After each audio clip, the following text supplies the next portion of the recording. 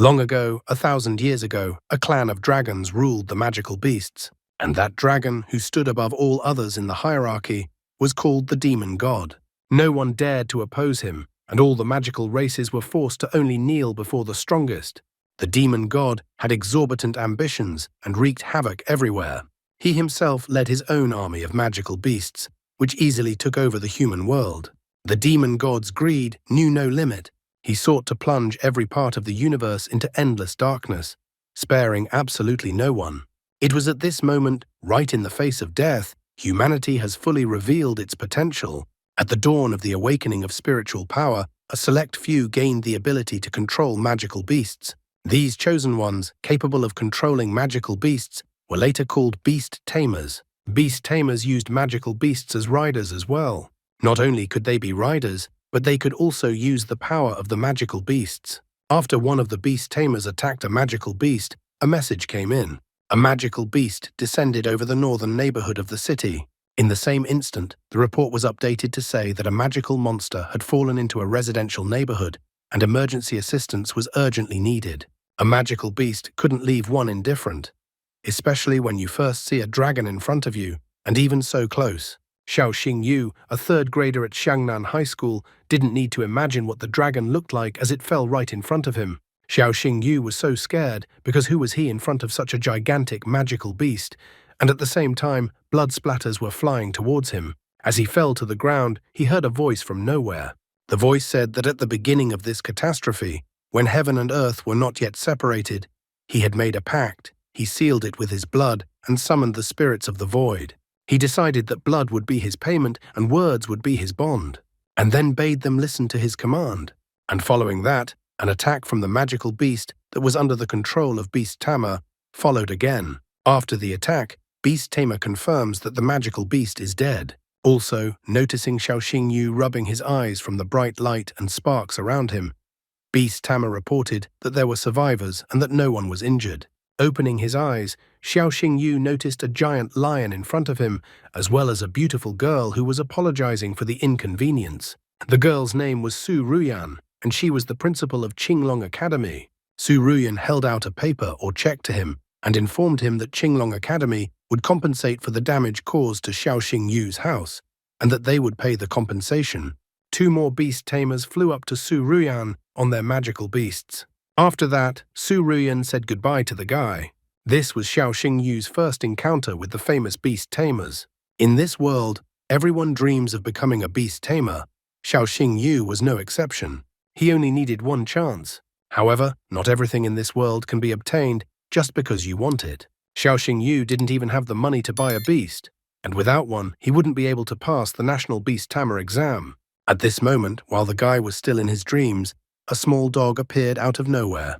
The dog immediately started licking the guy, who was not particularly pleased with this action. Xiao Xingyu began to scold. Had the dog been following the dragon all this time?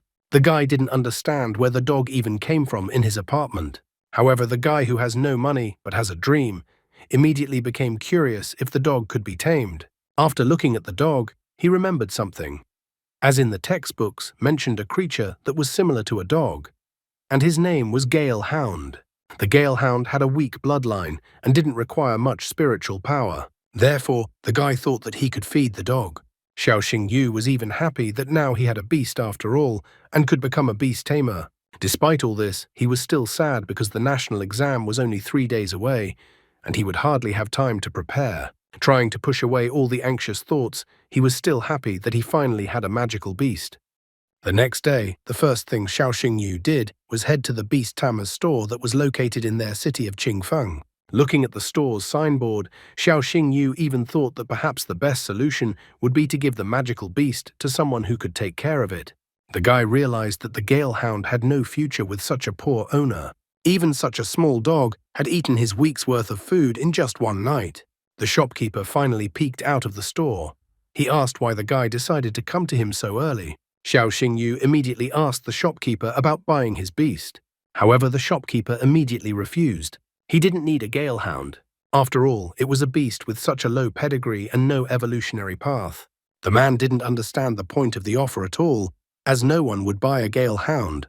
Therefore, the shopkeeper demanded that Xiao Xingyu should leave and not disturb his work. All this shouting from the man scared the dog.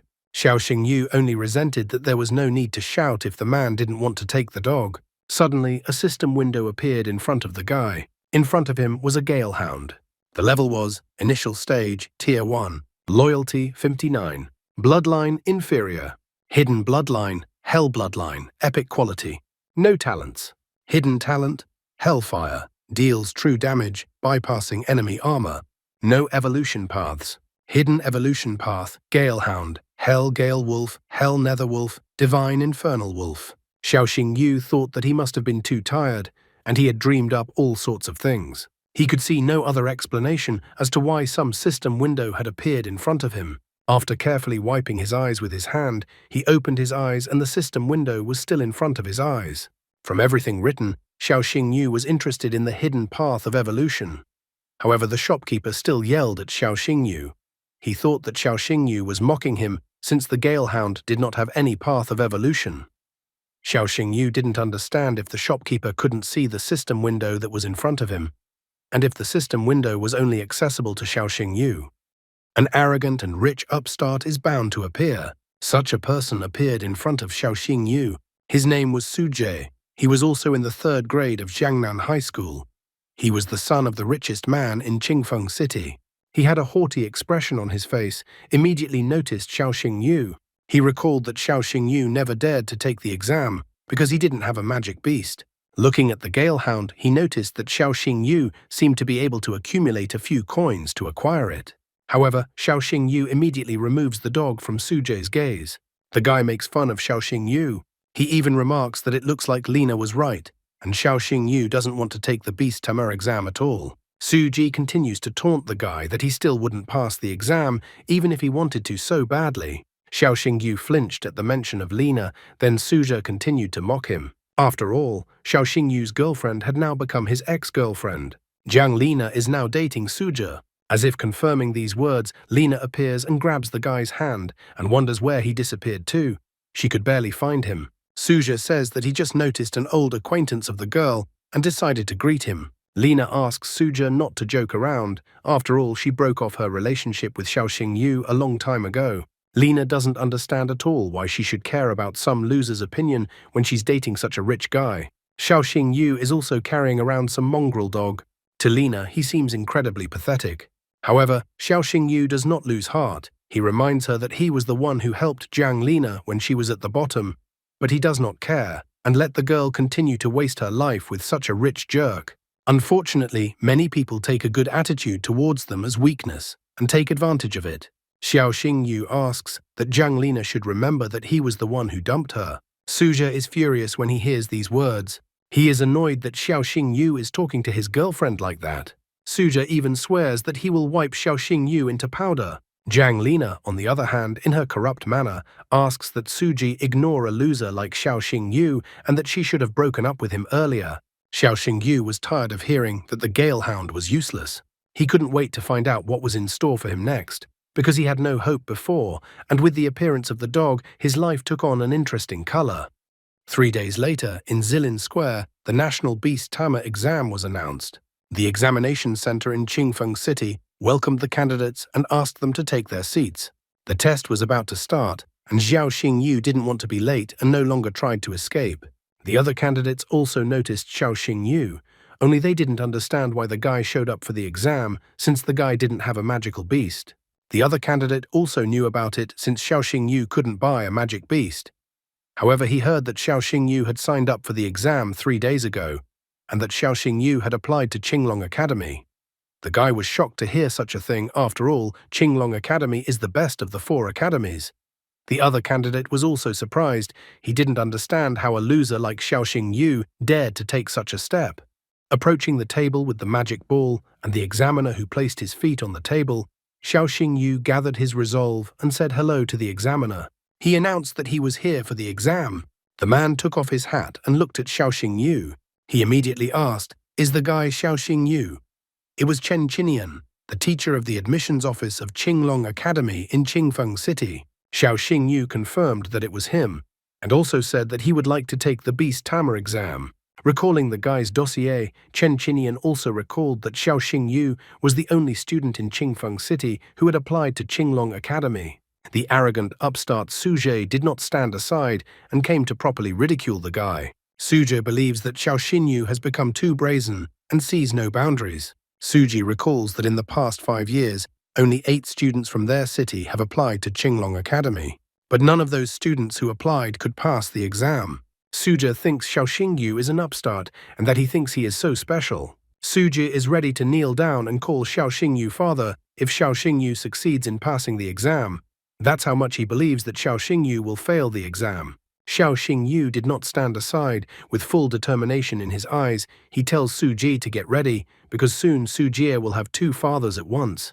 Suja is still shouting after him, but Xiao Xingyu doesn't care about him anymore. Xiao Xingyu asks the teacher to start the exam. The teacher immediately decided to warn Xiao Xingyu that the selection process for Qinglong Academy is extremely strict, and the guy didn't even choose other schools in case he fails the exam for this academy. The teacher reminds him that if Xiao Xingyu fails the exam, he will no longer be able to enter Beast Tamer's Academy. The other students only continued to mock the guy because the passing score of spiritual power for Qinglong Academy is 800. They find it very funny that Xiao Xingyu hopes to get such a passing score. Especially outstanding students like them won't be able to get in, and the pitiful Xiao Xingyu thought he could get into the academy. Despite all the taunts in his direction, Xiao Xingyu is still confident in his abilities. He understands what the teacher is saying and asks him to start the exam. The teacher no longer discouraged Xiao Xingyu and started the exam. The first test is the spiritual strength test. The teacher asked Xiao Xingyu to place his hand on the magic crystal in front of him. The guy puts his hand on the crystal with all his determination. Everyone froze in anticipation, and after a moment, the teacher announced that the guy's spiritual power was 316. Everyone began to mock the guy. Suji was the very first. He scoffs that Xiao Xingyu thought he was so special. Lina also points out that Xiao Xingyu didn't even come close to the minimum threshold for a passing score. Chen Qinian was also upset, because at first he even thought that the student in front of him was quite promising. Suddenly, everyone noticed that Xiao Xingyu's spiritual power index started to change. The magic ball showed 621, but still the magic power continued to increase. After that, the ball showed 711, and then it showed a number above the minimum threshold of 802. The numbers on the ball didn't stop there, and the magic ball showed 956. The students watching this were shocked. Suja even thought that the spiritual force measuring device had simply broken. The numbers never stopped. Finally, the ball showed the number 1028. Chen Qinian was incredibly shocked by this entire moment that he had seen with his own eyes. The teacher thought that there was definitely a monster in front of him. The magic ball in front of him was about to crack, under the gazes of the shocked students.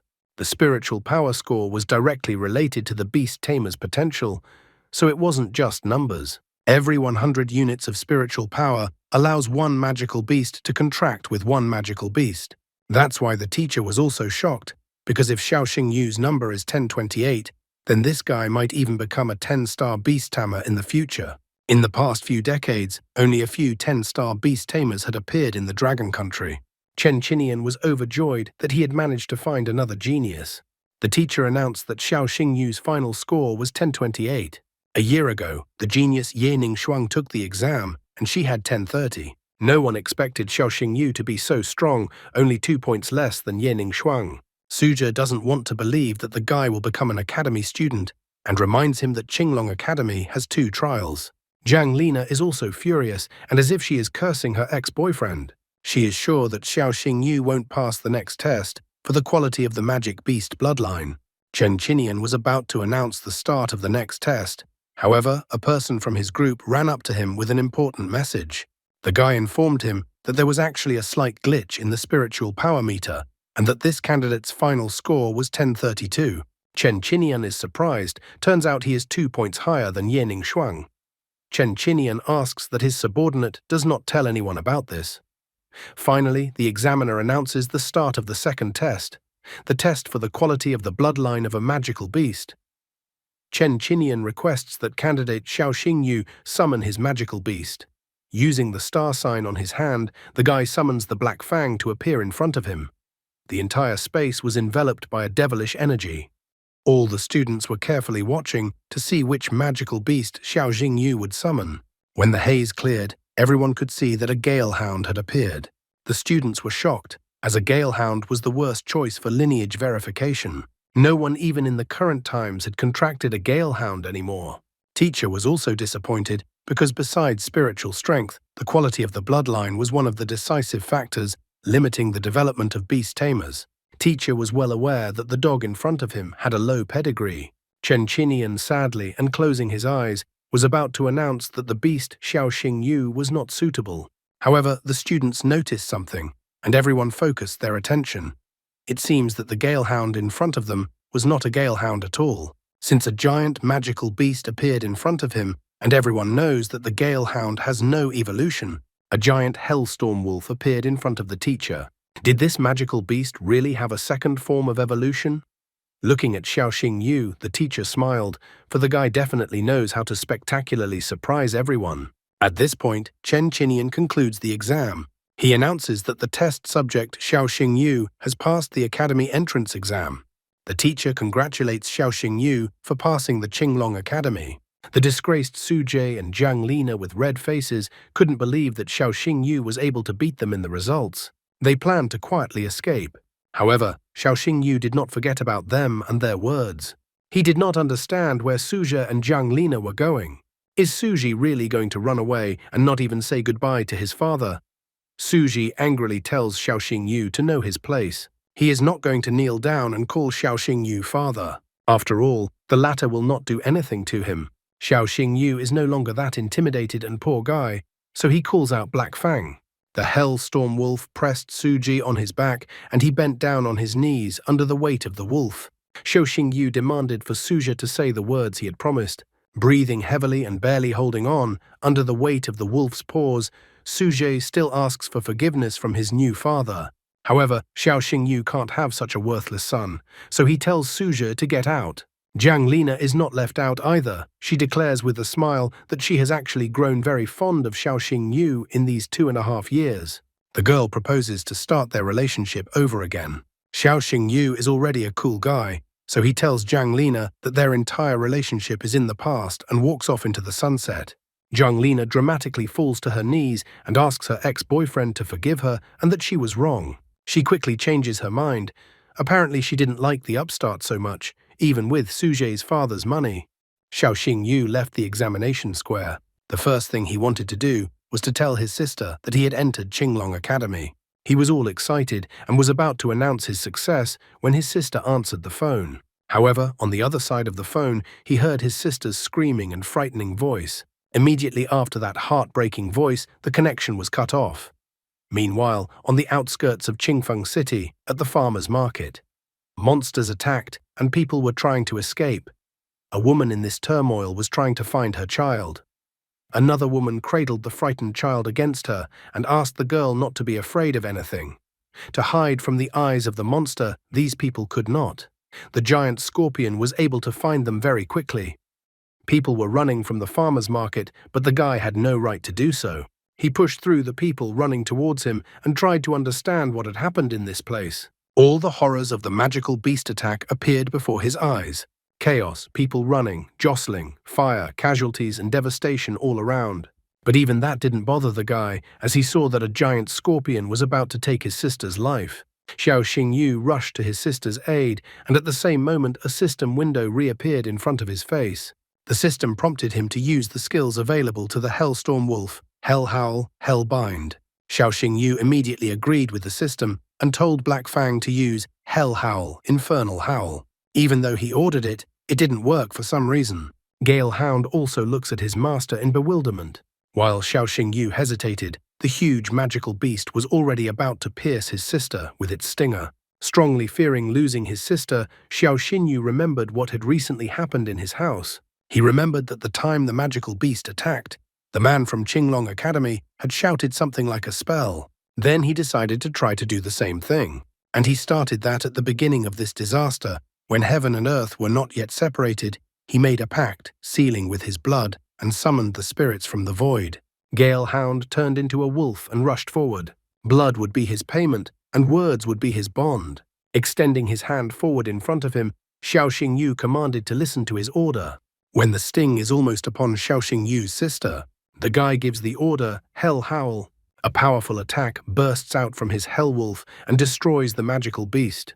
Xiao Xingyu is still in shock, for this is the first time for him. He is surprised at how frightening Beast Tamer's strength actually is. After recovering from the shock a bit, he still remembered that his sister is still near the magical monster. He rushed to his sister, who did not let go of the little girl and continued to comfort her. Xiao Xingyu apologizes for coming so late, but he is glad that his sister is fine. His sister is worried about him. Then, without delay, he immediately brags to his sister that he has entered Qinglong Academy and that he is now also a Beast Tamer. Without waiting to be introduced, the Galehound informs himself that he is here too. When Galehound sat down on his lap to Xiao Xingyu, the latter finally introduced him as a contracted beast tamer. In front of the girl appeared a very cute-looking Hellstorm wolf, Black Fang. The residents stared at the magical monster in shock. The one who had caused so much commotion and taken so many lives was finally dead. The guy with a satisfied look confirms that the monster is gone. His sister for now and herself does not know what happened. Finally, the frightened woman found her child. She didn't run away. She kept looking for her daughter despite the danger. The woman thanks her brother and sister. The girl rushed to her mum in tears. She was so scared of that monster. And at that moment, her mum disappeared and she was even more scared. After returning the girl to her mum, the brother and sister decided to go see the defeated monster. In the remains of the monster, Xiao Xingyu found the core of the magical beast. Core level beginning. Condition for obtaining the core, killing the magical beast. Attribute poison. Effect +5 poison attack, experience +10. Taking the stone in his hands, Xiao Xingyu still didn't understand what kind of magical beast core was in front of him. Even though it was just an initial stage core with a poison attribute, but even the smallest core can help the Black Fang evolve, so he throws the magical core to his dog and it eats it. Xiao Xingyu then informs all the bystanders that the beast is dead, and the residents are now safe. The people surrounded Xiao Xingyu. They were happy that they were able to survive, and so they started to thank the guy. They even called him a hero. The little girl he saved also thanked him. She also wants to become a beast tamer, just like Xiao Xingyu. The guy stroked the girl's head and assured her that she will definitely succeed. At night of the same day, Xiao Xingyu never got his roof fixed, as the moon was peeking through the huge hole in the wall very well. It seems his family is not so simple, and it remains to be seen if it is a family. His sister was standing next to his sleeping brother. As she looked at his back, she noticed that the mark on his back was still active. His sister then called someone with a report that the Dragon Rune curse was still active. She reported that the seal on the Dragon King's essence was untouched. The girl didn't understand how Xiao Xingyu was able to make a contract with the magical beast then, because it didn't make any sense. The voice on the other end of the phone concluded that perhaps this was fate. The caller ordered the girl to continue to keep an eye on Xiao Xingyu. The girl accepted the order and pledged to fulfill it with all the responsibility entrusted to her. The guy does not even realize that he is alone in this world, and he really does not have a single loved one. What will Xiao Xingyu do when he learns the truth about his sister and his life? In the near future, Xiao Xingyu was already standing at the train station of Qingfeng City and waiting for his departure. He and his sister, who had also decided to go with him, had many people come to see him off. The people were so kind. One man brought a basket of salted duck eggs for Xiao Xingyu, for he had loved them so much as a child. A kind woman also brought some red envelopes where many people had put money for Xiao Xingyu. The woman asked Xiao Xingyu to cherish their gift. The guy accepted all these gifts because the locals had worked so hard for him. He waved them good-naturedly and asked the locals not to see him off, because he would definitely come back here once the vacation came. His sister also had a very good-natured look, as if what happened during the night had never happened at all. Upon entering the train, the first thing Xiao Xingyu did was offer his sister a seat. That was how they traveled. A few hours later, a warning came over the loudspeakers that magical beasts had appeared on a section of the railroad, so the train might shake. There was no shaking, however, and a voice from the speakers in the car announced that the train had successfully passed the dangerous section and would proceed on schedule. Xiao Xingyu was relieved that nothing had happened. Also, they will soon arrive in the city of Lunyin. His sister reminds the guy that his studies will start soon, so he should not relax. Everything seemed to be going well, but the moment they were relieved, the train suddenly began to shake. No one realized what had happened. Suddenly, a message came from the car speakers for the passengers to get ready. Magical beasts appeared ahead of the train, a pack of three-eyed giant monkeys. A voice from the loudspeaker warned the passengers to be careful and to take care of their lives and property. The passengers began to panic. One passenger was shocked when the conversation mentioned magical beasts. Another passenger was also greatly surprised, for they had been told before that they were safely through the most dangerous section. Suddenly, powerful blows began to resound on the roof of the train car. Xiao Xingyu didn't understand what they had to do now. The other passengers waited for someone to deal with this attack. However, before anyone could come to the rescue, one of the monkeys tore through the roof lining. One of the passengers yells for everyone to run away. When the girl wanted to react already, Xiao Xingyu asked her to the contrary to sit here and not go anywhere. The sister doesn't understand what her brother is going to do. The sister falls on her knees and asks her brother to stop. However, Xiao Xingyu can't do that because an angry monkey has decided to attack him. Before Xiao Xingyu could react in any way, a magical beast appeared right in front of the monkey and hit the monkey with its tail. The mistress of the magical beast resented the fact that the guy was just standing there looking at the monkey. Therefore, the girl orders Xiao Xingyu to step aside if he doesn't want to die. This girl's name is Qin Yanran. Qin Yanran is the daughter of the head of the famous Sky Guild. The girl powerfully swung her spear, and then with a swing of her spear, the girl used Thunder Flash. With this attack, the fox once again rushed towards the monkey. Xiao Xingyu was shocked when he saw this girl in front of him, for he seemed to have realized who she was. Based on the system, the girl had a beast, the three-tailed Thunder Fox. Level, Extraordinary Tier 3. Attributes, Thunder Fox, Epic. Path of Evolution, Three-tailed Thunder Fox, Four-tailed Thunder Fox, Five-tailed Thunder Fox, Nine-tailed Thunder Fox. Hidden Path of Evolution, Three-tailed Thunder Fox, Shadow Red Lightning Fox, Scarlet Lightning Fox. Skills, Tail Strike. Simultaneously strikes an enemy with three tails, dealing an electric shock with the effects of paralysis and stun for 1 second. Thunder Flash, dodge an enemy's attack and deal lightning damage. Putting all the information together and seeing the three-tailed Thunder Fox, the guy analyzed the spear and the magical beast and realized that the person in front of him seemed to be Qin Yanran, the daughter of the head of the Sky Guild. The girl belligerently and victoriously announced that the beast tamer was already here, which meant that everyone was saved. Only Xiao Xingyu, being a walking encyclopedia, is not at all sure that everyone is saved and is not relieved. And for good reason, as soon another monkey breaks through the roof of the train car and makes its way inside. Xiao Xingyu also recommends that everyone leave the wagon as soon as possible. Xiao Xingyu knows very well that three-eyed giant monkeys live in a pack, so he couldn't believe that just one monkey could attack the train. There was no other choice, so Xiao Xingyu decides to summon his Black Fang to help Qin Yanran deal with the monkeys. Qin Yanran finally dealt with one of the monkeys and was very indignant that there were too many of them. It seems Qin Yanran got too caught up in her thoughts and didn't notice when she was attacked from behind by two giant monkeys. However, the glorious hero is already here.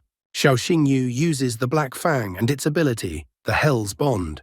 Huge chains appeared from the dog's mouth and bound the monkeys. Xiao Xingyu even scoffs that they are not as frisky now.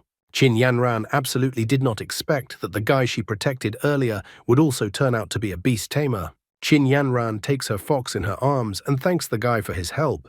Xiao Xingyu remarks that there is no need for thanks, as any beast tamer would have done the same thing. But suddenly something caught Xiao Xingyu's attention and absolutely dumbfounded him. The system showed that the three-tailed fox was depressed, lethargic. The fox had post-traumatic stress disorder. To cure this ailment, the system suggested to crush anemone flower, pour boiling water, add thunder element catalyst, then add the magical core of the water element beast dissolved in water. Xiao Xingyu seems to be a naive fool, so he immediately tries to help the girl. He asks Qin Yanran if her fox has recently become too active during battles and then very lethargic afterward, and if it sometimes maims itself. Qin Yanran is shocked. She doesn't understand how the guy knows this. Xiao Xingyu immediately admits that the fox has post-traumatic stress disorder.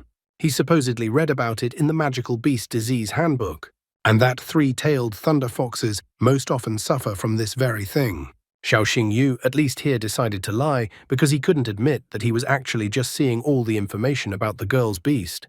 The girl is glad that she finally found out why her Xiao Xiao hasn't been smiling much lately. Upon her arrival, she wants to get busy treating the fox. And in a burst of joy, Qin Yanran slaps the guy's back. Qin Yanran embraces Xiao Xingyu and declares that he will be her little brother from now on. At this time, Xiao Xingyu's sister is watching all these events and seems to be extremely unhappy. It looks like the sister will reprimand Xiao Xingyu when they arrive. Xiao Xingyu forgot about his sister when he met his new sister. Long live the battle of who will be the best sister. Since Xiao Xingyu's sister didn't stand silently watching, she decided to intervene. The girl put her arm around Xiao Xingyu and declared that she was his sister. Qin Yanran is also not a timid girl, so without feeling awkward at all, she hugged Xiao Xingyu from the other side. She believes that Xiao Xingyu will be her named brother from now on. Xiao Xingyu himself seemed to let the situation go. Each of the girls was unwilling to give in to the other and pulled Xiao Xingyu in their direction. Xiao Xingyu felt that the girls could tear him in two. This was how they arrived at the academy. After a while, the central square of the Azure Dragon Academy, or Qingfeng Academy. All freshmen gathered for the traditional freshman welcome.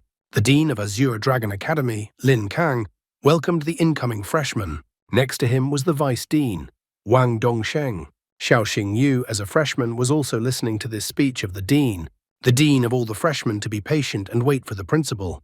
During the dean's speech, Xiao Xingyu remembers how he said goodbye to his sister Qin Yanran and how his sister was not happy. And just like that, he finally reached the academy. A huge lion suddenly appeared, which looked suspiciously familiar to Xiao Xingyu.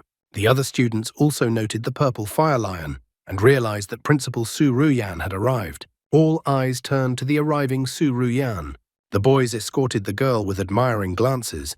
Finally, the headmaster arrived at the right place and set down her purple fire lion. And when she got down from the lion, the dean asked her to say a few words for the freshmen and handed over the microphone. Only at this moment did Xiao Xinyu finally notice that the woman in front of him was the same woman who had defeated the Shadow Dragon. He didn't expect that she would turn out to be the headmaster of the Azure Dragon Academy. It's worth recalling that it was us, the readers, who were told by the author of the story that Su Ruyan is the headmaster and gave her name. Su Ruyan didn't say her name or position to Xiao Xingyu. Su Ruyan took the microphone from the dean and congratulated everyone for joining the academy. However, she wanted to remind all the students of one thing. Su Ruyan's tone and gaze changed to a stern one. It didn't matter to her whether a student was from a noble family or a poor one. The most important thing for Su Ruyan was that in Azure Dragon Academy, everyone must obey her rules, and especially the 8th rule. The freshmen were in a hurry to understand and asked others what this rule was, but no one knew it. Then Su Ruyan herself delivered the 8th rule to the students. If there is a conflict between students, it should be resolved through a duel in the arena, regardless of who is right or wrong. The loser must apologize to the winner. Xiao Xingyu immediately realized that the 8th rule may seem harsh, but it actually prevents the scions of noble families from using their power and oppressing the weak. After all, thanks to the 8th rule, even ordinary students can defend their honor with their own strength.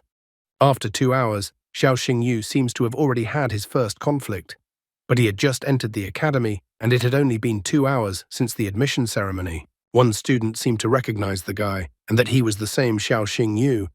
He couldn't believe that they were in the same class. It turned out that Xiao Xingyu had already gained fame amongst the students as a monster with spiritual power, almost the same as senior disciple Ye Ningxuang. However, the further development of this moment was interrupted as Chen Qinian entered the classroom and told all the students to take their seats as class was starting. The guy didn't seem to be looking for trouble after all, as he greeted Xiao Xingyu, calling him his brother, and said that he would follow him. Chen Qinian didn't let this go unnoticed and asked for the audience to be quiet. Chen Qinian greeted the students and said that he would be their mentor from now on. He hoped that his students would achieve a lot in the Azure Dragon Academy. After that, he asked the students to open the first chapter of the Beast Illustrated Guide and considered that they would start with the theoretical part. Chen Qinian gave the students a lecture and narrated many things. The strength of a magical beast is determined by 2 factors. The first factor is the form of the beast. Currently, the following stages from the lowest to the highest are known: initial form, mature form, full form, transcendent form, and also the highest is the form of the king of beasts. The second factor was the quality of the bloodline of the magical beast. According to the records, the bloodlines of magical beasts are categorized from the lowest to the highest. Beasts of higher bloodline can suppress those with weaker bloodline. In addition, the attributes of magical beasts can suppress and interact on each other. For example, the 5 most common ones were metal, wood, water, fire, and earth. The principle was as follows. Wood suppresses earth, earth suppresses water, water suppresses fire, fire suppresses metal, and metal suppresses wood. Based on these 5 basic attributes, other attributes could appear, such as sand or lightning. But that was a topic for the next class. Time passed and the lecture continued, but Xiaoxing Yu didn't seem to be used to such classes, so he fell asleep safely. Chen Qinian couldn't stand it anymore, so he threw a piece of chalk at Xiaoxing Yu and told him to get up immediately. The sleepy Xiaoxing Yu got up from his chair. Chen Qinian came to be furious about this. He is surprised at such boldness of a guy who decided to sleep through his lecture. Chen Qinian then decides to ask Xiaoxing Yu what the demonic lizard's weakness is. Chen Qinian is too furious, so he demands the guy to answer his question, and if Xiaoxing Yu can't answer, then let him pack his things and get out. Chen Qinian had definitely messed with the wrong person, because the walking encyclopedia Xiaoxing Yu immediately answered the question that it was a bag of poison under its belly. Chen Qinian didn't stop there and asked for an answer to the question. What area does the ice crocodile usually live in? But Xiaoxing Yu knows the answer to this question as well. The ice crocodile lives in the southern part of the Dragon Country, in the Shuangjiang Lake area, and at the Kunlun subglacial waterfalls. Even the other students are already shocked that Xiaoxing Yu knows the answer to this question. Chen Qinian was not going to give in to the brash youngster and decided to keep testing him. He wondered what Xiaoxing Yu would do if he encountered a heaven-tearing demonic tiger in the wilderness. Xiaoxing Yu then decides that he will clamp his identification badge in his teeth and hide somewhere in the shadows.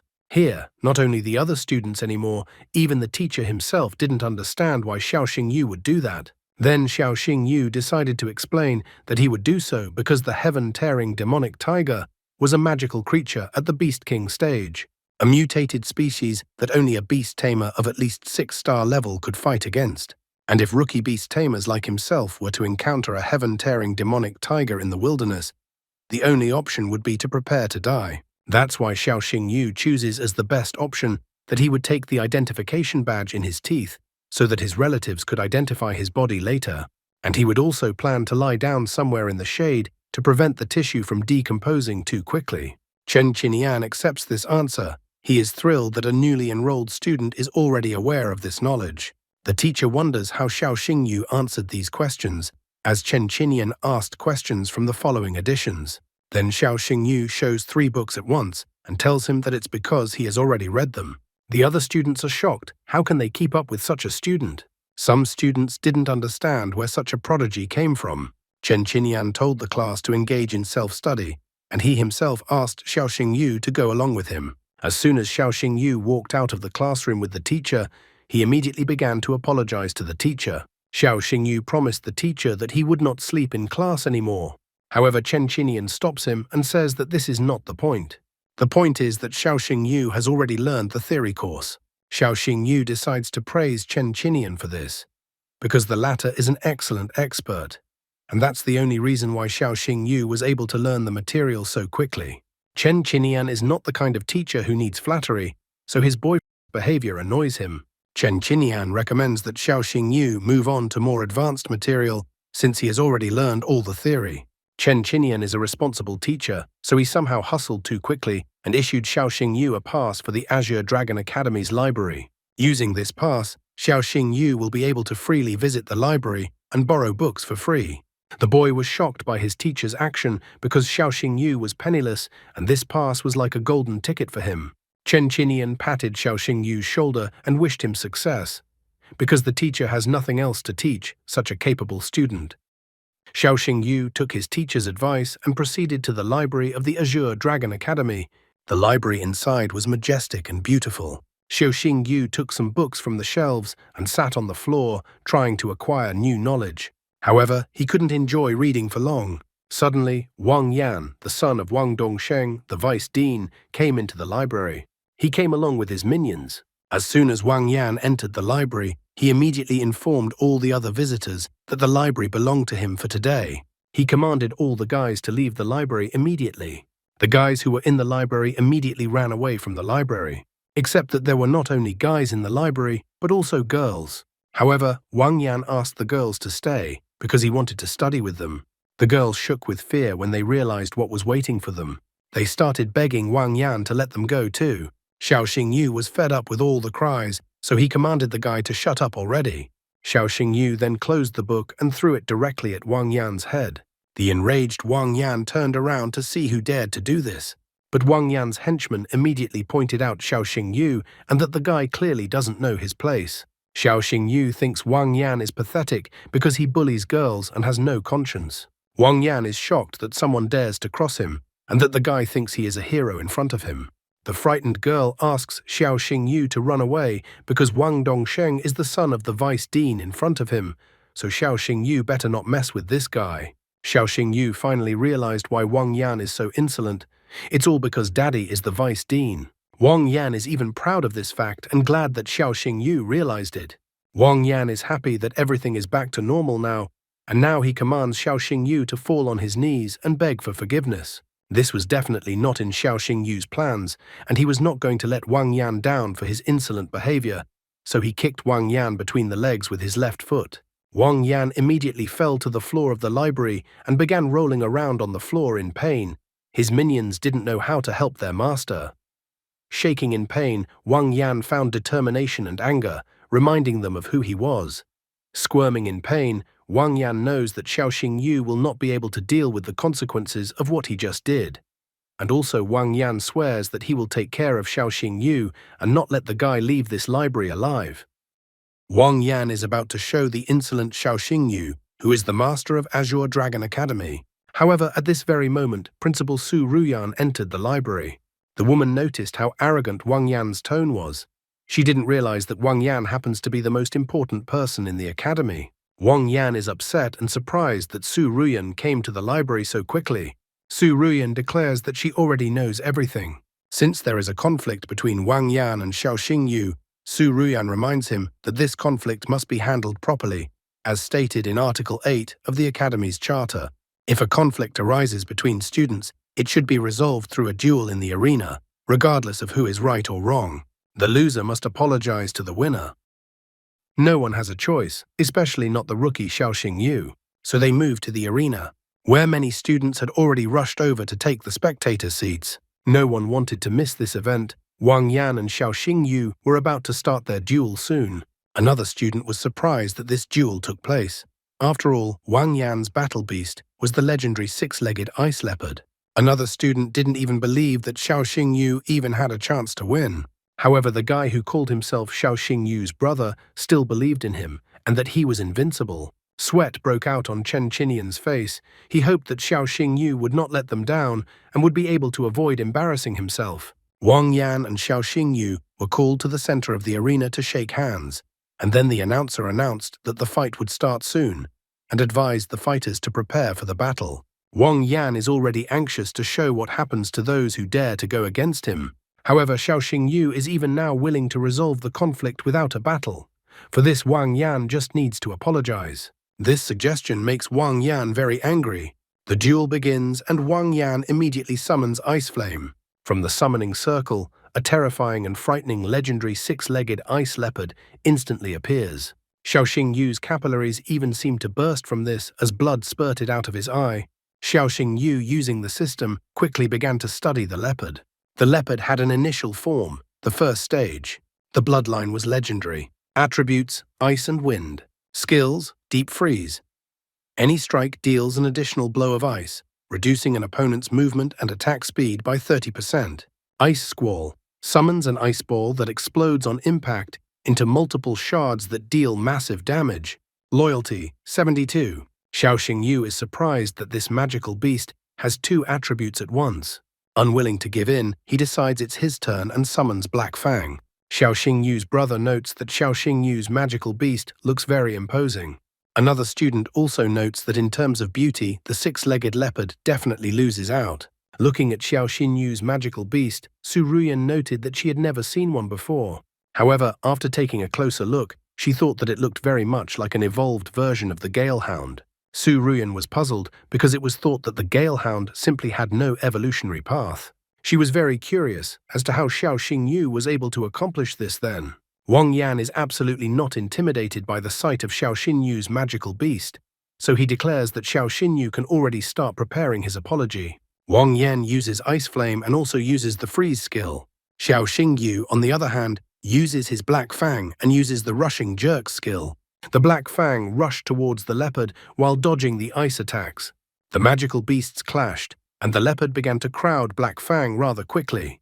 Chen Qinian recalled that the Hellstorm Wolf was a magical beast, with the attributes of fire and wind, while the six-legged leopard had the attributes of wind and ice. Looking at the duel, Chen Qinian felt that from the looks of it, Wolf would not be able to overcome the advantage of the elements. The enraged Wang Yan vows to destroy the magical beast Xiao Xingyu. He orders Ice Flame to activate the ability Ice Barrage. Black Fang is covered in ice, and everything around him turns into a block of ice. It's like he's in an ice prison. Poor Black Fang seems to be on the verge of life and death. Wang Yan was beginning to scoff at Xiao Xinyu. He announces that Xiao Xingyu's magical beast will freeze to death very soon. The teachers who were fed up with Wang Yan's antics, as well as Principal Su Ruyan, were waiting to see what Xiao Xingyu would do at such a moment. In response, Xiao Xingyu himself is already mocking Wang Yan, who is so confident in his plan.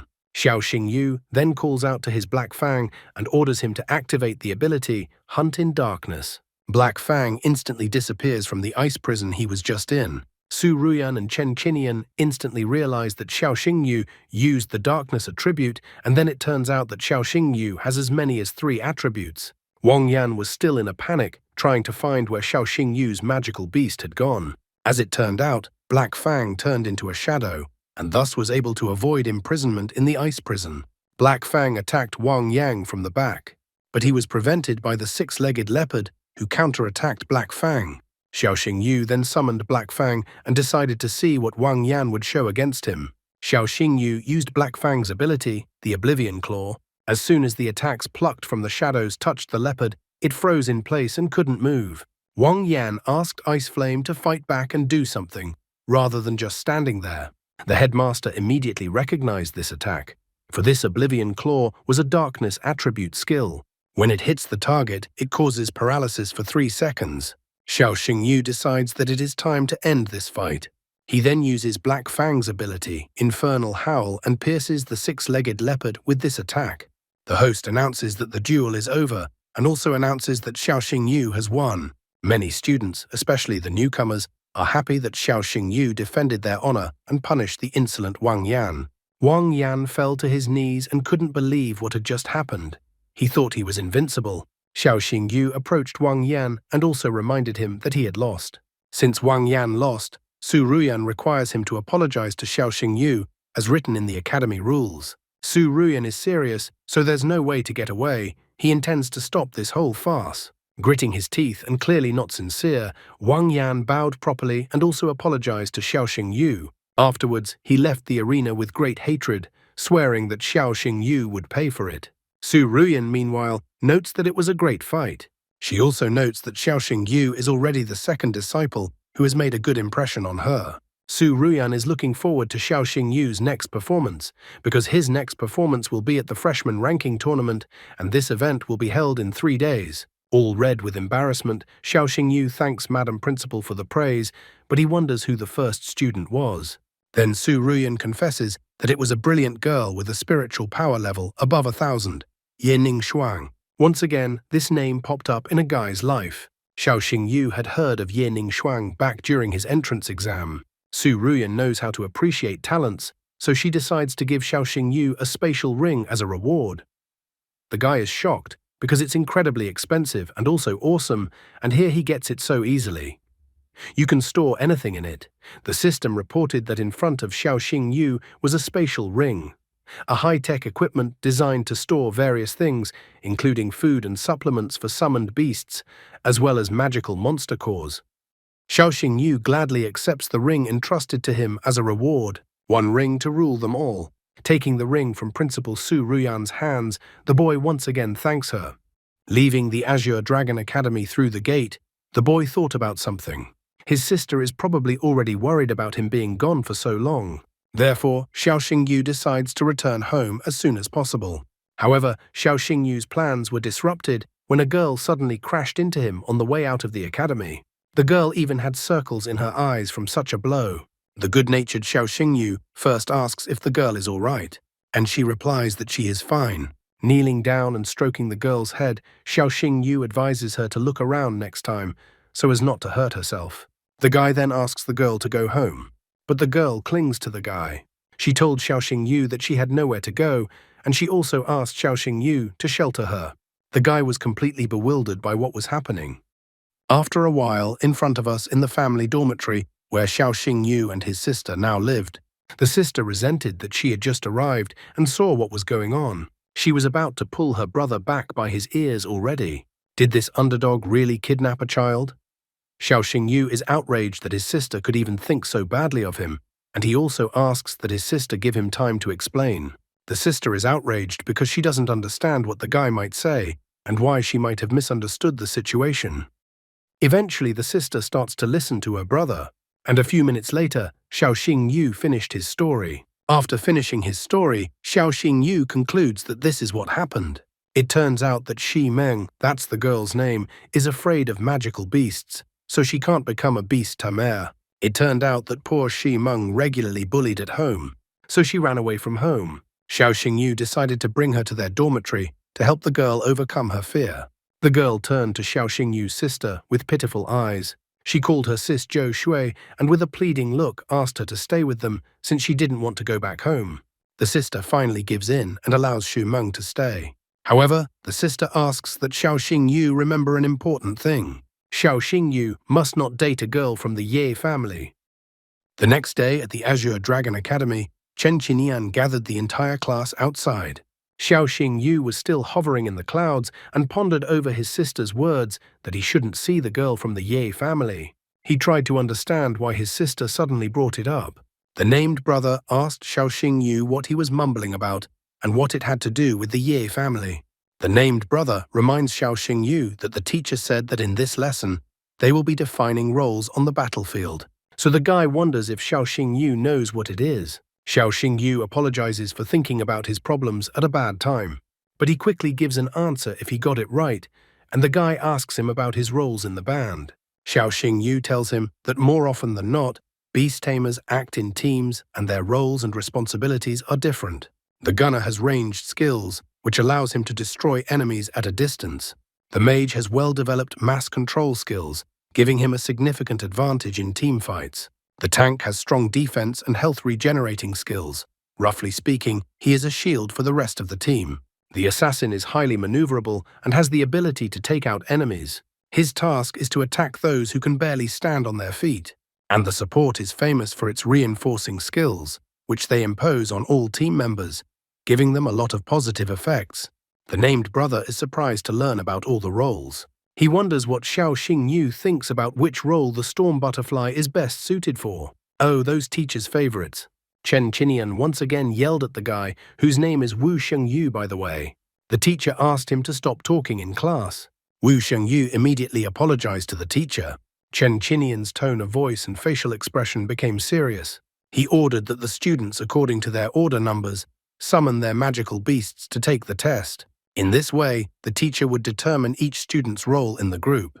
The Minotaur-like magical beast that belonged to Songhu's disciple has a powerful defense, so the teacher assigned him the role of a tank. Next was Wu Shengyu, who was so worried about choosing a role. After looking at the storm butterfly, the teacher noted that it possessed massive skills based on the water element, so Wu Shengyu would be a mage. Finally, it was Xiao Xingyu's turn, and the teacher beckoned him to come forward. The first test was to test the attack of a magical beast. Chen Qinian asked if the student was ready, and he did not hesitate for a second to summon his trusty Black Fang, who, as always, appeared with a frightening aura. For this test, Xiao Xingyu decided to use Black Fang's ability, Hell Howl. The Black Fang directed its devastating attack towards the force meter. After the dust from such a devastating strike settled a bit, everyone could see that the meter showed a triple critical strike. And afterward, the force meter showed a simply shocking number for everyone, 6731. The rest of the students were shocked by what they saw. Triple critical impact, this is just a fantastic value for them. One of the students is sure that he can't even make 1.5 critical hits. The teacher is as surprised as the others, because usually the attack of novice beast tamers ranges between 500 and 1500. Chen Qinian didn't expect that the Hellstorm Wolf could deal over 2000 damage with a triple critical strike. While everyone else gaped their mouths in shock and didn't know how to even react to such crazy numbers, Xiao Xingyu felt that the attack test would pass and that he was suited for the role of an assassin. Xiao Xingyu wanted to finish testing himself already. However, Chen Qinian is not just called a teacher for nothing. He asks Xiao Xingyu to continue the test because he himself wants to find out what the guy's potential is. The next test was the attack range test. Xiao Xingyu once again used the Black Fang Hell Howl attack. Once again, everyone was surprised. Wu Xingyu even noted that Xiao Xingyu's attack reached almost 800 meters. Thus, Xiao Xingyu could perfectly go for the role of a gunner as well. After that was the defense test, where Xiao Xingyu once again showed a phenomenal result. The Black Fang was even able to withstand the attack of teacher Chen Qinian's ice-armored turtle. Wu Shengyu even calls Xiao Xingyu a monster. Next was the control or restraint test. Xiao Xingyu used the Hell Bonding ability, and it was perfectly capable of restraining anyone. Thus, Xiao Xingyu was perfect for the role of a mage as well. Next was the reinforcement test.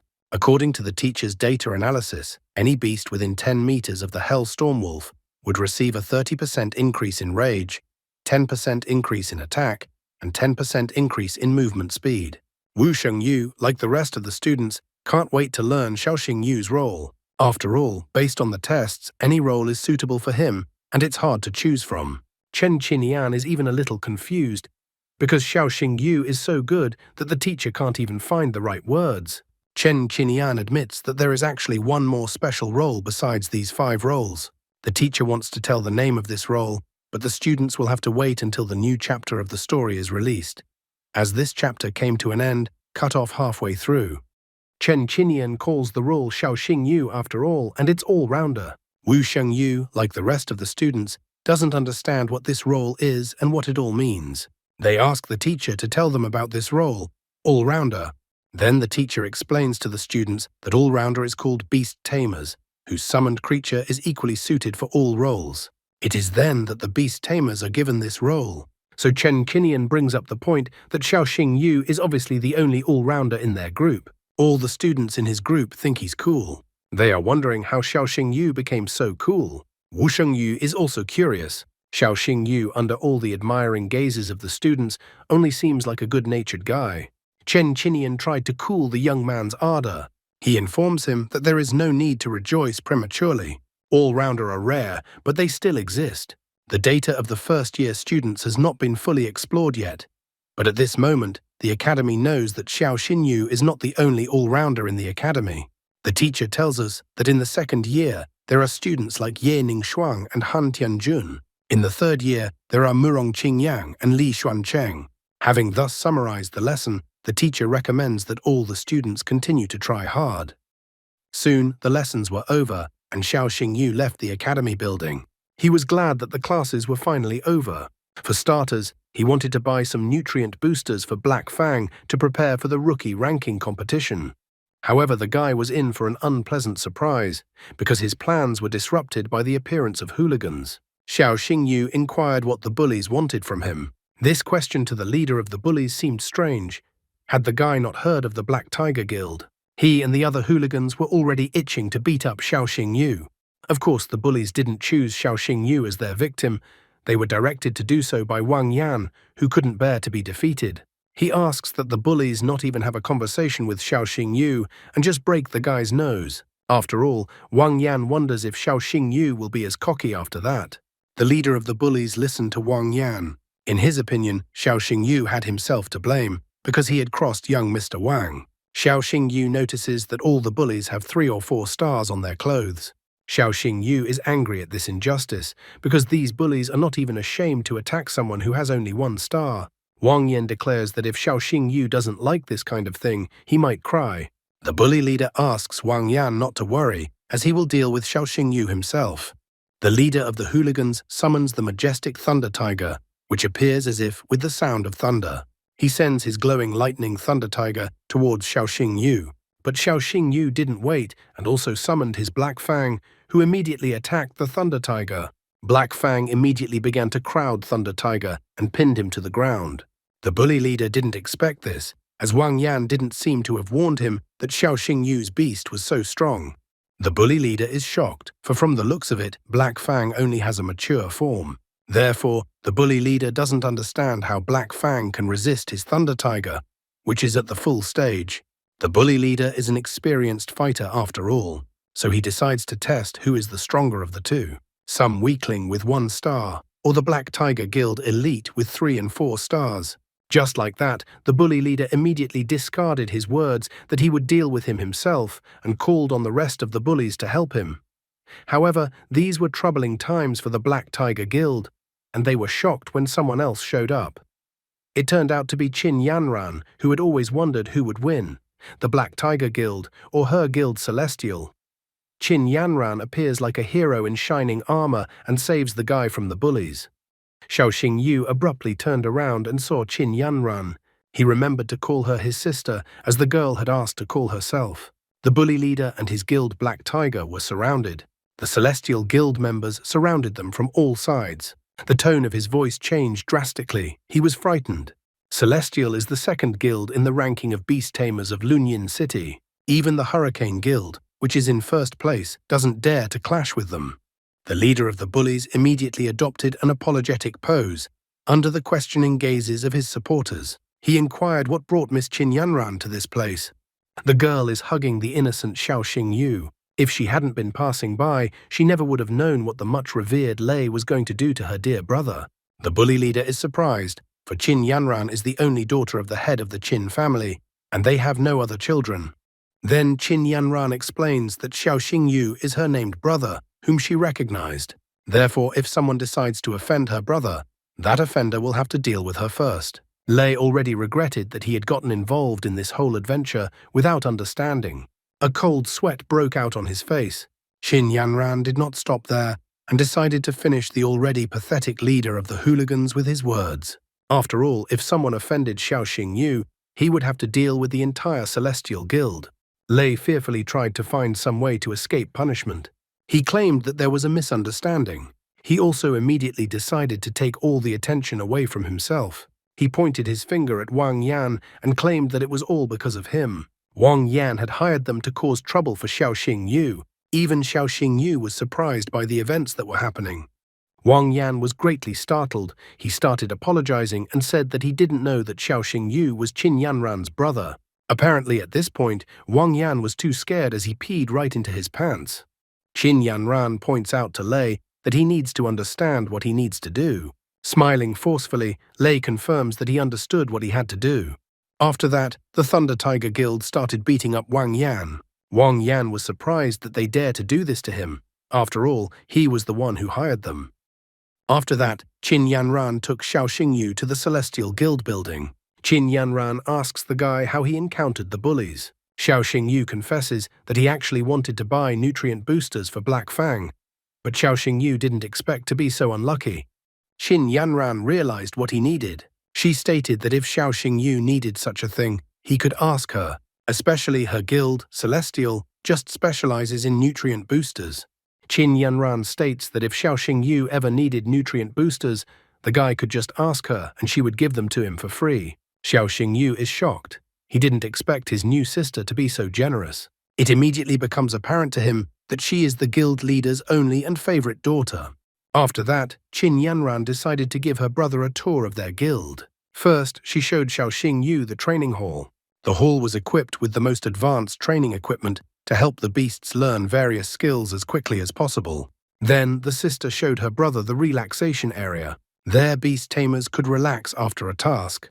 There was even golf, sauna, and many other activities. The guild also had a conference room where they held meetings on important matters and made plans for future development. After that, the sister showed the medical area with the most advanced equipment and a wide range of medicines. The most important thing the guild had was that their beast tamers' doctors had the highest qualifications, providing the best services to treat injured beasts. The latter really interested the guy. Xiao Xingyu asked his sister in all seriousness if he could join her guild and become a doctor. Qin Yanran hesitated to answer. Their conversation was interrupted, however, and a sharp and emphatic refusal followed. The woman who appeared stated that it didn't matter who he was or where he came from. And did the guy really think that with his age and experience, he could get a job in their guild? The woman even found the guy's very thought of this ridiculous. That woman was Liu Yue, the deputy head of the Celestial Guild. Qin Yanran tries to smooth the edges. She informs her that this guy is the one she told her about, that he was the one who helped Qin Yanran back then on the train. She even reveals that he is her named brother. Suddenly, one of the guildmates rushes in. He runs to Liu Yue in a panic and informs her that they have just had several severely injured beasts delivered to them.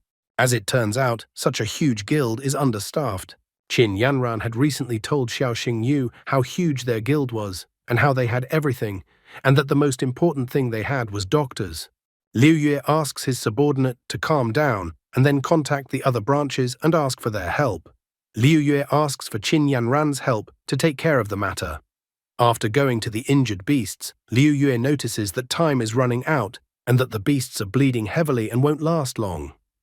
Xiao Xingyu beats his palm on his chest and declares that he can help then. He asks Liu Yue not to pay attention to anything, because there is not a second to lose.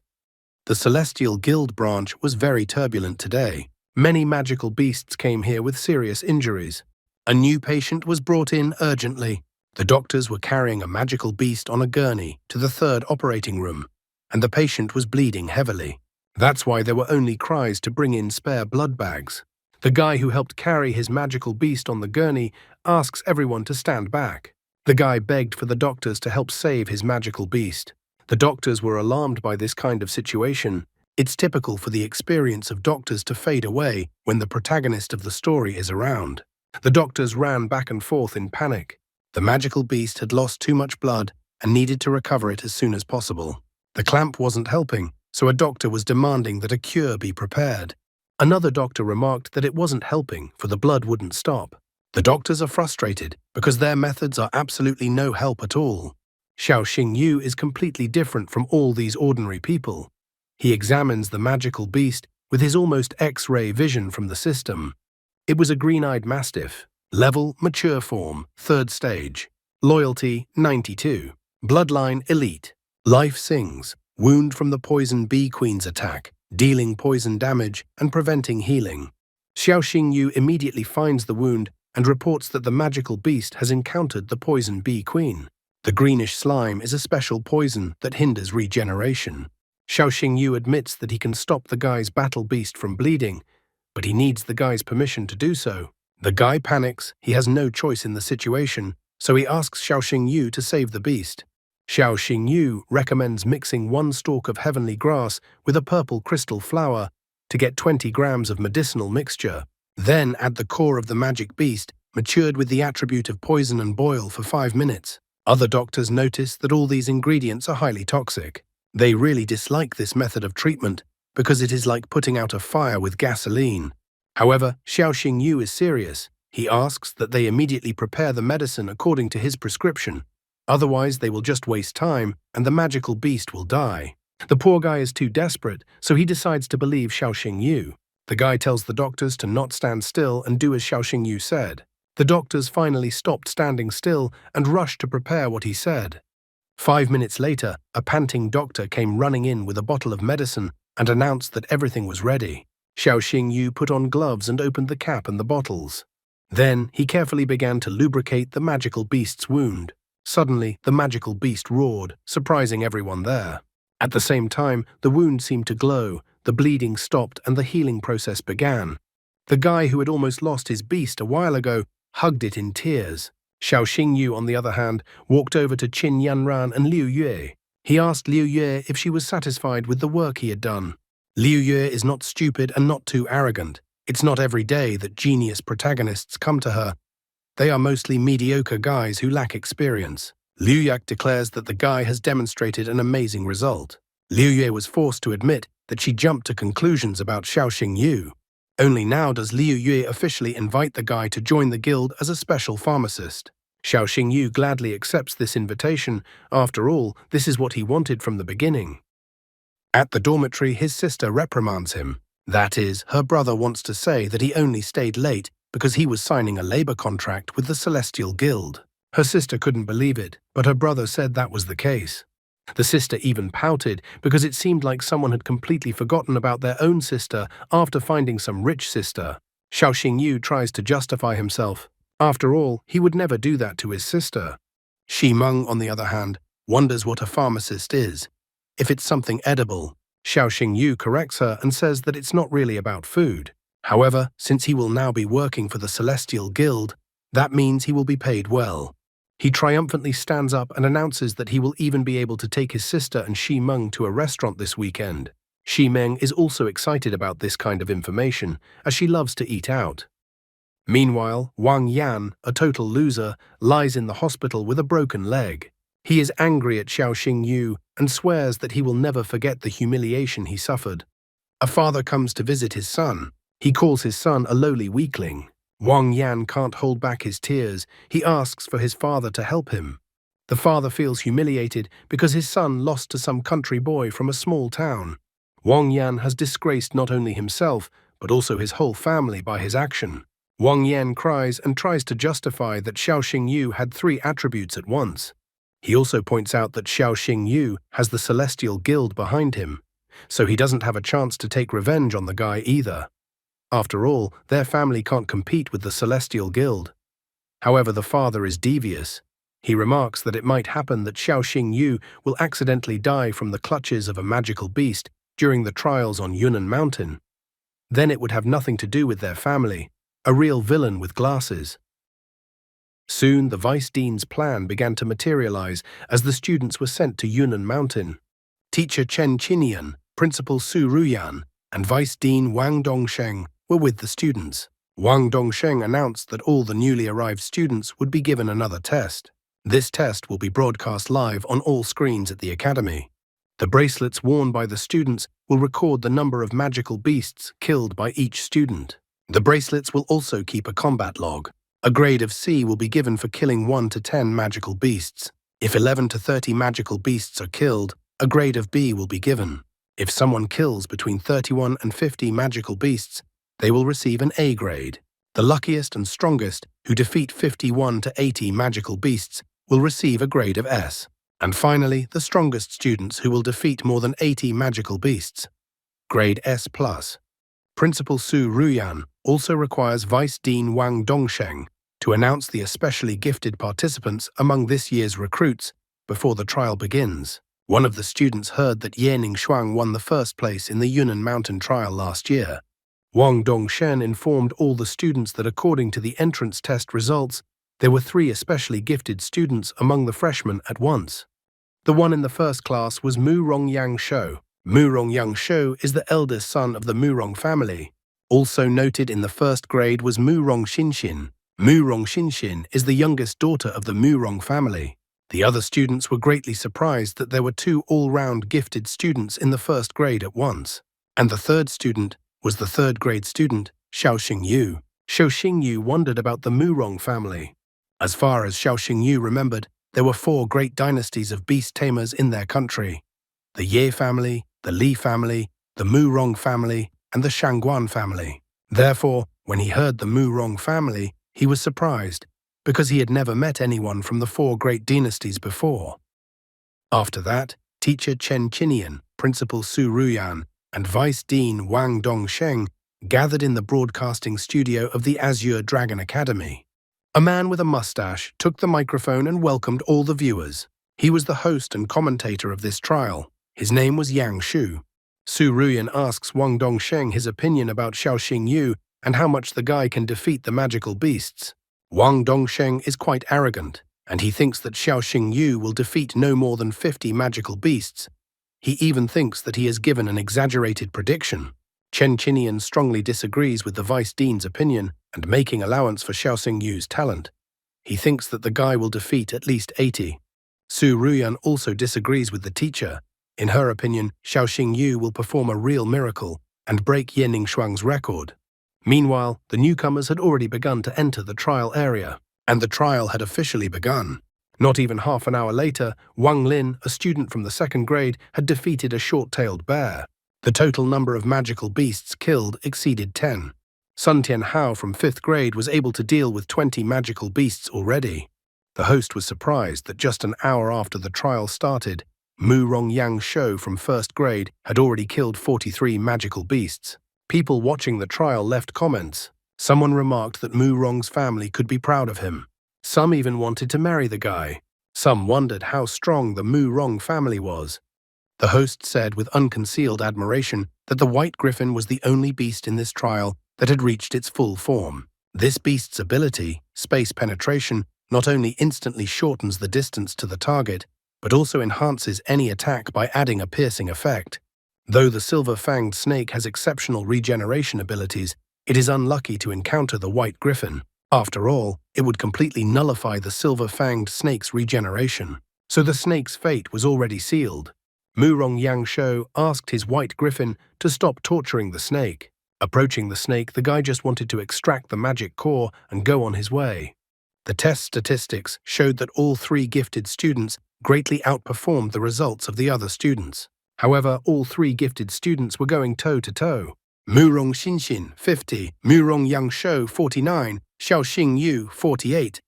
The host decided to leave the young master from the Mu Rong family for now and see how his sister was doing in the trial. The Mu Rong Xinxin magical beast was a bone-winged bat with a legendary bloodline. It was also the only undead beast in this trial. Her opponent was Bloodthirsty Lion, a second-stage mature magical beast with an epic bloodline. The Bloodthirsty Lion's attacks dealt 5 times the damage. It was a very strong opponent. However, after facing the bone-winged bat, even such a formidable opponent only had to accept his fate. The host knows how to get the audience excited.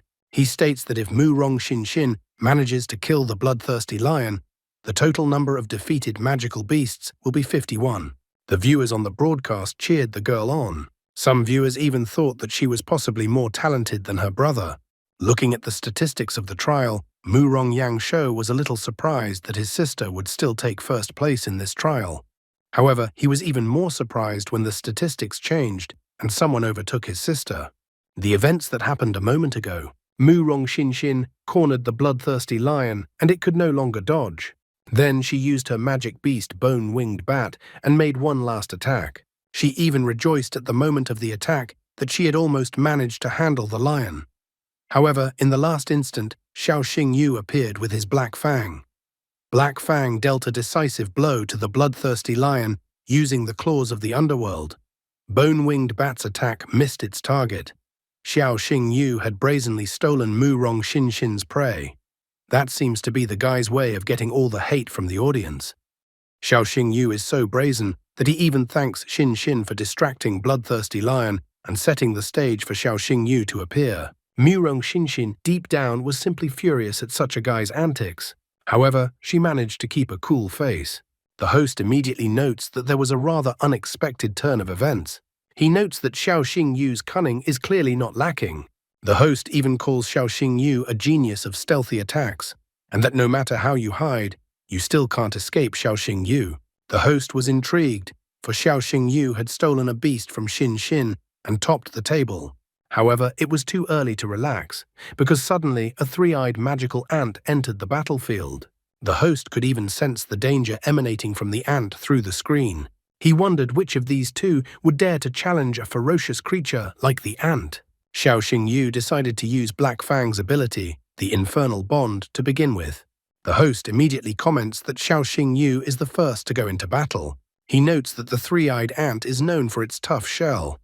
However, the Hell Wolf's fire ignores the armor and still deals damage to this formidable monster. Xiao Xingyu orders Black Fang to finish off the ant and uses the Hell Howl ability. Xinxin decided to join the fight as well. The Bone-Winged Bat used sound waves and prevented Hell Wolf from finishing off her opponent. The girl immediately used necrotic flames and finished off the 3-eyed ant herself. When the girl took away the magic core, Xiao Xingyu admitted that he didn't think the girl was so vindictive.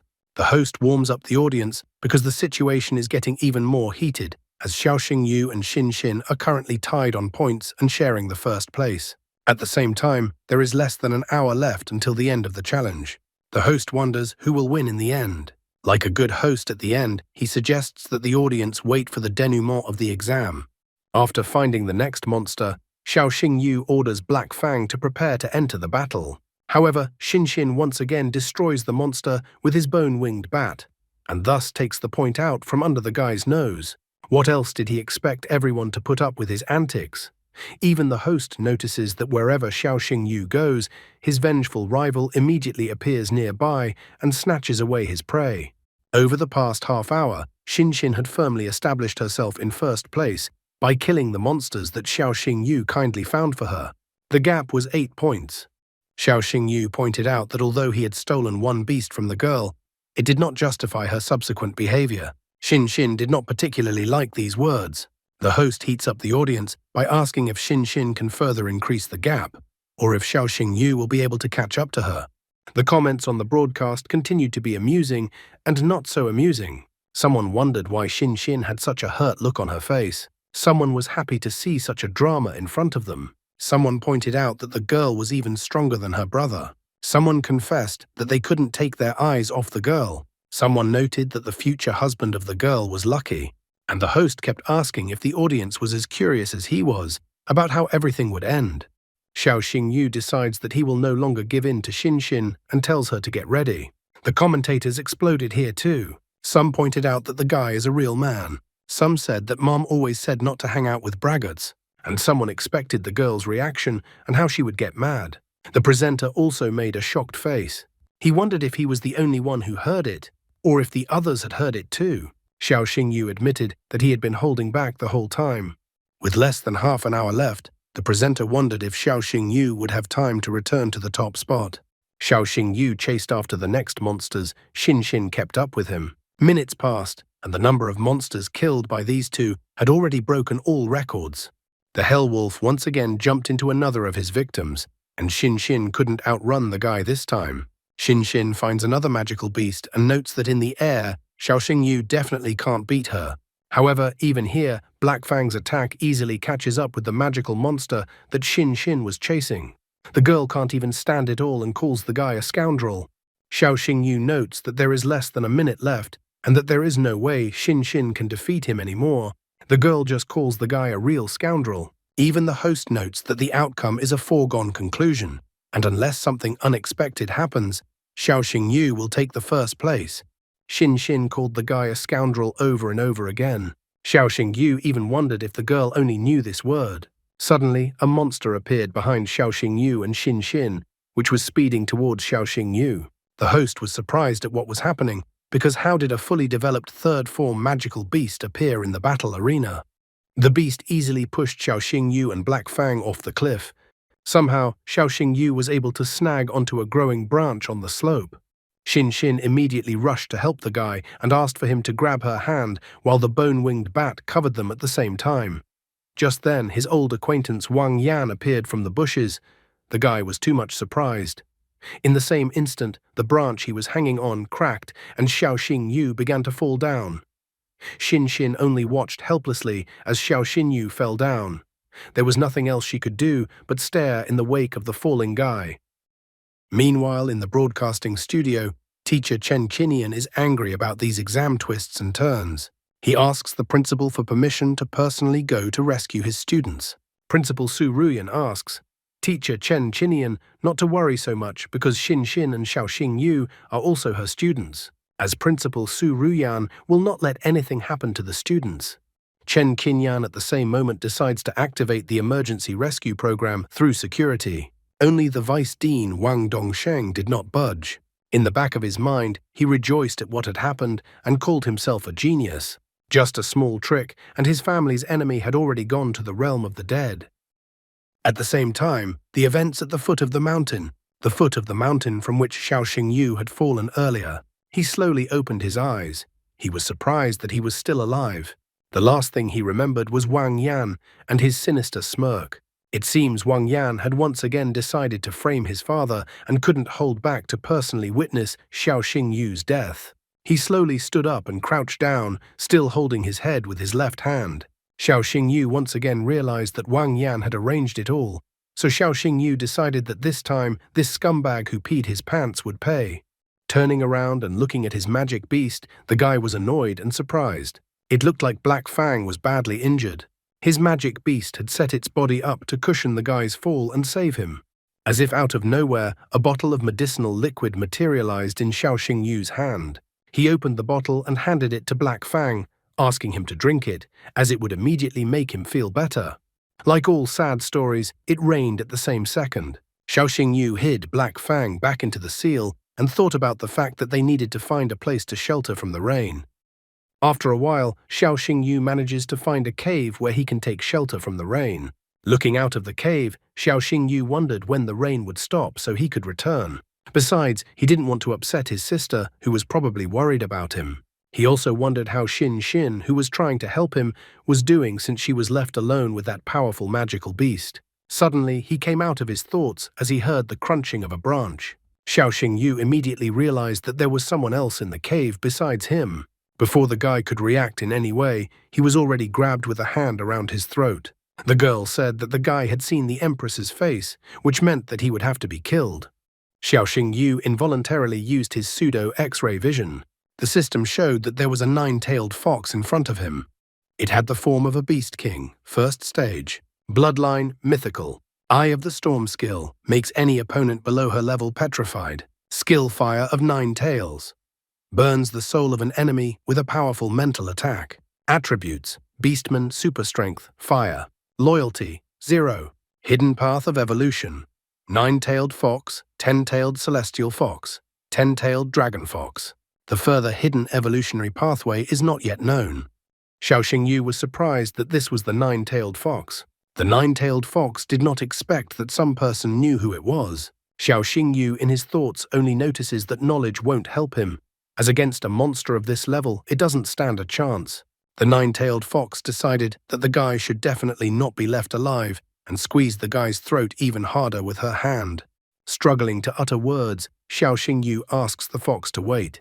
The guy tells me that he knows that the 9-tailed fox was injured by a purebred dragon. Without treatment, she will die in half an hour. The 9-tailed fox tried to find out how the guy knew about this, but her strength was leaving her and she involuntarily let go of the guy. Xiao Xingyu decided that this was his chance and tried to use his mark on the 9-tailed fox. The 9-tailed fox from such a bright light immediately covered its eyes. The 9-tailed fox had already started coughing up blood. Xiao Xingyu realized that the treatment does not need to be delayed. He declares that since he has realized who she is, then any details can't escape him. The system shows that the 9-tailed fox is severely wounded and will die in half an hour without treatment. A purebred dragon inflicted a mortal wound on a 9-tailed fox. Its energy penetrated the body, damaging the heart vessels and causing the blood to flow backwards. Xiao Xingyu couldn't understand where the purebred dragon came from. After all, this species had been considered extinct for 300 years. First, the guy needed to stabilize the fox's condition. Without further ado, Xiao Xingyu told the fox that he could save it. The 9-tailed fox is upset by these words after all. What can only 1-star beast tamers do? She doesn't believe that the guy can do such a thing. A pure-blood dragon had inflicted this wound, and as far as the fox knew, even the most outstanding doctors among humans wouldn't be able to cure it. Xiao Xingyu emphatically points out that her treatment process is not complicated, and he would be able to cure the girl. However, Xiao Xingyu does not want the 9-tailed fox to kill him once she is cured. Therefore, the guy demands that the 9-tailed fox make a contract with him before he starts the treatment. That's how the guy gets a new pet, the 9-tailed fox. I wonder how surprised his sister and his sister's employer will be. 9-tailed fox wasn't very happy to hear such a thing, and that was still putting it mildly, because 9-tailed was furious at such a guy's suggestion. Did this guy really want the great 9-tailed fox to submit to him and become his beast? Despite the frightening aura that emanated from the 9-tailed fox, Xiao Xingyu continued to insist on his proposal. This did not make the girl very happy, and she immediately pounced on the pushy guy. The 9-tailed fox grabbed the guy by the throat, but the guy didn't chicken out even here. He told the girl that she could easily kill him, but then she herself would not live long. She was angry about the whole situation. How could she even bow down to a man? However, despite her anger, it seems the consequences of fighting the dragon were getting worse. The 9-tailed fox became dizzy and everything around her began to blur. After that came a choking cough. Xiao Xingyu reports that the girl should have already realized that the dragon's power had penetrated right into her heart. He once again suggests that the girl make a contract. After all, if she doesn't, it will be too late to help her. The nine-tailed fox couldn't die so easily. She still had unfinished business and needed to fulfill her sister's task. With bitterness in her heart, but because of her sister's assignment, she decides to accept the guy's proposal. Xiao Yu bites his finger so that there will be blood for the contract. He then places that finger on Nine-Tailed Fox's forehead and tells her that she belongs to him from now on, and he gave his name. A bright magical five-pointed star immediately appeared on the girl's forehead. This was how the Nine-Tailed Fox was able to recognize the name of the guy in front of her. After that, she immediately asks Xiao Yu to cure her. The guy was of course already going to do it himself, because they were now bound by a contractual agreement, so he would definitely save her. But Nine-Tailed Fox couldn't understand why the guy decided to start stripping down to his waist. Xiao Yu explains that it's only to cure the girl. Even though the girl asked him to get dressed, he still extracted his blood. After that, the guy pointed at his wound and asked the girl to drink his blood. The Nine-Tailed Fox was shocked, her face turning completely red. She didn't understand what kind of nonsense Xiao Yu was saying. After all, she can't do such things. However, the guy stands by his decision and already orders the Nine-Tailed Fox to drink his blood, as the blood will protect the girl's heart. The Nine-Tailed Fox believes that there is no turning back, so she decides to go even for such humiliation. After she started drinking the guy's blood, she felt her heart fill up with some power, and it overwhelmed her. After that, Xiao Yu got dressed and told the girl sitting on the ground that this option would help for a while. After that, he finally asked the Nine-Tailed Fox for her name. After all, he was now her new master. The Nine-Tailed Fox was somewhat suspicious, but already with a lot of confidence, and told him that her name was Dailu. However, Dailu was interested in one more suspicious thing, which her new master was silent about. The Nine-Tailed Fox absolutely didn't understand how the guy knew that the wound that was inflicted on her was a wound left by a purebred dragon. Xiao Yu at this moment is only thinking that Dailu has something to do with the disappeared dragons, and that this is clearly for a reason, and maybe the girl can understand what's going on with him. The guy says that he doesn't want to hide anything, and tells her that maybe his eyes have changed after getting dragon blood in them 2 months ago. He even decided to demonstrate, and his eyes blazed with a bright aura. He tells that after that incident, when he concentrates, he sees a panel of information as if it were some kind of system. That's what made him know about the girl's injury. Dailu, in her thoughts, thought that the guy's eyes are similar to the legendary eyes of a demon god. She had heard that those eyes could see all the information about any beast. However, it was not clear to her why a mere human could have such eyes. This made the girl curious about who her new master really was. Xiao Yu didn't understand why the girl had been silent all this time. Dailu, on the other hand, was still in her musings. She realized that it didn't matter now that he had become her master. If everything was as she thought, and the guy really had the eyes of a demon god, then it seemed perfect. In the end, the girl sat down on a rock and said that the guy was incredibly lucky. Xiao Yu obediently sat down next to her and started listening. Dailu reported that the guy's eyes had most likely changed under the influence of the dragon blood and became the eyes of a demon god. This was the first time Xiao Yu heard of this. He thought it was just a system. However, Nine-Tailed Fox corrects him and tells him not to make up any system. He's not a hero of books. She advises the guy to stop reading so much fantasy. In her opinion, what the guy sees is just a visualization of the abilities of the demon god's eyes. He carefully began to ponder her words. Even though she was talking about visualization, at that time he didn't understand why he was hearing that voice. One day he heard a voice telling him to pick up a brightly colored stone that lay before him. This stone would awaken the blood of the beast and allow the dog to be reborn. The first time this happened was after the shadow dragon attack. This voice pointed to a crystal that he said would awaken the bloodline of the Galehound. Later in the Azure Dragon Academy exam, the guy also gave the crystal to his dog. And after that, the Galehound was also able to successfully evolve into a Hellstorm wolf. He wondered when he would be able to hear that voice again. And while Xiao Yu was pondering over the information he received, another magical beast approached the cave. It did not make any welcoming speeches and immediately attacked Xiao Yu and Dailu. The Nine-Tailed Fox grabbed the guy by his collar and tried to pull him out of his thoughts. This magical beast was the lava lion tiger. It was because of him that Xiao Yu fell off the cliff. Xiao Xingyu didn't expect that the lava lion tiger would find him even here.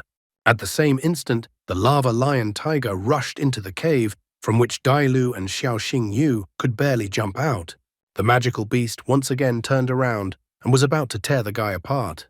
Xiao Xingyu realized that his affairs were bad, and he wasn't capable of much at the moment. However, the moment the guy was about to be torn apart by the magical beast, the lava lion tiger was attacked by someone. The guy was surprised, not realizing who was attacking the monster, but he quickly realized that it was Dailu. The nine-tailed fox was badly injured, but it still couldn't let some pathetic magical beast growl at it. The lava lion tiger was not afraid of the girl and attacked her with its paw, trying to pierce her with its claws. As a result of this, he managed to plow Dailu to the ground. This only infuriated Nine-Tailed Fox even more. She didn't understand how such a pathetic beast dared to attack the Empress. Dailu reports that for such insolence, it was as if the monster had asked for her to destroy it. Therefore, she does not hesitate to use the true eye of heaven without any hesitation. Not long ago, he was a majestic lava lion tiger magical beast, but now he was just a stone statue. This was what he had turned into after the nine-tailed fox attacked. After that, the lava lion tiger collapsed and all that was left of it was a pile of stones. Xiao Xingyu breathed a sigh of relief because they were now safe. However, he suddenly felt unwell. He felt dizzy and his eyes began to close. Dailu could not do anything and only called his name. At the same moment, Xiao Xingyu woke up in his subconscious. The huge dragon in his subconscious greeted him. The dragon had been waiting for a long time for the eye of the demon god to appear in front of him. Xiao Xingyu didn't understand who was saying this. The guy asked the dragon who the person in front of him was and why he was in this place. The dragon doesn't understand how the guy could forget him, since he was the one who helped the guy's beasts evolve. Xiao Xingyu only made progress because he only followed his instructions when he found that blood-awakening crystal himself. Xiao Xingyu has finally found one of the answers to his questions because the very voice that led him to the crystal is in front of him. The guy wonders who is in front of him. The dragon informs him that that shadow dragon blood that got on the guy has awakened him, and the dragon himself doesn't know who he is. Guy is surprised that everything happened exactly as he thought it would. Even though the dragon didn't know who he was, he said that he could help the guy achieve greatness. Even Xiao Xingyu is amused by these words, as the dragon himself doesn't know who he is, so how can he help the guy? However, the dragon doesn't stop and informs the guy that the guy has already seen his abilities. Xiao Xingyu had assumed this before, but it looks like all those system panels were the dragon's doing. The dragon tells him that he can see all the information about magical beasts. The guy just needs to concentrate to summon the dragon, and it will appear. If the guy follows the dragon's instructions, the dragon promises that the guy will climb to the top of the world. Xiao Xingyu thought all these words were just sweet talk, because there should obviously be a high fee for such an obvious thing. Therefore, he immediately asks the dragon what he wants to achieve. The dragon did not lie. He decided to admit that he does not know. Maybe he could get his memories back this way. Xiao Xingyu does not understand why the dragon decided to appear at this moment. Before this, he thought that all of this was some kind of system. The dragon calms the guy's vigilance and informs him that all of this was only possible because the guy became stronger. Only then was the dragon able to make a connection with him. When the guy made a contract with the two magical beasts, the dragon decided that the time had come. Xiao Xingyu was still curious about where he was and how he ended up in this place. The dragon informs him that it is the guy's subconscious mind, and he himself decided to meet the guy while he is fainting. Only now does Xiao Xingyu realize that he has fainted, and the dragon after that decides that the guy already needs to wake up. His body was enveloped by a red aura, but lastly he asked the dragon when they can see each other again. The dragon, on the other hand, reassures the guy with his last words that he is always there for him. At the same moment, the guy came to his senses. Xiao Xingyu ended up in the hospital, but he didn't know how he did it, because he was in a cave.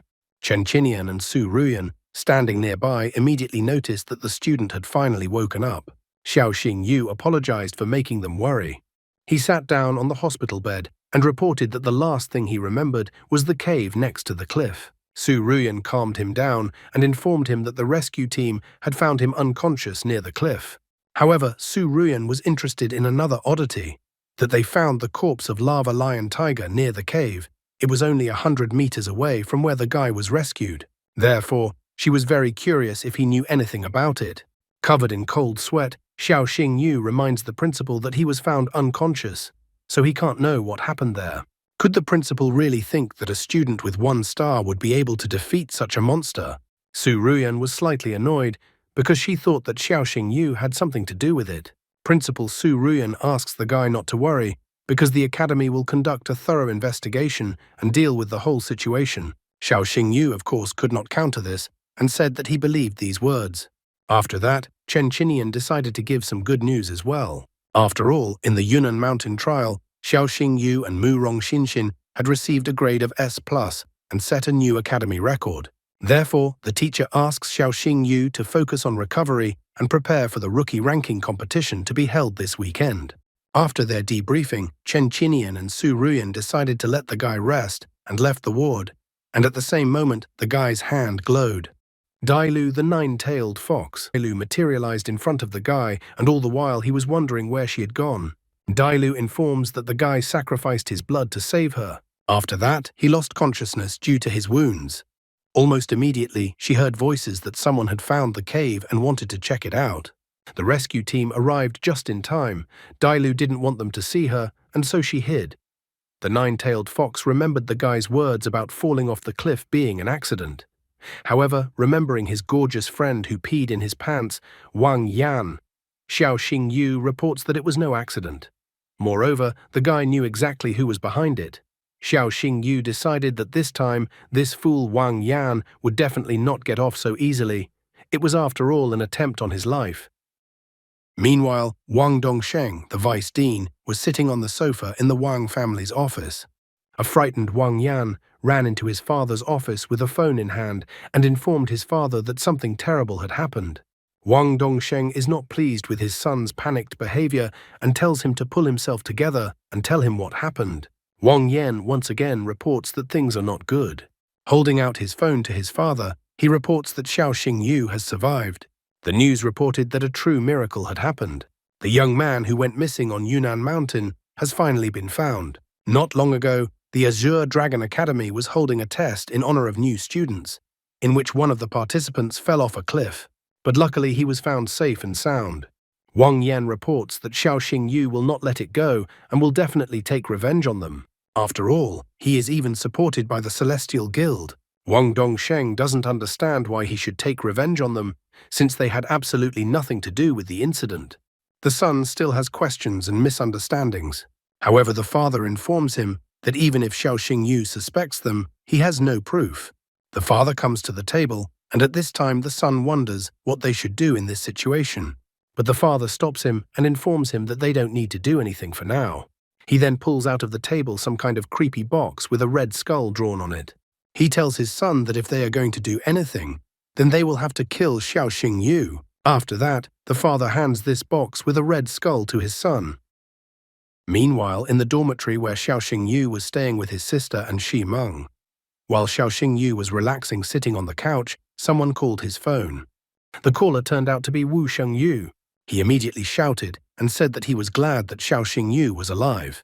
Wu Shengyu was also incredibly happy that Xiao Xingyu had won first place in the trial. He sincerely admired Xiao Xingyu and informed him that if he needed anything, he would let him speak up. Xiao Xingyu was glad that they were truly concerned about him. While he was in the hospital, his sister sat next to his hospital bed. Shi Meng also cried when she saw him in the hospital. Wu Shengyu also reports that the freshman tournament has been postponed, but he believes that Xiao Xingyu will still beat everyone and take first place. Xiao Xingyu asked his friend to calm down. He was surprised that the freshman tournament was postponed just because of him. Then Wu Shengyu reports that Xiao Xingyu probably doesn't know, but his disappearance is the most talked about topic right now. Due to his disappearance, the academy even declared a state of emergency and organized large-scale. They even postponed classes because of this. The freshman tournament is the main event of the Azure Dragon Academy, which is held every year. All participants are divided into groups, and the order of matches is determined randomly. And after the 8 finalists are determined, then the fight for the 3 prizes begins. It is a tense and exciting competition where the future of each participant is at stake. Wu Shengyu was incredibly excited and happy when he talked about it. He asks that Xiao Xingyu not to be late. Xiao Xingyu understood everything and wished the guy a good night. Looking at his reflection on his phone, he thought about the freshman tournament. After all, a good result in the tournament would attract the attention of the academy and its financial support. And since the guy came from a poor family, it was necessary for him to get it, even though he already had a job. The skills of magical beasts depended on the energy level of their master. Right now, he had 2 magic beasts. The stronger the magic beast, the more spiritual energy needed. With the resources of the academy, he could greatly accelerate his development. This would allow him to avoid repeating the situation where Dailu's skills had completely drained his spiritual energy. He needed Dailu's help to get revenge, to finally get rid of the Wang family. This family had been annoying him too much lately. However, in order to utilize Dailu's skills, there was no way he could stand still. He had to continue his development. He was tormented by questions about how he could increase his spiritual energy before the freshman tournament. Looking for different answers, he decided to try asking the dragon inside him about it. This time, he managed to enter his subconscious mind on the first try. As the guy stood at the dragon's huge eye, the dragon inquired if the guy was looking for easy ways. Xiao Xingyu didn't shy away from answering and immediately said that since he now had a connection with the dragon, why couldn't he take advantage of this opportunity? The dragon agreed, but in exchange, Xiao Xingyu must give him back his memories, and then the dragon would do everything in its power to help the guy. Xiao Xingyu agrees to this offer because he doesn't throw empty promises. Besides, he and the dragon are now in the same boat. Dragon reports that only deep meditation will allow the guy to penetrate the subconscious space and communicate with it. Since this involves risks, the dragon has modernized the data panel based on the game systems from the human world. On the system panel, options appeared with beast information, disease diagnosis, and shop. The dragon reported that the guy would now be able to buy necessary items through the shop. However, in order for the guy not to relax and not forget about returning memories to the dragon will periodically give the guy tasks through the system. For completing these tasks, the guy will receive points and other rewards. Xiao Xingyu was surprised that the shop had so many varied and necessary materials. The guy chose Dragon Spirit Pill. Dragon Spirit Pill instantly increases spiritual energy by 10 times, but after 5 minutes, it drains all the strength and causes weakness. The dragon accepts the guy's choice and informs him that this is exactly what the guy needs. However, Dragon Spirit Pill has very strong side effects, so he advises the guy to use it with caution. The dragon decides it's a gift for the guy, but in the future, the guy will have to earn points himself for what he wants to buy. Dragon also informs him that all he has to do is mentally say, "Beastmaster breaks through the void, Holy Shield obeys," to activate the system. And now the dragon needed to recover, so he asks that the guy try not to disturb him unless absolutely necessary. Xiao Xingyu understood and wished the dragon a good rest, to which the dragon thanked the guy. Looking at the guy leaving his subconscious, the dragon only hoped that the guy would not disappoint him. The next morning in the dormitory, Xiao Xingyu informed his sister that he had gone to study. The sister is worried and asks that her brother not to run like this, as he has only recovered. Ximeng also asks that he take care of his health. The guy wishes them a good day and leaves the dormitory. The long-awaited event for all freshmen, the freshman tournament, is already going to be held today. He even wonders if Wu Sheng missed him while he was away. While walking to the academy, he suddenly noticed a wanted flyer on a pole, and the guy was really surprised by it. On the flyer was a picture of Dailu, a 9-tailed fox was wanted, a reward of 3 billion. She was accused of theft. To get the reward, the 9-tailed fox had to be delivered to Lan Palace in Imperial City. Finding a street with no one on it, the guy pinned Dailu against the fence and demanded answers. He didn't understand why the 9-tailed fox had tricked him. Xiao Xingyu pokes the girl's face with the wanted poster and wonders why she didn't tell him that she was wanted by the imperial family. Dailu lazily replies that she didn't hide it. It's just that the guy didn't ask her about it. Xiao Xingyu got really angry because this is no longer a joke. The 9-tailed fox was wanted by the Empress's personal decree. Therefore, he does not understand how Dailu has not told him about it until now. She doesn't understand what would have changed if she had said it. And does the guy regret making a pact with her and not being able to turn her in to collect the reward? Xiao Xingyu was wary. He is after all Dailu's master now, and he would really like Dailu to trust him and not hide anything from him anymore. The girl remembered the humiliation she had gone through when she signed the contract with Xiao Xingyu. She agreed to try her best not to hide anything from the guy. After that, she took out a purple crystal. Dailu felt that it seemed like Shangguan Lan had put such a bounty on her head just because of this thing.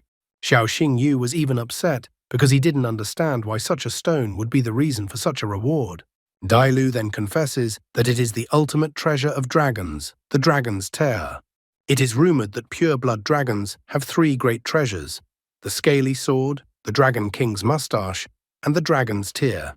The scaly sword and the dragon king's whiskers are artifacts with devastating attack power that can be used in battle. The dragon tear, on the other hand, had no combat use, but it is made up of the tears of 10,000 purebred giant dragons. If one utilized the full power of the dragon tear, one could even reverse time and go back in time. Xiao Xingyu couldn't believe it. How could anyone believe such a thing? The guy wanted to ask Dailu about this earlier, but there wasn't the right time. He was curious because dragons had been completely wiped out 300 years ago, so he didn't understand why dragons had recently reappeared. Xiao Xingyu is very interested in the mysteries behind the 300-year-old war against dragons. Dailu only wanted to say something, however the guy was called out at that moment. The wanted criminal immediately dissolved and hid according to the treaty mark on the guy's hand. The ones who called out to him were Xin and Yang Shou from the Murong family.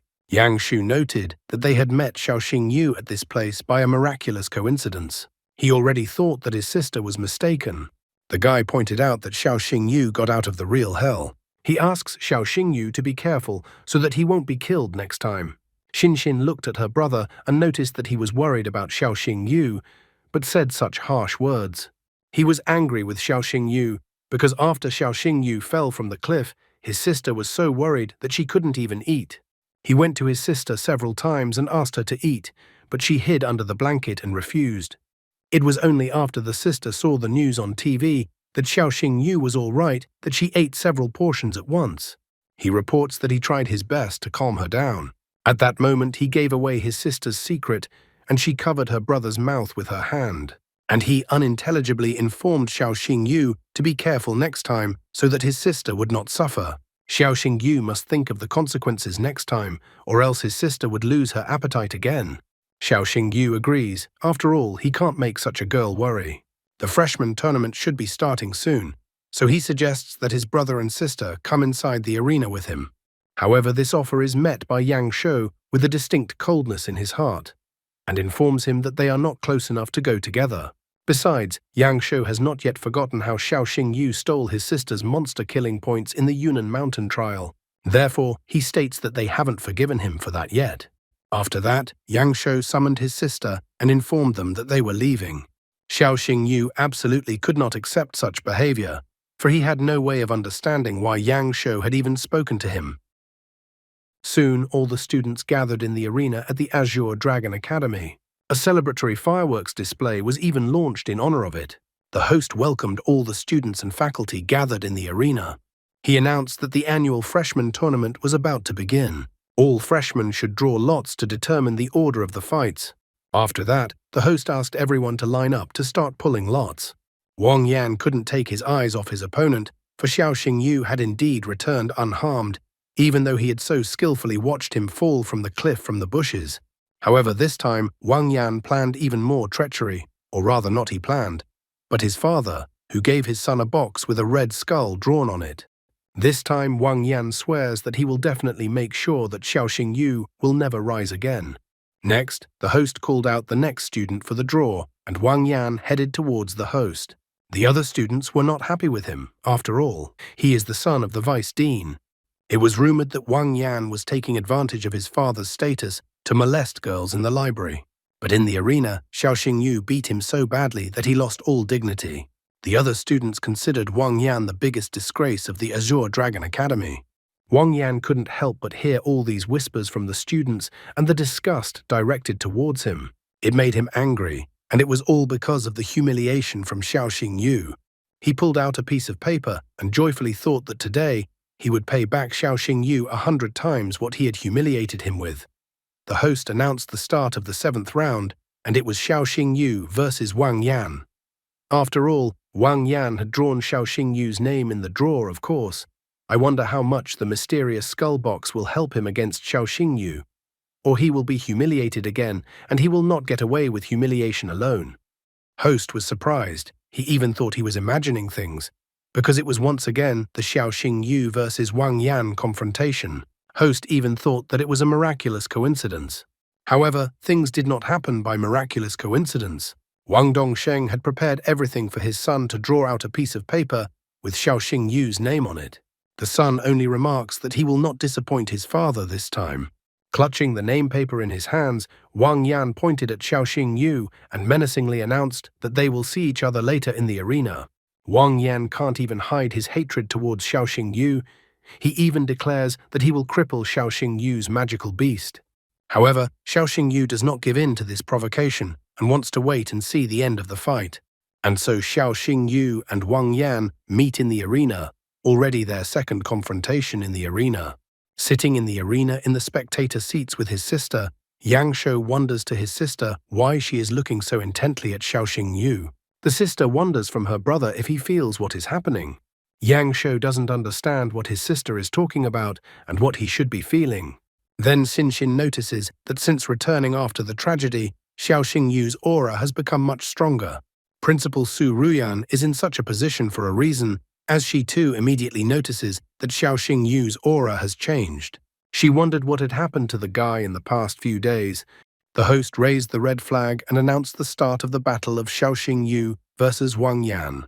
Xiaoxing Yu and Wang Yan immediately jumped off in different directions, away from the center of the arena. After that, Xiaoxing Yu summoned his Black Fang, and Wang Yan summoned his Ice Leopard.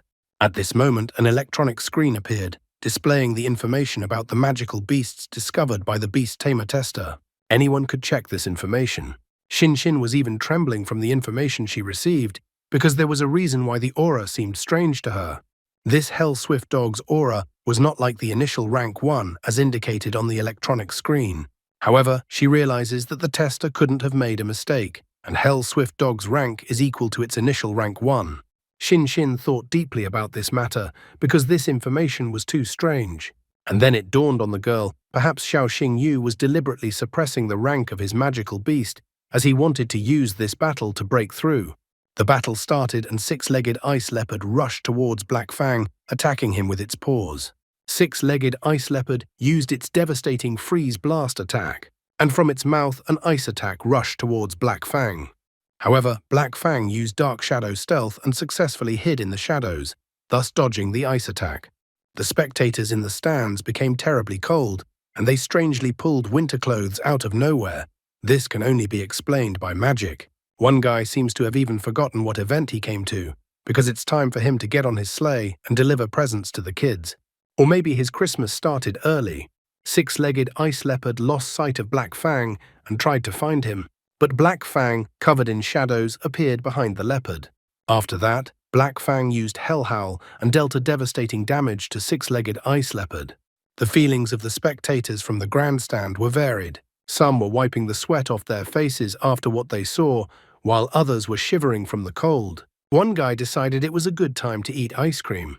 This guy, on the other hand, seems extremely unhappy that only the blonde guy got ice cream and didn't share. Host also managed to dress warmer with the help of magic and got a warm jacket. He couldn't stop commentating on the match that was unfolding right before his eyes. After all, this match was incredibly exciting, as it was a battle of ice and fire. Xiaoxing Yu was tired of all this and gave in to his emotions and ordered Black Fang to use the Silent Claw skill. The host was too surprised by this turn of events, for Xiaoxing Yu had used the Shadow Attribute skill. A frightening aura began to emanate from Black Fang. And following that, he used the skill to rush towards the six-legged Ice Leopard and struck it with his paw, activating the negative silence effect. The host loudly remarks that the six-legged Ice Leopard has been struck by the Silent Claw and is now unable to use its skills. Even the spectators from the grandstand notice that six-legged Ice Leopard is as stupid as Wang Yan, and that it is not said for nothing that a magical beast is similar to its tamer. However, this time, Wang Yan refuses to give up. He even wonders if Xiaoxing Yu thought that he would lose a second time in exactly the same place. After saying that, Wang Yan threw a suspicious blue pill into Six-legged Ice Leopard's mouth, which he most likely received from his father. Six-legged Ice Leopard began to chew on the pill he received from his tamer, and at the same moment, His aura began to change. It was as if the six-legged ice leopard had evolved. Even its appearance had changed. However, this was the most important change. He had overcome Black Fang's silent claw ability and was able to successfully use his skills despite not being able to before. After that, the six-legged ice leopard used a powerful ice attack, which it channeled into the unsuspecting magical beast Xiaoxing Yu. I wonder how Xiaoxing Yu will be able to deal with this troublesome guy and his magical beast. How badly will Wang Yan be humiliated this time? At the very least, he should be praised for persevering in his way and hating Xiaoxing Yu, even if he is stupid. Xiaoxing Yu doesn't understand why Wang Yan's magic beast has become so strong. The guy decides to check if Wang Yan is using a forbidden potion that temporarily strengthens the magic beast. Without hiding anything, he wonders, from Wang Yan, if he made Wang Yan drink the forbidden potion of his magic beast. Wang Yan asks Xiaoxing Yu to mind his own business. After that, the six-legged ice leopard uses the Ice Squall ability. A powerful ice attack rushed towards Black Fang. Black Fang struggled to bear six-legged ice leopard's ice attack.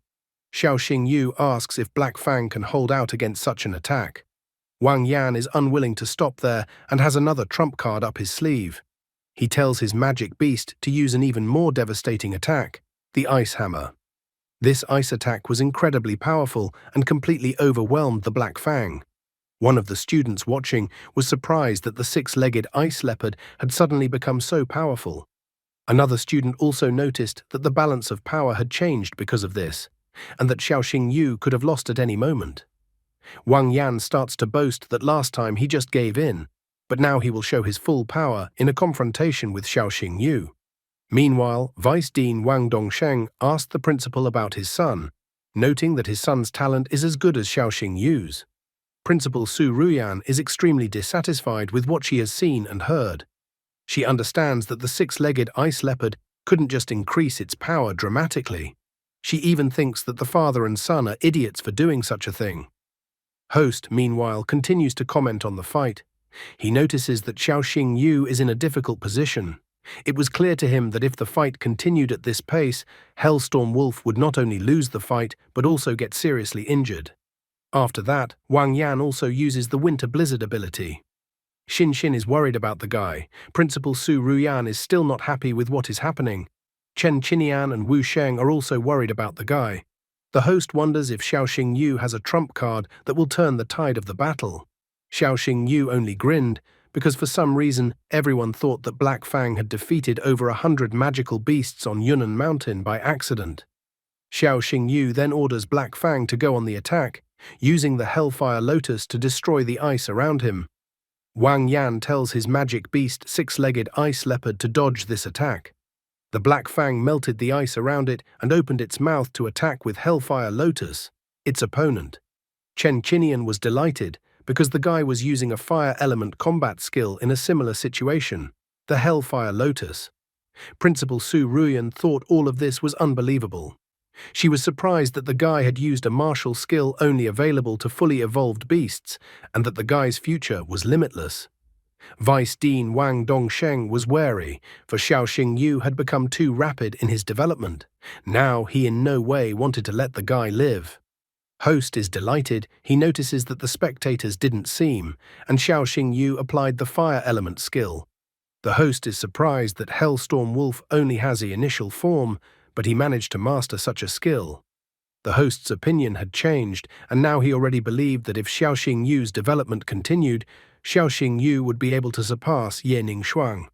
Xiaoxing Yu uses the Hellfire Lotus, and this swift attack powerfully swarms the six-legged ice leopard. Watching such a devastating attack, the host believes that Xiaoxing Yu will become the best in the entire Azure Dragon Academy. When the dust settled from such a devastating attack, the six-legged ice leopard could no longer fight. There was a sepulchral silence in the stands. Host looked at the battlefield, and seeing the end of the battle, he decided to announce the winner of the battle. Host announced that the winner of this confrontation was Xiaoxing Yu. Many students thought that the guy was a real monster. Some of the students marveled at what kind of destructive ability the Hellstorm Wolf had. After that, someone asked everyone to look at the electronic scoreboard because Hellstorm Wolf's data had changed. Originally, the Hell Storm Wolf was only at the first step of the initial form, but now it had reached the third step at once. The host announced that Xiaoxing Yu had set an unprecedented record. Wang Yan, on the other hand, was sitting on the ground at this moment, almost crying because he had once again suffered a humiliating defeat at the hands of Xiaoxing Yu. Even his father's help did not help Wang Yan defeat Xiaoxing Yu. At this time, the host was praising Xiaoxing Yu. He marveled that this was the first time since the Azure Dragon Academy started holding a freshman tournament that a magical beast was able to climb 2 steps right in the arena. The person who had shown such marvelous progress was Xiaoxing Yu. Wang Yan got up from his knees and looked at his magic beast, which no longer needed any help from his beast Tamer. Xiaoxing Yu stroked the Black Fang as it excelled on the battlefield. After Black Fang had defeated dozens of magical beasts on Yunnan Mountain, he had to face the lava lion tiger. After surviving many deadly trials, Black Fang was already at the threshold of evolution. Xiaoxing Yu used the 6-legged ice leopard's ice abilities to corner the Black Fang. This move was to encourage Black Fang to overcome the next obstacle. At this time, Vice Dean Wang Dongsheng's voice came from the teacher's podium. He asked for all accusations to be supported by evidence. Xiaoxing Yu wondered what Wang Dongsheng was up to, so he decided to go and see. Vice Dean Wang Dongsheng reminds everyone else that the rules of the competition state that the fight is fought until a winner is determined. He also remarks that the 6-legged ice leopard is already dead, so this proof should be enough. The other teachers support Wang Dongsheng, noting that Xiaoxing Yu is talented, but at the same time he is tough and ruthless, so they don't want to keep him in the academy. Another teacher supports this decision that the guy should be expelled. Another teacher asks Principal Su Ruyan not to protect the guy. However, Principal Su Ruyan is adamant and demands that they investigate everything first before passing judgment. She believes that until the truth is revealed, she will not spare anyone who tries to deceive her student. Su Ruyan then asks for the body of 6-legged ice leopard to be brought in, so that the doctor can perform an autopsy. The doctors began to examine the 6-legged ice leopard. Su Ruyan became curious if there were any results. One of the doctors notes that the internal organs of the magical beast were severely damaged, and it was probably due to the Hellfire Lotus. Wang Dongsheng, the vice dean, was glad that he was able to bribe one of the academy's doctors in advance, as he knew that Su Ruyan would resort to this method of verification. Wang Dongsheng continued to insist that the guy should be expelled since even the doctor had confirmed everything. However, Xiaoxing Yu suddenly came over and asked Wang Dongsheng how he thought that the killer would act so brazenly in front of so many people. Xiaoxing Yu recalls that the Hellfire Lotus only attacks the soul, but the 6-legged ice leopard died from internal bleeding. The teachers abruptly began to change their opinions. One teacher also remarked that there was no point in striking so openly. Another teacher also pointed out that a spiritual attack didn't leave any physical damage. Xiaoxing Yu pointed his finger at the doctor Wang Dongsheng had bribed and asked him if he was sure of his statement after the autopsy. Xiaoxing Yu leaned closer to the doctor and told him that he shouldn't risk his career over a small bribe. The poor doctor was immediately frightened. He didn't know what to do now. Xiaoxing Yu remarked that the matter was extremely serious, so he asked to have the 6-legged ice leopard's blood analyzed to check everything again. Principal Su Ruyan agrees with this request and decides to do it immediately as well. 10 minutes later, the doctor finally finished examining the 6-legged ice leopard. Soon the doctor ran up to Su Ruyan and in a trembling voice began to tell her what caused 6-legged ice leopard to die. Su Ruyan was fed up with this, so she told the doctor to make it clear. The doctor reported that 6-legged died because of the rampage pill. Wang Yan became furious at such a statement from the doctor and told the doctor not to lie. Wang Yan kneeled down and complained that he could not have given his magic beast such a dangerous pill. However, the doctor shows the results of the analysis, not just words. He reports that he can say with certainty that the 6-legged ice leopard has taken the rampage pill. This drug puts magical beasts into a state of rage, enhancing their abilities, but this drug had many side effects. Principal Su Ruyan took the doctor's report and looked at Wang Yan again, noting that all the evidence was there that he had done this to his magical beast. Wang Yan began to stutter, not knowing what to say. The teachers were shocked that the vice dean's son was so cruel that he even gave his magical beast poison. One teacher couldn't even think that such a heartless person even existed. Wang Yan looked pleadingly at his father and begged him for help. Wang Dongsheng asked Principal Su Ruyan to give his son another chance. However, she is extremely dissatisfied with such a request.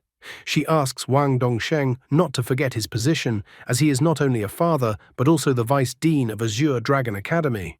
She completely serious and threateningly states that if Vice Dean Wang Dongsheng plans to cover for his son, he can get out with his son.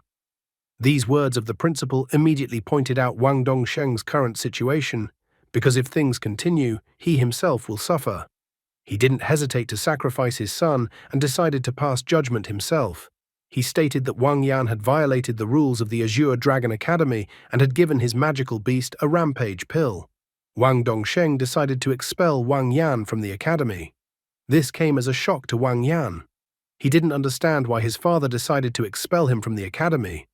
Wang Dongsheng remarks that the fact of using the forbidden pill had already been established, so the son was left with no other choice. However, he vows that he will definitely avenge his son. Wang Dongsheng then pushed his son away and told him to throw him outside the academy grounds. Wang Yan was shocked by his father's betrayal. Many students breathed a sigh of relief because it was finally over. Some even heard that the list of the top 8 first-year students was already prepared. The top 8 of the tournament were Murong Xin, Xiao Xingyu, Murong Yangshou, Zhao Tianming, Fan Rui, Zhou Xiu, Sun Wanpeng, and Lin Enzuo. The students were ecstatic as Xiao Xingyu was the real dark horse in this tournament. They marveled that a guy with no connections and no wealth was among the 8 strongest competitors in the tournament. Some even thought that the guy was a real genius. Everyone who saw the Xiao Xingyu versus Wang Yan fight immediately refused to participate further. Yang Shou also noticed that Xiao Xingyu was among the top 8 competitors in the tournament. He remembers that Xiao Xingyu stole a lot of points from his sister in the tournament, so he vows that if he meets against Xiao Xingyu in this tournament, he will avenge his sister. Xin thinks that he shouldn't do that. Xin didn't want her brother to defeat Xiao Xingyu, she herself wanted to defeat Xiao Xingyu. Meanwhile, Wusheng ran up to Xiao Xingyu and said that Xiao Xingyu had entered the top 8 competitors in the tournament. Xiao Xingyu doesn't understand why his friend is so happy. After all, he hasn't won the tournament yet, but only made it to the top 8. Wusheng believes that it is definitely necessary to celebrate the victory in the match. Vice Dean Wang Dongsheng angrily pointed out that let Xiao Xingyu not rejoice prematurely. He was looking forward to seeing how Xiao Xingyu would react when he returned home, where everything was broken. Late in the evening, Xiao Xingyu only managed to reach home. All evening, he had been celebrating his getting into the top 8 in the tournament. As soon as he entered the house, he immediately noticed that the door was broken. The guy fearfully ran into the house and called out to his sister and Shi Meng. In the house, he could only find Shi Meng sitting helplessly on the floor. Seeing Xiao Xingyu, the girl immediately ran to him and hugged him. The girl said that some masked man had kidnapped Ruo Xue. This man left a letter. Xiao Xingyu tried to calm the girl down, telling her that Ruo Xue would be fine and that he would take care of everything. After that, Xiao Xingyu picked up the letter and began to read it. From the note, he learned that his sister's kidnapper demanded that the guy go to the Yinnanshan Mountains to rescue his sister. Without thinking for a single second, Xiao Xingyu went to the Yinnanshan Mountains. He still couldn't understand who could dare to kidnap his sister. Finally, Xiao Xingyu saw his sister by a tree and she was unconscious. Suddenly, a man with glasses appeared whom no one could immediately recognize. He asked the guy not to scream, as the girl was still alive. Xiao Xingyu told the man to let his sister go.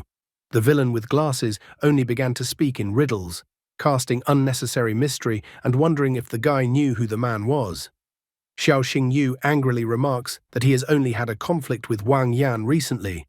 But since Wang Yan doesn't have the courage or capability to kidnap a man, so the man in front of him was Wang Yan's father, Wang Dongsheng.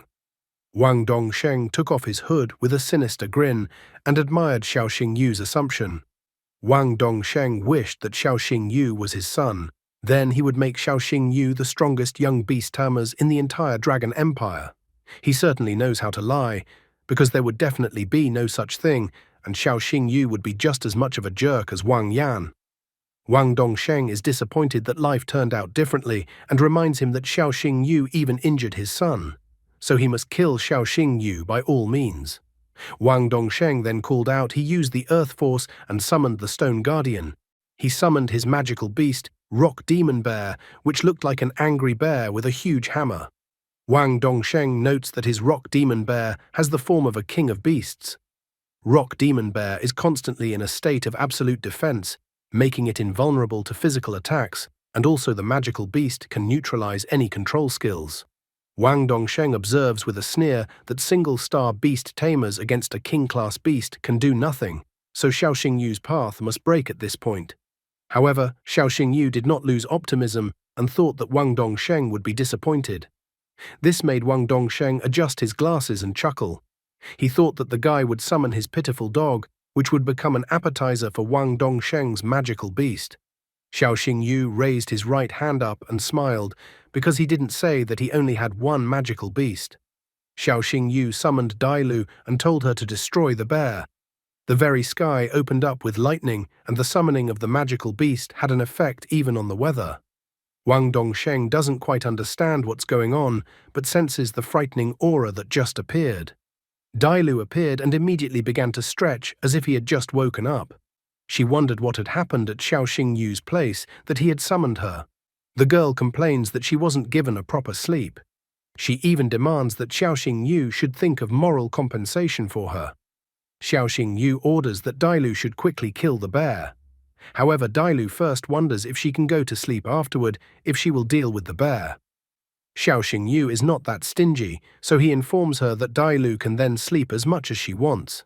Wang Dongsheng's face was covered in cold sweat when he saw the magical beast Xiao Xingyu. He decided that he had to do something first, so he sent his Rock Demon Bear to attack. However, Dailu only had to glance at the Rock Demon Bear, and it immediately froze before reaching the nine-tailed fox. Rock Demon Bear froze in one place, and soon it petrified after being subjected to Dailu's ability. At this moment, Wang Dongsheng was confused and became even more frightened as he realized who was in front of him. He recognized that the nine-tailed fox in front of him was the royal grade beast that was wanted all over the country. Wang Dongsheng was shocked that Xiao Xingyu had contracted with the empire's most wanted criminal. Xiao Xingyu should realize what would happen to him if this became known. However, Xiao Xingyu also remarks that since he showed nine-tailed fox in front of Wang Dongsheng, he has no plans to let Wang Dongsheng go alive. Wang Dongsheng is not even happy with such a comparison, as does the guy really believe that he can bridge the gap between 1 and 6 stars with just one summoned magical beast. Wang Dongsheng did not get his position for nothing, for he was a 6th-star beast tamers.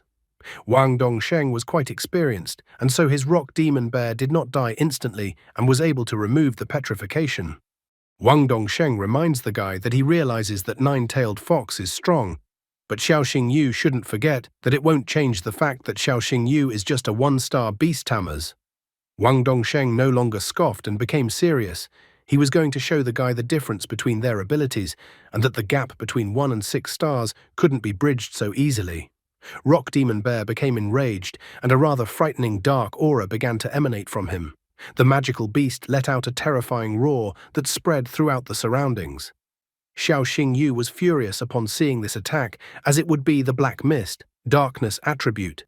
Beasts with the attribute of darkness must feed on the blood of humans or other beasts to replenish their energy.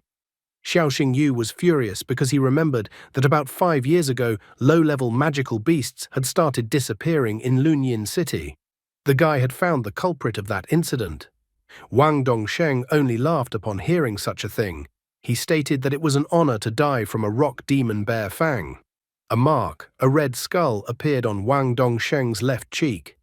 Xiao Xingyu was surprised to see a red skull on the man's cheek. He had heard that the Red Skull was a guild that specialized in training beast tamers with the darkness attribute. This guild was listed as a sinister organization. Red Skull is one of the 5 largest guilds of darkness. Xiao Xingyu wondered what would happen if everyone found out that the Vice Dean of Azure Dragon Academy, Wang Dongsheng, was actually a member of the Red Skull Guild. Wang Dongsheng returned the words to the guy, stating that since he revealed his real identity, he will not let Xiao Xingyu go alive. Dailu remarks that with Xiao Xingyu's current energy reserves, she won't be able to use a single martial skill. However, Xiao Xingyu asks that the girl not to worry, as he never enters a battle unless he is sure of victory. After that, he ate the dragon spirit pill that he received earlier as a gift. Energy instantly surged in his body. Wang Dongsheng didn't give the guy a chance either and immediately decided to attack him. Xiao Xingyu beckoned Dailu over to him and she immediately stood up to defend him. At the same moment, Rock Demon Bear approached them and swung his huge hammer. Xiao Xingyu used the transformation ability. After activating this ability, Dailu turned into a nine-tailed fox. After which, the nine-tailed fox used the Blood Eye ability. A huge eye appeared above the nine-tailed fox, with the help of which nine-tailed fox launched a powerful attack on Rock Demon Bear, and this attack easily broke through his defense. After piercing through Rock Demon Bear's body, the attack also pierced Wang Dongsheng. Wang Dongsheng's wound began to burn with red-black flames. He began to complain that he couldn't lose. The Blood Skull Guild would not allow its member to fall into the hands of the authorities, so Wang Dongsheng's body instantly burned in red-black flames. Xiao Xingyu and Dailu watched the scene while standing on the cliff. Suddenly, the guy's body stopped obeying him, and he started falling to the ground. He now realized the side effect that came after taking the dragon spirit pill. Dailu stood helplessly beside the guy and didn't know how to help him. Dailu tried to wake up her master, for she didn't want Xiao Xingyu to fall asleep in such a place. However, at this moment, someone grabbed Dailu firmly by the throat. Apparently, as soon as his brother passed out, then his sister immediately stopped pretending and grabbed the nine-tailed fox by the throat. Sister immediately decided to point out nine-tailed fox's place in the hierarchy. Dailu immediately sensed the eerie odor coming from Xiao Xinyu's sister. Sister was surprised because she never thought that a royal-grade magical beast had decided to contract Xiao Xingyu. Dailu was incredibly startled when Xiao Xingyu's sister appeared in front of her. Dailu was surprised that the power of a dragon appeared in front of her. She had never encountered such a powerful aura as that emanating from Sister Xiao Xingyu before. Dailu felt that the girl was not Xiao Xingyu's own sister, as the dragon power was coming from her. The sister came closer to the girl and asked her to be quiet, which made Dailu blush. Ruoxue then told Dailu that she didn't need to know everything and to keep her mouth shut. Ruoxue then removed her hand from Dailu's throat, who was still surprised by the events. Ruoxue crouched down to the Xiao Xingyu lying on the ground, who was still unconscious, and said that she was only Xiao Xingyu's sister at the moment. Ruoxue began to examine Xiao Xingyu. Dailu was worried about the guy and wondered if he would be all right. After examining Xiao Xingyu, Ruoxue concluded that the guy had taken a medicine that temporarily increases spiritual energy, so he was facing the negative effects of the medicine. Ruoxue asks Dailu not to worry, as there is no threat to the guy's life, and he only needs 3 days to recover. After that, Ruoxue stood on the edge of the cliff and chanted something melodiously. This melody drifted towards the direction of the fire that had caused Wang Dongsheng to burn. Dailu held the guy in her arms and was just incredibly shocked as she realized that Ruoxue had used the Dragon Whisper ability. Dragon Whisper is a combat skill unique to purebred dragons. The skill can restore any essence in the world through a special melody. Dailu was delighted by what she saw. Ruoxue's cheeks were covered with fine scales. She happily announced that there was now no trace of today's battle left. Now, other than Ruoxue, Dailu, and Xiao Xingyu, no one else would know what had happened in this place. Looking at Ruoxue's face, Dailu recalls that she knows that there is only one dragon with such scales among dragons. That dragon's name was Chaos. Ruoxue turned towards Dailu with a frightening look. Ruoxue began to emit a frightening and pressurizing aura. She said that she didn't care that the nine-tailed fox was wanted on the orders of the Empress of the Dragon Realm. However, since Dailu made a contract with Xiao Xingyu, she is obligated not to betray him. Ruoxue asks that Dailu help Xiao Xingyu properly, and then Ruoxue will not harm her. If Dailu disobeys Ruoxue's order, the girl will immediately cut off all the tails of the nine-tailed fox. Proud Dailu understood everything from the first time. Ruo Xue also tells Dailu not to tell Xiaoxing Yu anything about her identity. 3 days later, Xiaoxing Yu woke up in the hospital room. He was happy to see his sister as well as Principal Su Ruyan. His sister was so happy that her brother was fine, because she was so worried about her brother. Xiaoxing Yu asks his sister and pressurizes him like this, since he has not fully recovered yet. Xiaoxing Yu first wonders what happened that night. Ruo Xue said that when she woke up, she found that they were on Yinnanshan Mountain and her brother was lying unconscious beside her. Although she didn't know what had happened, she saw that her brother was covered in sweat, so she immediately carried her brother down to get her brother some help. Xiaoxing Yu was glad that his sister didn't notice anything suspicious, which means Dailu took care to cover up the details of what happened. Principal Su Ruyan reports that the guy was unconscious for 3 days and missed the semi-finals and finals of the freshman ranking tournament. The first-place winner was Murong Xin and the second-place winner was Murong Yangshou. Since the guy was unconscious for 3 days, his absence is considered a voluntary withdrawal from the tournament. However, as Principal Su Ruyan had learned, something strange had happened 3 days ago. Vice Dean Wang Dongsheng had disappeared. Xiaoxing Yu became anxious after saying this, because perhaps because of such a coincidence, everyone began to suspect something. Ruo Xue immediately stared angrily at the woman after these words of the principal. She believed that if Su Ruyan dared to harm Xiaoxing Yu, she would immediately kill her. Ruo Xue had already released the claws on her left hand. However, Su Ruyan said that she believed that the guy was innocent and would therefore continue to investigate the matter. Now, Azure Dragon Academy needed to find a new vice dean. Xiaoxing Yu was surprised, for it seemed that Su Ruyan had decided to protect the guy. Once again sitting down on the chair, Su Ruyan also informed that she had not just come to check on the lad's well-being. She had come to inform about the Supernova tournament. This was the first time Xiaoxing Yu had heard of such a tournament. The Supernova tournament is a major event co-organized by the Azure Dragon, White Tiger, Red Crane and Black Turtle academies. 3 of the most talented rookies are chosen from each school to represent their academies. When it came to the most talented disciple, everyone would name Ye Ningshuang. However, in last year's Supernova tournament, she lost to Li Mucheng of White Tiger Academy and only came in 2nd place. Therefore, Su Ruyan wants Xiaoxing Yu to become one of the representatives of the Azure Dragon Academy and restore the honor of the academy. In addition, Su Ruyan believes that this will be a great chance for the guy to make up for the lost opportunity of winning the freshman ranking tournament. Xiaoxing Yu certainly understands Su Ruyan's opinion, but he doesn't even know the conditions for participating in this tournament. After that, Su Ruyan decided to talk about the rules for participating in the tournament. The first rule was that a participant must have at least 2 battle beasts. The second rule was that the participant must be a minimum of 2nd-star beast tamers. These were the 2 prerequisites for participating in the tournament. The tournament should be held next month, so Principal Su Ruyan believes that the guy will be able to qualify for the tournament. Principal Su Ruyan believed in him and had helped him many times, so he didn't want to let her down. Plus, Xiaoxing Yu wanted to see the strength of the White Tiger Academy that was able to defeat Ye Ningshuang. Xiaoxing Yu asked Su Ruyan not to worry, because he would get the 1st place in this tournament and bring back the greatness and honor of the Azure Dragon Academy. That same night, the guy set off for the mountains. One of the conditions for participating in the tournament was to contract at least 2 magical beasts. The guy already had 2 magic beasts, but Dailu was wanted all over the country, so she couldn't be summoned in open battles. Besides that, Black Fang was only an entry-level Hellstorm Wolf right now, so it would be difficult for him to participate in such a high-level tournament. Xiaoxing Yu decided that it was time for Black Fang to become stronger, so he summoned him.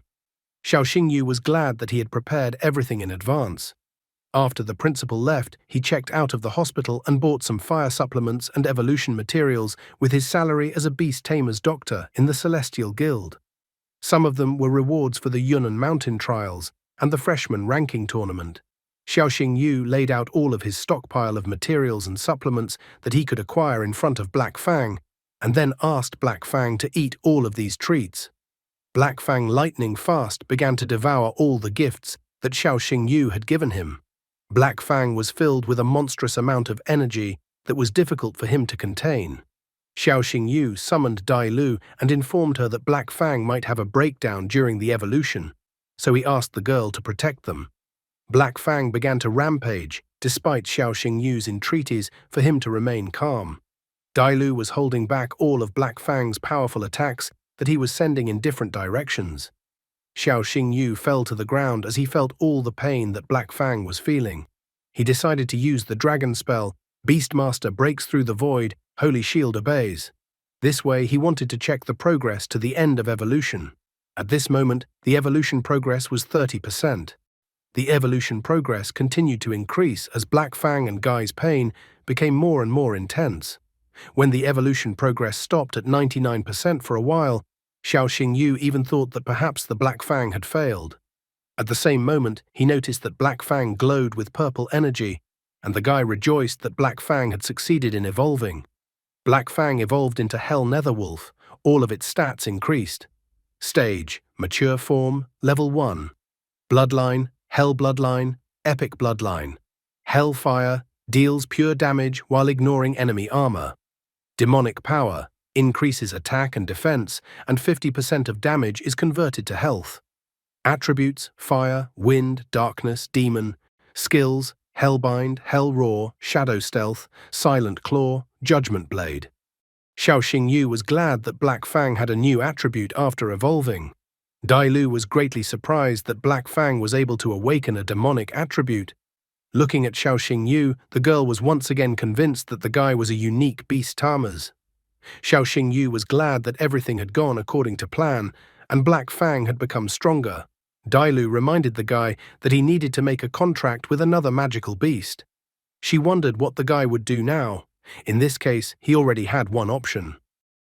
As it turned out, Qin Yunran had heard that the guy was going to participate in the Supernova tournament, so she thought that the guy couldn't do without another beast and was going to buy him everything he needed. Xiao Xingyu thanked Yunran for agreeing to help him. However, Yunran reminds him that Xiao Xingyu is her brother, so she will help take care of his problem, and besides, he only needed one magic beast. After that, they headed to the magical beast store. The girl in the store immediately recognized Qin Yunran and asked her whether she wanted to buy an electric medicine or a lightning crystal. Qin Yunran informs her that her brother will be participating in the tournament in a month, so they came here to find a suitable beast for the contract. She asks for the girl to advise them on something in this matter. The girl asks that they should rely on her and she will do everything. After that, she led the guy over to one of the magical beasts. It was a demonic red spider. Its attack was much higher than other magical beasts of the same level. There was also a shadow tigress in the store. It was very fast and could deal increased damage from stealth. The girl was about to show another magical beast, but she was interrupted. Qin Yunran informed that they didn't need cheap options, and she asked to show them high-end beasts and informed that she would pay for everything. Since Qin Yunran had asked, the girl didn't hide the best magical beasts they had at the moment.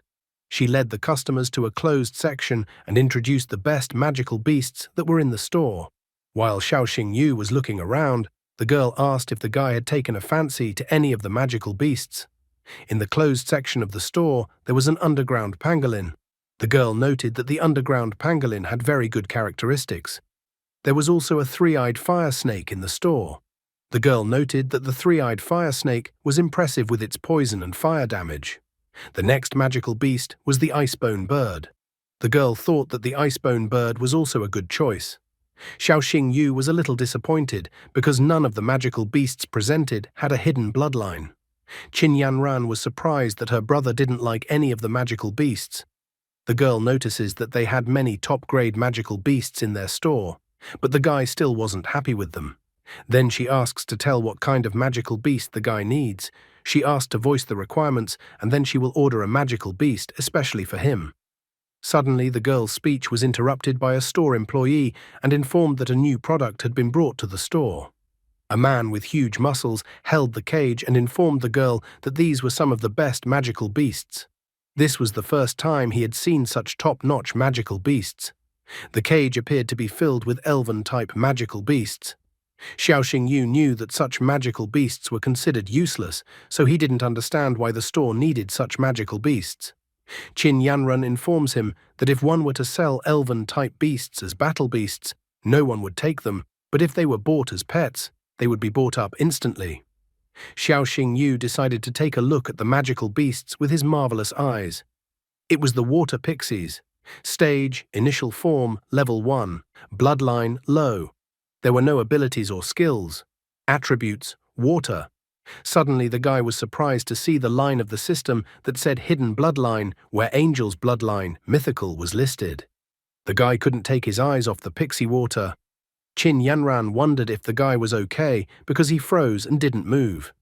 Xiao Xingyu happily tells his sister that he wants to buy pixie water. The girl is surprised to see the guy's choice. Qin Yanran is also shocked at how her brother turned out to be. The guy is like a naive fool, absolutely doesn't realize what's wrong with his choice. He moved closer to the cage with the water pixie and revealed that he wants her to be his magical beast. He didn't reveal that he only wanted to take the water pixie to him because of her bloodline. After the purchase, Xiao Xingyu went to the mountains along with the cage with the pixie water he bought. He opened the cage and asked Pixie Water not to be afraid of him since he wasn't going to hurt her. He then took out a pill and asked Pixie Water to eat the pill so that her wounds would heal. After the water pixie ate the pill, then her wounds instantly healed. Xiao Xingyu then asked the water pixie if she wanted to make a contract with him and become his magical beast. The water pixie began to contemplate her actions, remembering how the guy immediately noticed her and bought her from the store, and then how he helped her recover with a pill and promised not to harm her. After thinking over her decision carefully, Pixie Water flew up to the index finger of the guy's right hand to make a contract. Xiao Xingyu was pleased that the girl had agreed to the contract and informed that they would be bound by the contract from now on. After that, the contract was successfully concluded. Xiao Xingyu wondered at the water pixie if she was willing to accept him as her master since she had agreed to a contract with him. The water pixie flew up to his hand. Xiao Xingyu was happy that the bond between the beast and beast tamers was much stronger after the contract was signed. After that, he took out a crystal awakening bloodline crystal and informed Pixie Water that he had shattered the crystal especially for her. If the girl ate the crystal, she would be able to evolve. The water pixie, still a little suspicious, flew up to the crystal and began to eat it little by little. After eating only a small portion of the crystal, the water pixie became incredibly painful. Xiao Xingyu asked the girl to be patient for a while because it was going to be over soon. The water pixie couldn't contain all that raging energy in her body and shot it into the sky. This energy was dangerous as Dailu appeared at the same second and asked if Xiao Xingyu was all right. Xiao Xingyu, who was under Dailu's protection, reported that he was fine. Pixie Water's body curled up into a cocoon at this moment, with golden energy emanating from the cocoon. Soon the evolution process came to an end and a militant angel girl emerged from the cocoon. Xiao Xingyu was happy that the hidden evolution had awakened. Examining the system window, he noticed that the girl had become a sacred angel of light. Stage, initial form, level 1. Bloodline, angel's blood, mythic. Shield of light ability. Dispels negative effects and creates a shield of holy light around allies. Attributes, angel, holy light. Sacred cross-strike skill. Creates a blade-shaped wave, dealing triple critical damage to enemies while increasing the number of layers of holy light shields on himself and allies. Sword swirl of light skill. Swings 2 wings of light, unleashing feather-shaped swords of holy light that deal massive damage. Evolution path. Sacred Angel of Light, 4-winged Angel of Light, 6-winged Archangel, Sacred Angel Priestess, 12-winged Seraphim. Xiao Xingyu, looking at the girl once again, clarified whether he had understood correctly that when he became a 9th star beast tamers, the girl would be able to evolve into a 12-winged Seraphim. Only now did Xiao Xingyu remember that he never gave his new magical beast a name. Before the awakening of the hidden bloodline, the girl was a water element spirit, so he decided to give the girl the name Freya. In Greek mythology, the name Freya is associated with the spirit of water. Freya immediately knelt down on one knee on the ground, as if welcoming the name given by her master. Xiao Xingyu said that from now on, he and Freya would fight side by side. Dailu noted that after he obtained another magical beast, he was one step closer to participating in the Supernova tournament. The next step is for beast tamers to become a 2nd star. Soon in the teacher's office, Chen Qinian was shocked to hear that Xiao Xingyu wanted to participate in the second Star Beast Tamer's exam. Xiao Xingyu notes that the Supernova tournament was about to start soon, so he needed to become a 2-star Beast Tamers as soon as possible. Chen Qinian couldn't understand why the young ones were so eager to grow up. The brother and sister from the Mu Rong clan had also passed the second star exam 3 days ago. Chen Qinian heard it said that Black Fang had already evolved to mature form, level 1. Chen Qinian thought that perhaps this would be enough for the requirements of the exam. Chen Qinian finally gave up and said that if Xiao Xingyu's spiritual power level was up to the standard, he would let the guy take the exam. Xiao Xingyu agreed to such conditions and wore a bracelet to measure spiritual strength. The other teachers were also interested in the test. One of the teachers noticed that many people were talking about Xiao Xingyu's outstanding spiritual power, so the teachers were curious to see what the guy could do.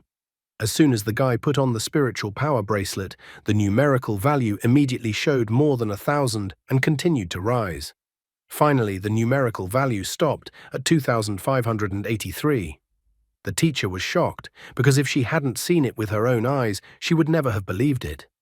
Chen Qinian noticed that usually when a beast evolves, the spiritual power of the host would also increase, but according to statistics, the average spiritual power level of 2-star beast tamers was in the range of 2,000 to 3,000. Chen Qinian noticed that none of his students, even the most talented ones, had spiritual power that reached such values. The highest value was 1,500, and that was only when their beasts had entered a mature form. But Xiao Xingyu's value was over 2,500. Chen Qinian allowed the fellow to take the 2-star beast tamer's exam. Xiao Xingyu teacher for allowing him to take the exam. Soon a helicopter was flying over the Blood Mist Canyon. Xiao Xingyu opened the door of the helicopter and realized that this was the place where his second star exam would be held. Principal Su Ruyan informed Xiao Xingyu through the earpiece that the guy had arrived at the entrance of Blood Mist Canyon, and that the 2-star Beast Tamer's exam would start at this place. Chen Qinian cautions the guy, reminding him that Blood Mist Canyon is full of magical beasts. If the guy realizes that he can't cope, he shouldn't be a hero, but should not give a distress signal. Standing on the edge of the helicopter, Xiao Xingyu announced that he was ready to start the exam. Principal Su Ruyan and Chen Qinian watched the guy through magic screens that displayed everything in the exam area. Su Ruyan reports that Xiao Xingyu's task is to go through the canyon all the way through. If he successfully reaches the exit, the exam will be considered passed. After that, Su Ruyan officially announced that the exam for 2-star beast tamers had officially begun. When Xiao Xingyu heard that the exam had started, he parachuted out of the helicopter and jumped straight into the canyon. Principal Su Ruyan and Chen Qinian were in the exam observation room. Chen Qinian informed Principal Su Ruyan that Xiao Xingyu had already entered the Blood Mist Canyon. In order to pass through the Blood Mist Canyon, the examinees must first fight the iron-toothed crocodiles. Then the student must escape from the bloody demonic spiders that dwelled in the demon cave. However, among the blood demonic spiders, there were sometimes individuals of the 3rd stage of the mature form. Chen Qinian wondered if Xiao Xingyu would be able to deal with such magical beasts. The teacher also recalled that because of yesterday's downpour, many magical beasts had appeared in the purple swamp. During his landing after skydiving to the ground, the guy noticed these magical beasts, which were iron-toothed crocodiles. Iron-toothed crocodile. Stage, initial form, level 3. The magical beast possessed many dangerous skills. Chen Qinian was scared for the guy when he landed with his parachute directly to the many iron-toothed crocodiles. However, the teacher believed that if Xiao Xingyu summoned his Hell Nether Wolf, he would be able to avoid danger. Finding himself practically in the jaws of all those iron-toothed crocodiles, Xiao Xingyu decided to summon his magical beast. Contrary to all the teacher's assumptions, the guy summoned Freya, who could perform well against such enemies. Chen Qinian was shocked that the guy had summoned a non-Black Fang. Principal Su Ruyan was also surprised that the guy had already managed to contract a second magical beast. After looking at Freya's characteristics and skills, Chen Qinian was shocked that he couldn't even hide his emotions. He confessed to Su Ruyan that Xiao Xingyu was a real monster because the guy was able to contract with the sacred angel of light. Chen Qinian could not believe what he had seen with his own eyes. He noted that such magical beasts had not been seen for many years. He wondered where Xiao Xingyu was able to find the sacred angel of light. Principal Su Ruyan had heard that 2 days ago Xiao Xingyu had bought a water pixie from a magical beast store. She speculated that perhaps the water pixie had evolved like that. Chen Chinian can't believe it, since water pixies are inferior beasts and the sacred angel of light has a purebred bloodline. Principal Su Ruyan asks that Chen Chinian not forget that Black Fang was also raggedly only a gale hound, but now he has evolved into Hell Nether Wolf. After accepting all the arguments, Chen Chinian could not deny this outcome. He remarked that Xiao Xingyu always made the impossible possible, and this was what true beast tamers should be like.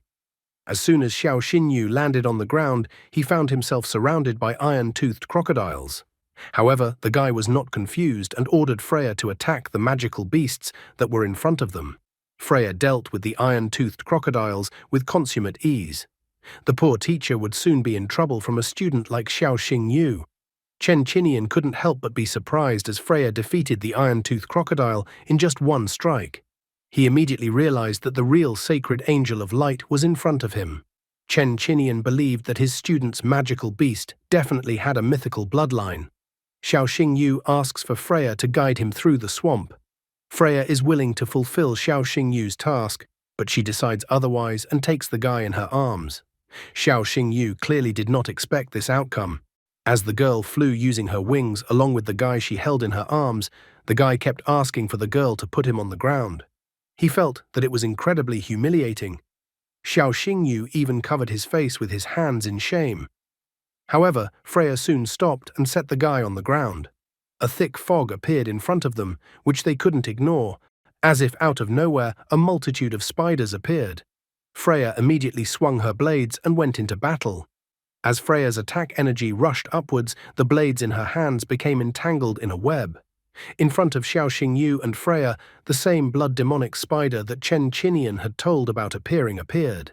The bloodline demonic spider was one of the most dangerous for Xiao Xingyu in this exam, as the spider already had a mature form that was level 3, bloodline elite. The blood demonic spider also possessed a super strong thread, making the web resistant to water, fire, and chopping attacks. Attributes: poison. The spider also possessed the spider prison skill. With this skill, the blood demonic spider could create a giant web that envelops its victim and begins to constrict. Xiao Xingyu recognized the magical beast that appeared in front of him at a glance. He remembered that blood demonic spiders lived in colonies. After looking around with his gaze, the guy noticed that there were at least 20 blood demonic spiders in this cave. After that, the blood demonic spider went to attack the guy. Watching the battle, Chen Chinian believes that although the sacred angel of light only has initial form, it can ignore the difference in strength and damage even mature blood demonic spider individuals. Xiao Xingyu dodged the attack of the blood demonic spider at the last moment. After that, he decided to summon Black Fang to deal with the blood demonic spiders. Principal Su Ruyan reminds the guy not to waste his time, as he needed to get to the finish line to pass the exam, not kill all the magical beasts. Xiao Xingyu only smiled after hearing Principal Su Ruyan's words and then ordered Black Fang to attack the magical beasts in front of him. Black Fang rushed forward to attack, but the blood demonic spiders didn't just watch, and also immediately wanted to entangle Black Fang with webs. Black Fang was able to dodge most of the attacks, but one of the webs released towards him still grabbed his back leg. Following that, one of the webs launched at him, grabbed his left front leg, and restrained his movements. Xiao Xingyu decided to spring into action and asked Freya to activate the sacred shield of light on Black Fang. The guy then asked Black Fang to unwind and use the Hellfire Lotus. Freya used the sacred shield of light, causing Black Fang to release. Black Fang then unfurled, blocking the webs that were released in its direction. The Black Fang spun around so much that it formed a tornado. The blood demonic spiders began to be sucked into a powerful stream of air that they tried to escape from. However, they could not escape and began to die one by one. The Black Fang returned to Xiao Xingyu, and the guy was upset that 25 spiders were too easy to defeat, and he thought it would be more difficult. Suddenly, the entire space around the guy shook. Xiao Xingyu felt that someone with a frightening aura appeared in front of him. Stones flew in all directions as the magical beast appeared. Crypto Spider appeared in front of the guy and his summoned magical beasts. Crypto Spider was a fully evolved magical beast. Crypto Spider possessed the skills: super strength thread, swarm intelligence. Attributes: mental. Chen Qinian asks for Xiaoxing Yu to retreat, as yesterday's downpour attracted a Crypto Spider that Xiaoxing Yu won't be able to defeat. The guy wonders what will happen to the exam if he retreats. Chen Qinian thinks that the guy will be able to retake the exam next time. However, Xiaoxing Yu doesn't want to back out, because it's just wasted time and he doesn't want to retake it. Xiaoxing Yu believes that even if God himself comes between him and successfully passing the exam, he will die. He plans to destroy anyone who gets in his way. Black Fang and Freya attacked Crypto Spider. However, when the dust fell, the guy saw that Crypto Spider was unharmed and managed to defend himself from the attacks. The guy is not very happy with this development. Chen Qinian asks the guy to stop risking his life and retreat. He also stated that the teachers are sent to save the guy. Dailu also thinks that the guy should give up his scheme. She thinks that Chen Qinian is right and the guy should not go ahead with his plan. Dailu thinks that with Xiaoxing Yu's current strength, he won't be able to defeat Crypto Spider. However, Xiaoxing Yu is against the decision to run away. He reveals that he wants to pass the second Star Beast Tamer's exam and destroy the magical beast, but even more, he wanted to know his limit. Dailu thinks the guy is a real psycho since he decided to stay. Xiaoxing Yu asks Black Fang to stealthily approach Crypto Spider from behind and use the Oblivion Claw. Black Fang plunged into the darkness to stealthily get close to Crypto Spider. However, Crypto Spider wasn't going to just stand there and wait for an attack in his direction and attacked the guy himself. Realizing that things were not going well, Xiaoxing Yu asks for Freya to cover him and Black Fang launched his attack. Black Fang came out of the shadows behind Crypto Spider and used the Claw of Oblivion on Crypto Spider, scratching him in the process. Crypto Spider, for this action, knocked Black Fang back with incredible ease, like a beaten dog. Freya stood up to Xiaoxing Yu's defense and tried to soften the blow. However, the Crypto Spider struck with an incredible force that Freya couldn't contain, and they all flew away. Xiaoxing Yu hit the rock with such force that he could use a course of rehabilitation at the very least. Despite his injuries, he was able to stand up. Freya and Black Fang are badly hurt after being attacked by a Crypto Spider. The Crypto Spider began to slowly approach them. The guy started taunting Crypto Spider, trying to make the magical beast mad. Crypto Spider didn't like the taunts from the guy and went on the attack again, using its web. Xiaoxing Yu climbed on top of Black Fang and they tried to dodge the attack. Xiaoxing Yu informs Black Fang that the web is poisonous, so he asks Black Fang to retreat to safety. Crypto Spider was unwilling to let go of its prey and rushed in pursuit.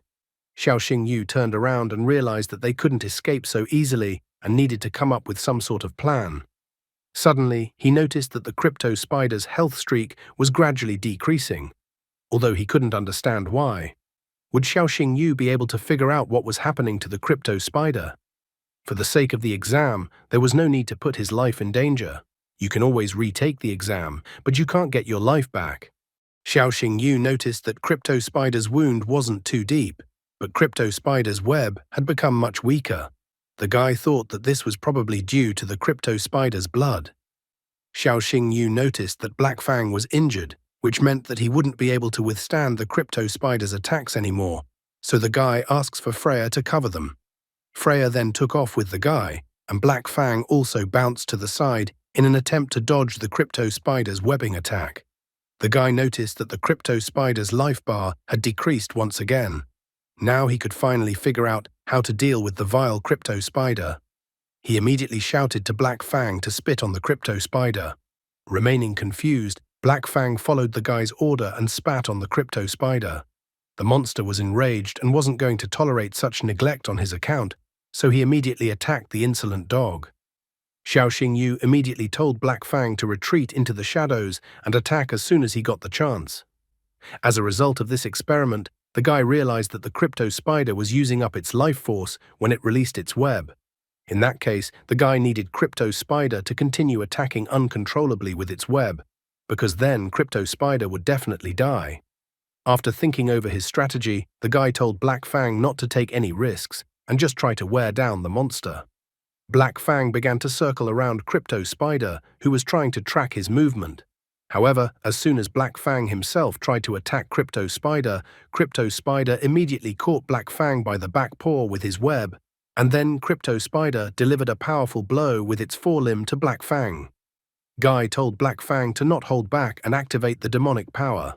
He then asked Freya to use the sacred shield on Black Fang to remove all negative effects from Black Fang. Freya immediately followed the guy's request and rid Black Fang of the negative effects. Just then, a helicopter appeared in the sky right above them, carrying Chen Qinyan and Su Ruyan. Chen Qinyan asks the principal why they still haven't intervened in the confrontation between Xiao Xingyu and Crypto Spider. However, Su Ruyan thinks that they don't need to hurry since it seems that the guy himself has found a way to deal with Crypto Spider. Chen Qinyan was still worried since he didn't know how much longer the guy and his magical beasts could last in such a fierce confrontation. Another 7 hours passed, and the guy along with his magical beasts were still confronting the Crypto Spider. The guy was incredibly tired from such a tough confrontation. He noticed that the Crypto Spider had already lost 90% of its health, that it was even starting to reflect on the Crypto Spider's web, for the web had become lighter in color. Xiao Xingyu believed that Crypto Spider couldn't deal with Black Fang, who was under the enhancement of demonic power, and also Crypto Spider couldn't break through Freya's defense. All they needed to win was to hold out a little longer. However, the guy was confused by the fact that all living creatures instinctively wanted to survive, and Crypto Spider, after losing so much blood, still didn't try to escape. He wondered why the Crypto Spider was still fighting so fiercely. After analyzing the whole battle, he remembered that Crypto Spider hadn't left the cave all the time, which meant that maybe there was something valuable in the cave that Crypto Spider was willing to sacrifice his life to protect. The Crypto Spider couldn't retreat and escape, so it once again fiercely attacked the guy and his magical beasts. At that time, Xiao Xingyu told Black Fang to use Hell Howl. At this moment, the guy noticed that the Crypto Spider had almost no strength left, which meant that this was their chance for a counterattack. He told Black Fang to use Hellfire Lotus. The attack caught up with the Crypto Spider, hitting it right on target. Despite his injuries, Crypto Spider did not back down and attacked with his web from above. Freya managed to protect the guy and Black Fang from such a destructive force at the last second. However, Xiao Xingyu told his magical beast not to worry about his defense, because the most important thing was to finally destroy the Crypto Spider. Therefore, the guy told Black Fang to use the Hellfire Lotus once again. This time, the deadly attack still caught up with the Crypto Spider. Xiao Xingyu felt heavy as if he had worked the night shift. He even praised Black Fang and Freya for handling the situation perfectly. The guy couldn't wait to find out what was hiding inside the cave and why the Crypto Spider was fighting so desperately, unwilling to back down. At that moment, he heard in his earpiece being told to leave immediately. The guy absolutely did not understand why he needed to leave if he had defeated the Crypto Spider. However, he immediately heard through the earpiece that even after dying, the Crypto Spider could continue to move for a while. Hearing those words, he immediately noticed Crypto Spider started to slowly rise from the ground. And then the Crypto Spider let out a furious scream. Xiao Xingyu wanted to retreat, but the Crypto Spider blocked the only way out of the cave. There was nothing left for the guy to do, so he told Black Fang and Freya to hide. Freya's memory was still fresh in her mind, how the guy had bought her out from the magical beast store and how he had treated her afterward and helped with her development. Therefore, Freya rushed towards the Crypto Spider lightning fast to protect her master. He told her to return immediately, but Freya pushed Crypto Spider out of the cave with incredible strength. Freya then sent Crypto Spider flying into the sky, where the monster exploded. Then a surprised Xiao Xingyu showed up from the cave because he didn't expect Freya to be able to learn a new skill by herself. The guy hugged Freya and remarked how incredible she was. As they made their way deeper into the cave, they finally managed to find what the Crypto Spider had been guarding so fiercely. The guy asked Delu if she knew what it was. The girl told him that in front of them was a heavenly soul vine seed with an ancient bloodline. The guy was happy to get his hands on such a valuable relic.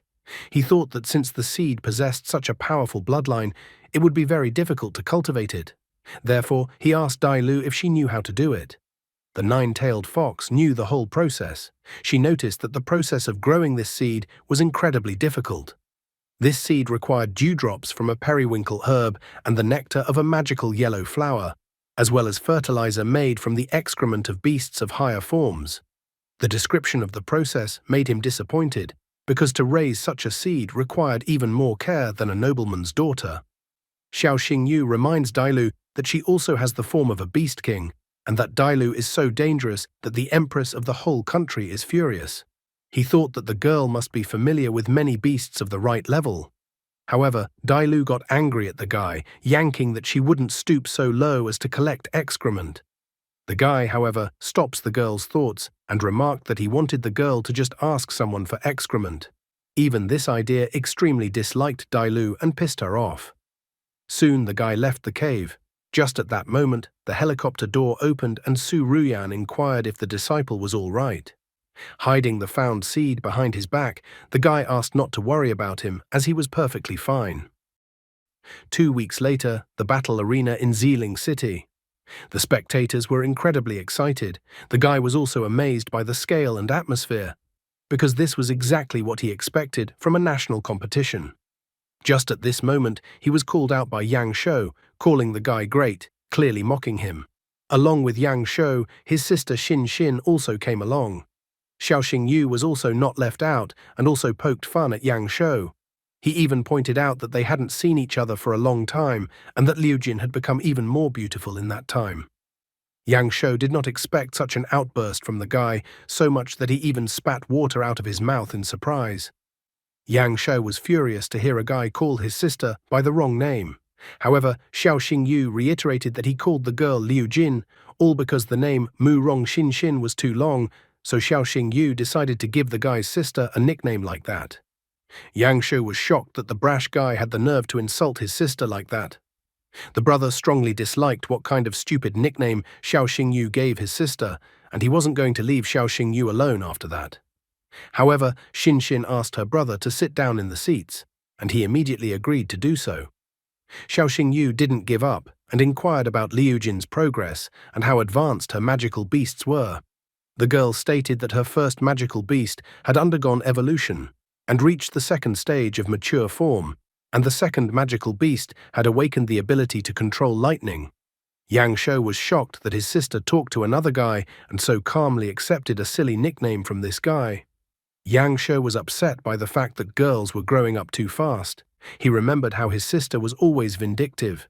The guy still remembered how he gave her the nickname, and after that, she didn't speak to him for a few days.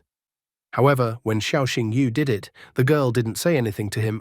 Yang Shou stated that the world has gone crazy because now a cat is in a relationship with a mouse. He even claimed in public that his sister had found her soulmate. Xiao Xingyu inquired what was wrong with the girl's brother.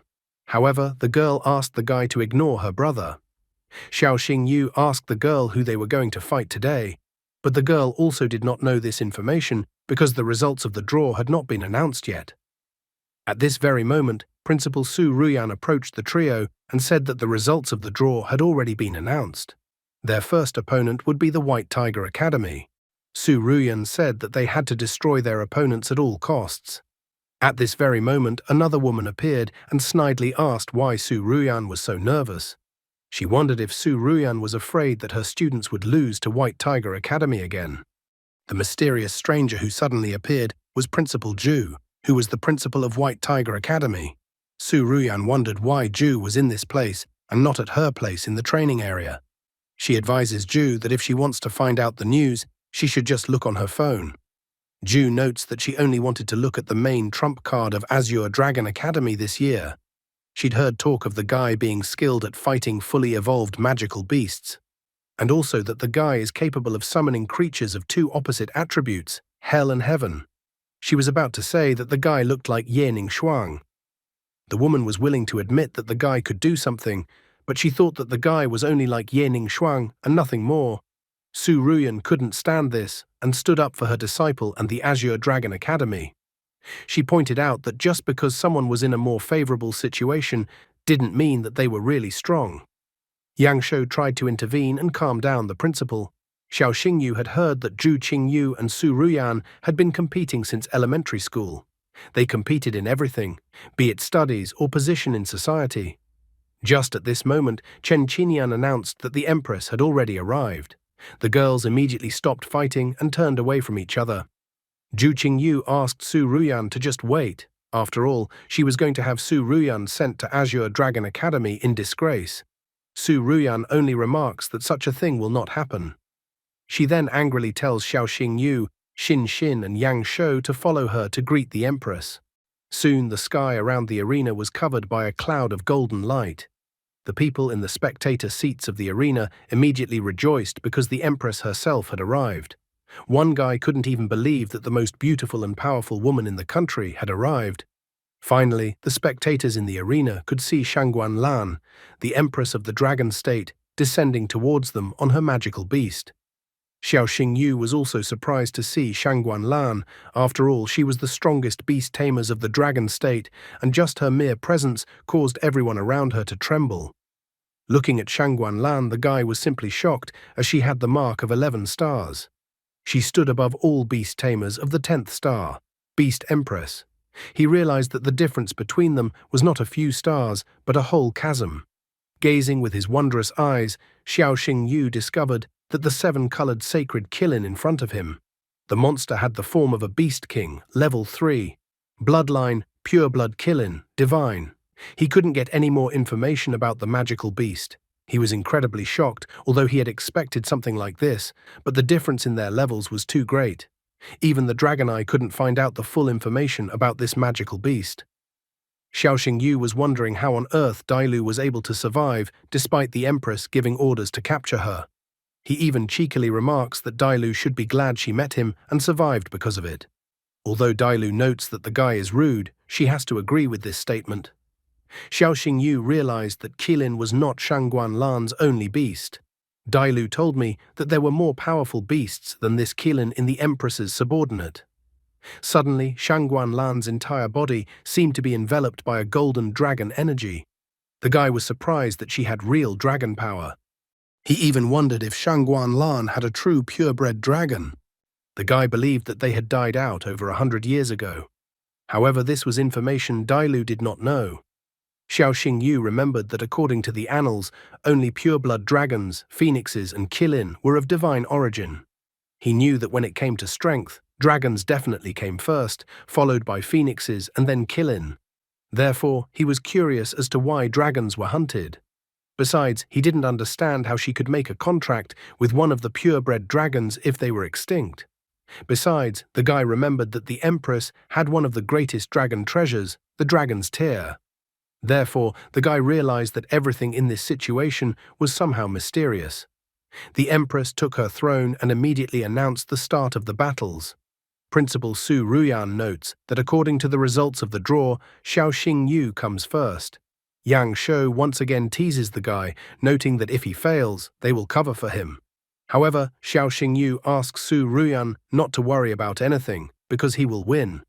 The host finally announced that the participant from White Tiger Academy on the left side is Lin Tianqi, the Sing of the head of the Tiger Guild. The host also announced that on the right side was the candidate from Azure Dragon Academy, the talented beast tamers from downstairs Xiao Xingyu. The beast tamers immediately summoned one magical beast each. Black Fang confronted Red Snake in the first round of the challenge. Sitting on the spectator stand, Xin Xin notes that the snake with sand attribute is the Black Fang's natural enemy who uses fire. Yang Shou notes that when fighting equal opponents, the deciding factor is not lineage at all, but elemental advantage. Therefore, the guy realizes that Xiao Xingyu will not have it easy in this battle. Lin Tianqi told Red Snake to use the Hurricane Blade ability. Xiao Xingyu tried to defend himself with Black Fang's Hell Howl ability. Their attacks collided, causing Black Fang to be slightly hurt. Lin Tianqi arrogantly remarks that the advantage is on his side and Xiao Xingyu is doomed to defeat. He even suggests that Xiao Xingyu surrender, and then it will be over quickly and painlessly. However, contrary to his words, Xiao Xingyu notices that it is too humid today. He remarks that the battle has just begun, and everything that has happened before is just a warm-up. The guy even arrogantly states that he only needs 2 attacks to defeat his opponent. Such arrogant words did not please Lin Tianqi. Without delay, Xiao Xingyu ordered Black Fang to use Hell Howl directly into the sky, which Black Fang demonstrated. The Empress's subordinate was surprised and didn't understand what the guy was doing. He thought that the magical beast's fire was too weak to melt the sand. However, Shangguan Lan immediately understood everything and informed her subordinate that this was not the case. The subordinate wondered what the guy was really up to. Shangguan Lan then explains to her assistant that Xiao Xingyu is going to take advantage of the 7 colored clouds that Shangguan Lan caused to appear in the sky above the arena. Watching Xiao Xingyu's magical beast attacking the sky, Lin Tianqi couldn't understand what the guy standing in front of him was up to. When raindrops suddenly appeared from the sky, Lin Tianqi understood everything. He immediately told the red snake to stop Xiao Xingyu and Black Fang. However, Xiao Xingyu happily pointed out that it was already too late and the guy had missed his chance. Looking at the ground beneath his feet, Lin Tianqi had already noticed that the sand was getting wet. Now his magic beast could no longer create sand whirlwinds or hurricane blades.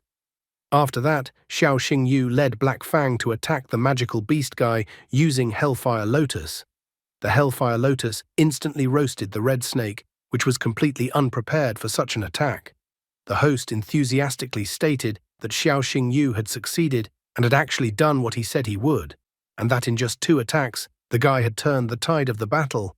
Lin Tianqi and Red Snake were defeated by such a crushing attack. Host remarked that the artificial rain idea was great. Shangguan Lan noticed that the guy had calculated the moment accurately and was also thinking perfectly. The subordinate reported to the Empress that they had checked Xiao Xingyu's past and could not find anything suspicious.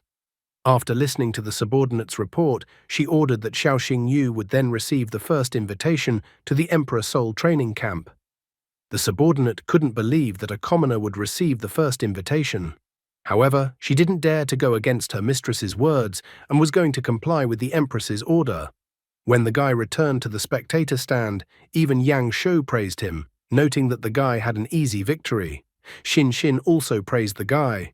Xiao Xingyu once again pulled out quotes from a collection of pathos quotes and said that he never loses to anyone.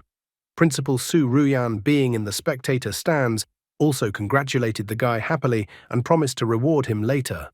He even asked that the principal should remember to do so when they return.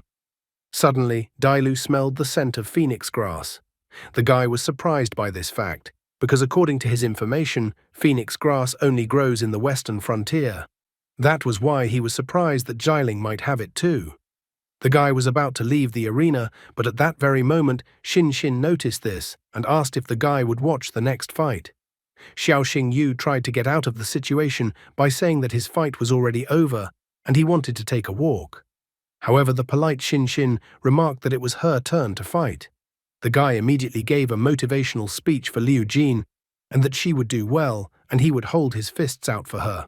Yang Shou was directly furious that the guy decided to flirt in front of him with his sister. The girl made another attempt, but the guy informed her that he had urgent business to attend to and that there was no way he could watch the girls fight. Deciding not to insist anymore, the girl then said that they could go somewhere after the tournament. This time, the guy didn't fight back and immediately agreed to the girl's proposal. Just at this moment, the host announced that the second battle would be between Mu Rong Xinxin, the daughter of a renowned general from the Azure Dragon Academy, and Zhou Ye, the son of the ruler of Hanyang from the White Tiger Academy.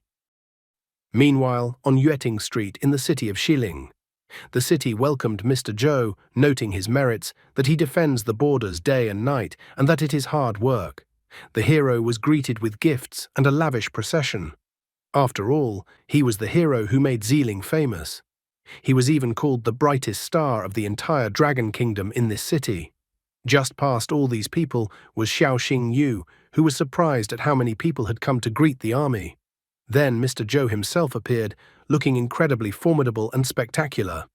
Next to the man was an Imperial Battle Rhino. Stage, Beast King form, Level 2. Bloodline, Battle Beast, Mythical.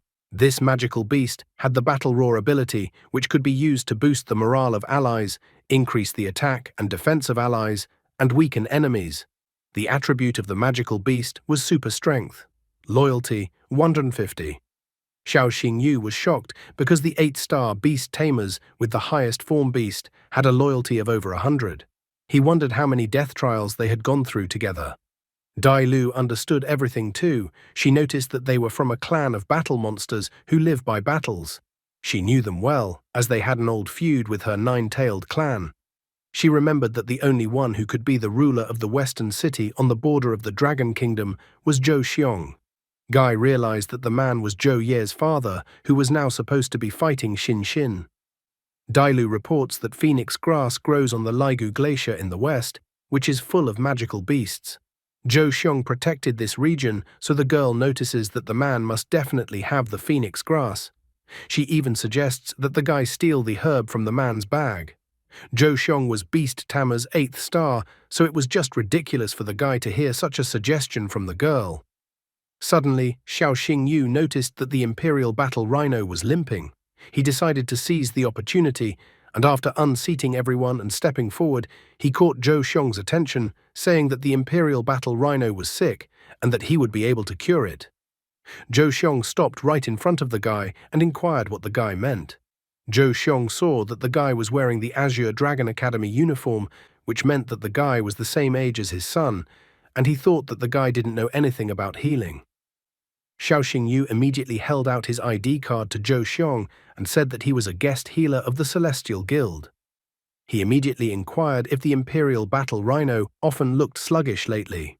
He continued to ask Zhou Xiong if the magical beast was getting red spots and if its skin was covered in sores during rainy weather. Zhou Xiong couldn't understand how the guy could know this. Zhou Xiong had specially returned to find a cure for his magic beast. He said that the guy had not earned his trust so far, but he still asked why his magic beast was sick then. Zhou Xiong wanted to see if the guy's diagnosis would match what the other healers said. However, Xiao Xingyu said that it was quite a simple task, because in fact, all of the magical beast's problems were due to the sand mantic that Xiao Xingyu had extracted from the magical beast's leg. After that, Zhou Xiong still remarked that the guy was really good at this. Over the years, Zhou Xiong had met with many top healers, but no one had ever been able to cure the Imperial Battle Rhino. Since the guy has diagnosed it, Zhou Xiong wonders how the guy would cure the magical beast. Xiao Xingyu asked Zhou Xiong to find a less crowded place. After all, he needed some herbs. Zhou Xiong didn't resist and immediately invited the guy to his house. He asked the guy to tell everything he needed so that he could have everything prepared. He also remarked that if the guy could cure his magic beast, he would fulfill the guy's every wish.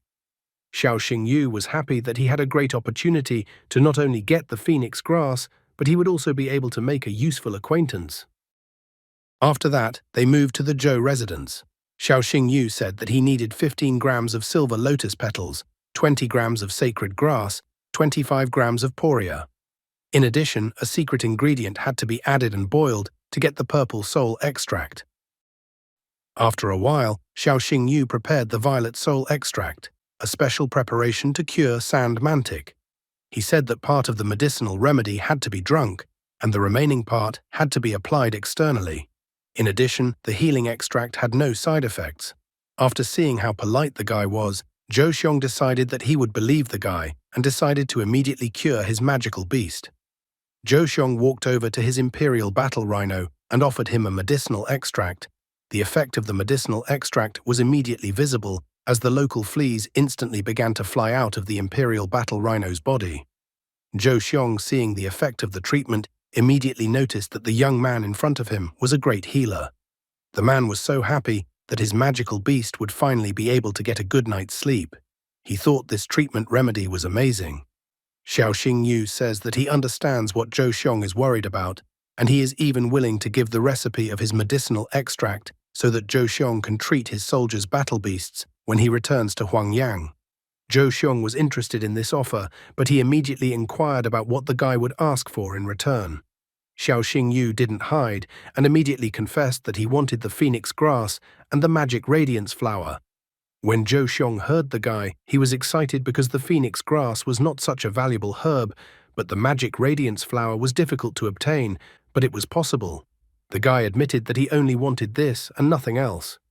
Zhou Xiong suggested that the guy stay for dinner. that he would socialize with the guy and have a bowl of drinks. Xiao Xingyu decided not to deceive the old man and confessed that he had run away secretly, and at this moment the old man's son had most likely already finished fighting with a girl from his academy. Zhou Xiong had also heard that the principal of Azure Dragon Academy and the principal of White Tiger Academy had been feuding for a long time. The old man decided to go along with the guy since he wanted to visit the Empress. When he arrived at the arena, he saw that the battle was still going on. The host said that the battle had reached its climax, and it appeared that the battle between Zhou Ye and Xin Xin had been going on for an hour and there was still no winner. Zhou Ye noticed that Xin Xin was in a losing position, but he didn't understand why the girl was fighting so hard. In addition, the guy noticed that from the beginning of the fight, the girl looked distracted, which made him wonder what was distracting the girl. The girl's thoughts were occupied with the fact that Xiao Xingyu still hadn't returned. She felt that if Xiao Xingyu found out that she had lost, she would be incredibly ashamed. Her honor was at stake, and she intended to win her fight and prove to Xiao Xingyu her strength. Xiao Xingyu from the spectator seats of the arena inquired from the girl if she still had any spiritual energy left, and noticed that the girl was still holding on. The girl was surprised that the guy had already returned to the arena. Scanning with his marvelous gaze, the guy noticed that the opponent's condition left much to be desired, and they were both on the verge of exhaustion. Xiao Xingyu realized that this was both good and bad news for both sides. After that, he decided to take a look at the magical beasts fighting. Xin Xin had a snow-winged hunter magical beast. Stage, mature form, level 2. Bloodline, mythical. The snow-winged hunter also had the eagle eye ability. The ability endowed the magical beast with a vision that allows it to spot weaknesses and blind spots. There was also a second ability, Arctic Storm. This ability allowed it to release ice waves after receiving an attack, strengthening its shield. Attributes, air, ice. Loyalty, 99. The guy was surprised as Xin Xin seemed to be using his first battle beast. Xiao Xingyu realized that the girl had used her trump card and also that the girl had a strong fighting spirit. Zhou Ye used a magical beast, demonic darkness wolf. Stage, mature form, level 2, bloodline, mythical. The magic beast possessed the ability of Will of the Wolf. The ability allowed it to reduce the damage it received from the front. It also had the Shadow Clone ability. The ability allowed you to create 12 shadow clones that deal pure damage. For each clone destroyed, additional spiritual energy was expended. Attribute, mental, loyalty, 87. Seeing that the magical beast could create 12 clones, the guy wasn't surprised that the fight was taking so long. Xin Xin used the Arctic Storm ability. In response, Zhou Ye once again used shadow clones. The demonic darkness wolf attacked the snow-winged hunter, who couldn't understand where he was being attacked from. The spectators in the stands thought that the demonic darkness wolf's technique was incredibly sneaky, because it was impossible to tell the difference between the original and the clones. Xiao Xingyu, however, there were differences after all. The girl decided that she should take the risk. Just at this moment, Xiao Xingyu started coughing loudly while on the spectator stand. He managed to attract the attention of Xin Xin, who immediately realized that it looked like the guy was hinting at something. The girl examined her rival's magic beast and realized what the guy was hinting at. She immediately ordered the snow-winged hunter to attack the particular demonic darkness wolf. The ice attack hit the real demonic darkness wolf, causing it to be in pain. Zhou Ye didn't understand how the girl was able to find the real magical beast, and thought that it was impossible, and most likely the girl was just lucky. He ordered his magic beast to move the clones, but Zhou Ye demonic darkness wolf had already paled. After that, the host announced that the end of the battle had finally arrived. The winner of this battle was Xin Xin. With this win, Azure Dragon Academy wins by a score of 2-0. Xiao Xingyu and Yang Shou immediately congratulated the girl on her victory. Xin Xin ran up to Xiao Xingyu and hugged him, thanking him. Her brother was just shocked at his sister's behavior. Yang Shou didn't understand what happened to his sister and what Xiao Xingyu had done to her. Xiao Xingyu, on the other hand, was about to reveal that he didn't do anything special and just gave the girl a hint to solve the problem. The brother was unwilling to listen to Xiao Xingyu's pathetic excuses and told him to keep his hands off his sister. He promised that if Xiao Xingyu ever messed with his sister again, he would definitely kill him. Meanwhile, Zhou Ye walked over to Principal Zhu Qingyu and sadly noted that he had lost too. Principal Zhu Qingyu was furious. She stated that she was waiting for all three of them after lunch to discuss team battle tactics. She noted that no one would go to bed until they managed to come up with the perfect plan. She ordered the students to practice until they fell down. Zhou Xiong was beside the Empress and noticed that it seemed that his son still had a lot to learn. He couldn't help but notice that General Murong's daughter was quite perceptive, as she was able to spot a weakness at a crucial moment. Zhou Xiong couldn't help but note that the girl was considered one of the most promising students of the Azure Dragon Academy for a reason. However, Shang Guanlan saw everything perfectly well, and she asked that Zhou Xiong not pretend, for he too had noticed that someone had tipped the girl off to the weakness of the opponent's magical beast. That someone was divine Dr. Xiaoxing Yu, who Zhou Xiong himself had just praised just now. Zhou Xiong got down on one knee and asked Shang Guanlan not to punish the disciples and give them another chance. On the contrary, Shang Guanlan thought that Xiaoxing Yu, Xin Xin and Zhou Ye had performed well and would be invited to the Emperor Soul Camp. Zhou Xiong thanked the Empress for such a valuable lesson.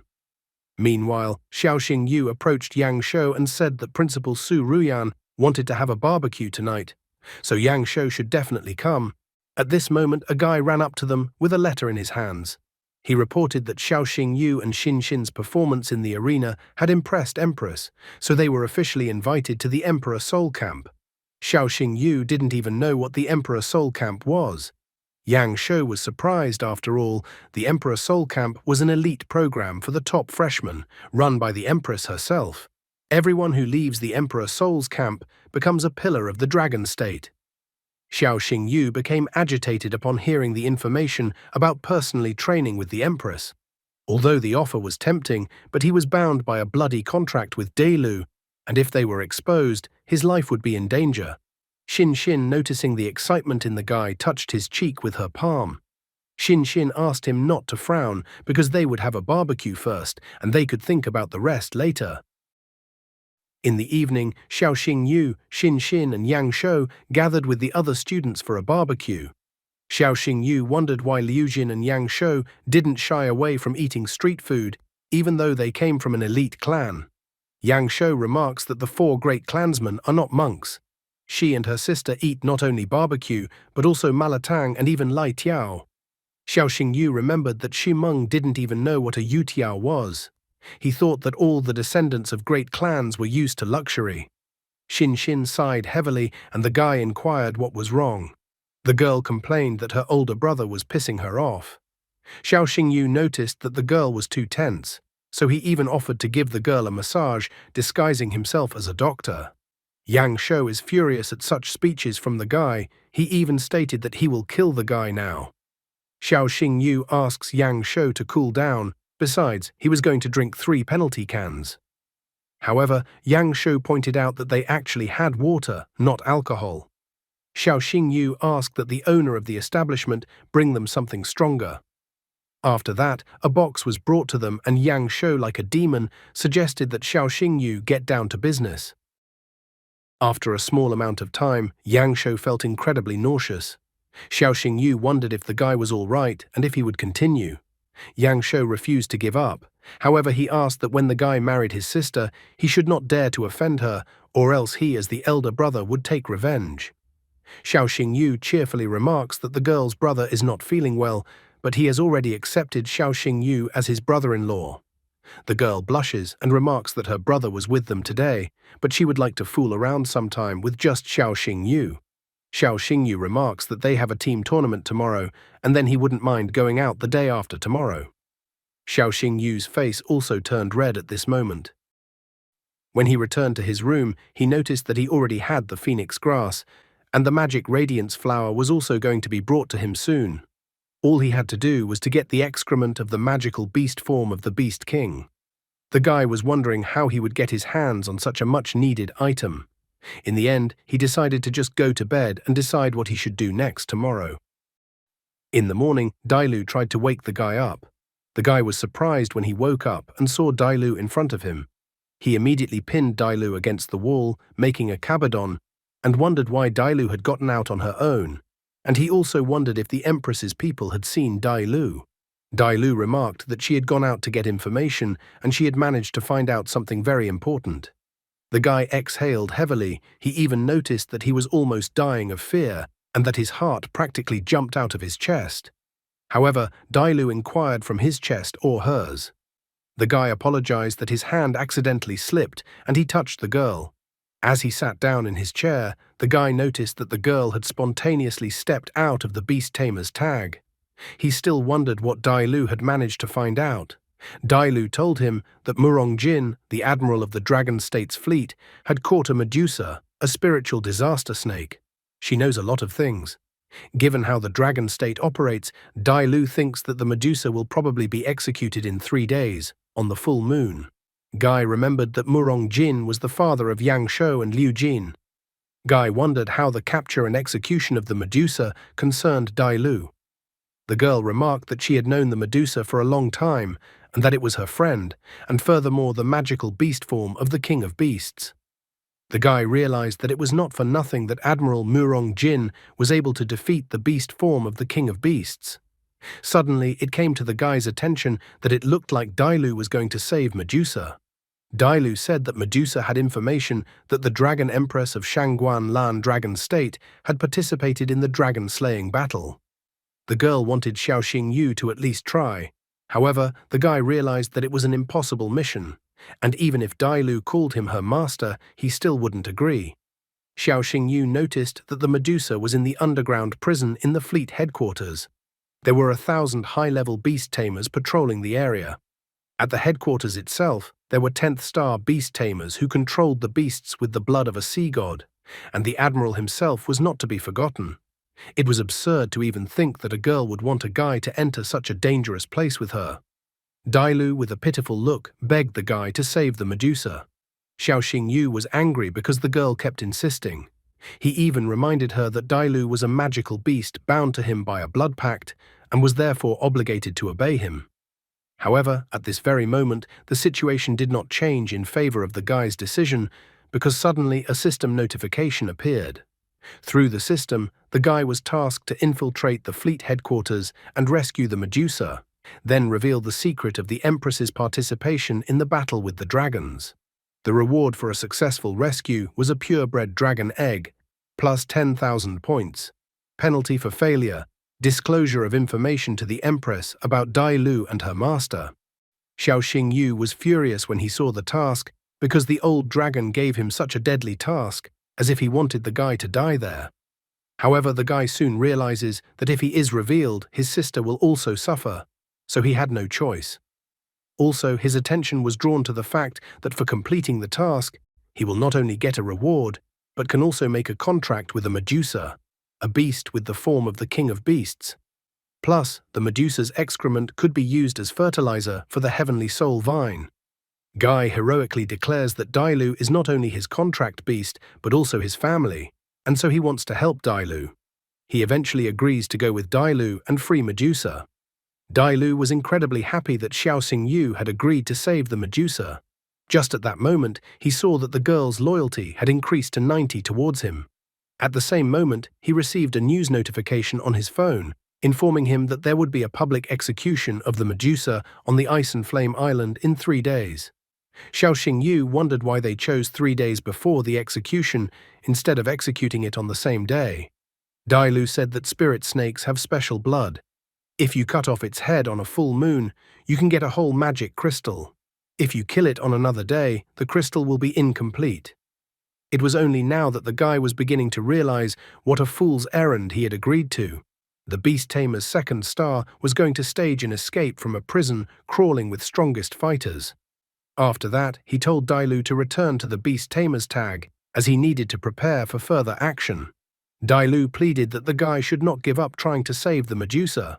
However, Xiao Xingyu needed to deal with today's tournament first. Arriving at the arena, Xiao Xingyu was surprised to see that the entire arena seemed to be drenched in lava blood. He asked why they had chosen this particular place. Yang Shou said that it was said that the fallen dragon lake was formed during the battle with the dragons. A giant dragon died in this place whose blood dyed the water that color. Since then, the place looked like a boiling magma, but Yang Shu believed that these were just rumors. After all, there was no proof of any kind. Xiaoxing Yu thought it was a cruel test. After all, if you lost, you would be left skinless. He was curious as to what was actually in the water, so he looked with his marvelous eyes. In the depths of the scorching magma, he sensed the dragon's power, and then he discovered that there were dragon bones at the bottom. Xiaoxing Yu saw that there were dragon bones at the bottom of the lake, and so he pondered that if he let the magical beast devour the dragon bones, it would surely amount to evolution. The dragon bones took all the guy's attention, as he didn't understand how he could get those bones. Xin asked the guys to be extremely careful, as the broadcast would be watched by viewers from all over the country. Yang Shu immediately noticed that from the beginning, the guy was just standing there in a daze. He asked him to come to his senses, as their fight was about to start soon. Multiple helicopters started flying around the venue. Host greeted the spectators and announced the start of the team battle in the Supernova tournament. Ruo Xue, along with Xi Meng, were also watching this confrontation on TV while in the dormitory. The host announced that the 6 remaining contestants would fight in today's fierce fight. He fueled interest in the fight and wondered to the viewers who would be able to emerge victorious today. Ruo Xue, meanwhile, asked Xi Meng not to drink too much cola so that she wouldn't get tooth decay. Xi Meng was happy that her brother would definitely win today. Xiaoxing Yu realizes that Liu Jin is right and that he needs to show his sister and the others what he can do. Xiaoxing Yu immediately summons Black Fang. Yang Shu calls for White Griffin, and Xin calls for Bone-Winged Bat.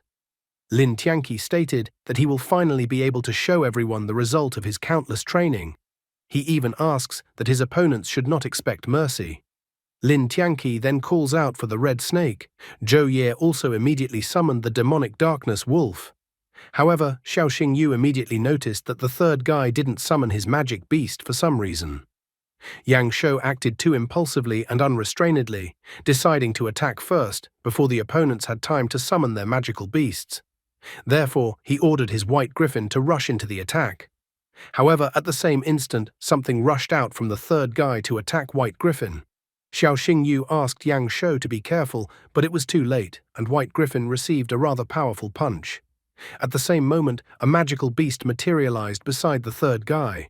Xin immediately recognized the magical beast, for it was Shadow Ninja Monkey. Yang Shu also recognized the magical beast. He remembered that this beast was able to instantly teleport several times in a row in a limited area. Now he could recognize that their opponent was not so simple. Lin Tianqi told Red Snake to use the Hurricane Blade. Zhou Ye at the same time summoned the Shadow Clones. Yang Shu started complaining that he couldn't see anything because of the Hurricane Blade. He wonders to his sister if she can handle the demonic darkness wolf by herself since she has already fought it. However, Xin notes that back then her opponent only lost because of the prolonged battle, and now the storm was preventing her from finding the real body of the magical beast. The third guy seemed to be the brains of the entire operation and commanded that Zhou Ye use his demonic darkness wolf and focus on facing Hell Netherwolf. Zhou Ye immediately commanded his magical beast to attack the Black Fang. Despite the multiple attacks from the demonic darkness wolf, Xiaoxing Yu told Black Fang to keep going and break through the sandstorm. Black Fang successfully continued to break through the sandstorm. The third guy immediately told the guy not to dream of breaking through and told Shadow Ninja Monkey to attack with darkness shurikens. The Shadow shurikens hit the Black Fang accurately. Therefore, Xiaoxing Yu told Black Fang to use the ability Hunt in Darkness. Xin starts to worry about the guy and wonders if he's all right. Despite the dire situation, Xiaoxing Yu notes that he's fine and that he foresaw this scenario. Yang Shu was furious as the opponents were mean and focused all their attacks only on Black Fang. Xin also managed to notice that the opponents were only targeting Xiaoxing Yu, so they needed to thwart their opponents. Yang Shu immediately ordered White Griffin to use Heavenly Lightning to destroy the shadow clones of Hell Nether Wolf.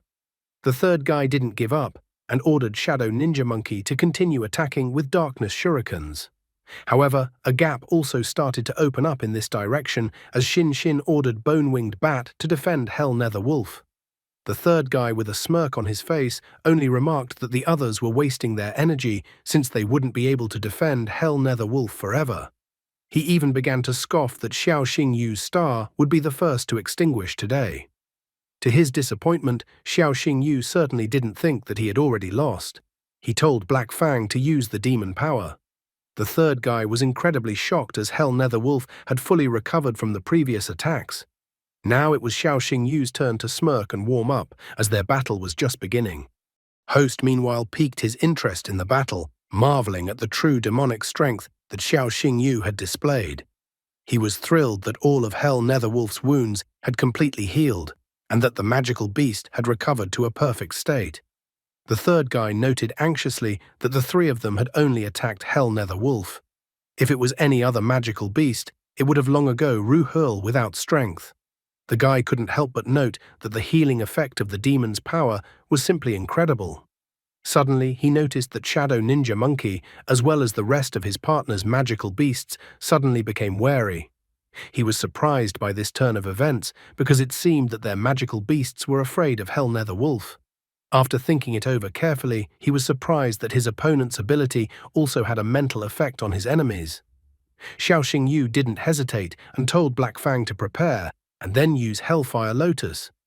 Yangshuo was surprised that one magical beast skill simultaneously contained 4 attributes: fire, wind, darkness, and demon power. Yangshuo immediately pointed out that Hellfire Lotus was one of those techniques that was astonishingly powerful. Lin Tianqi immediately told Red Snake to use the Hurricane Blade to put out the fire.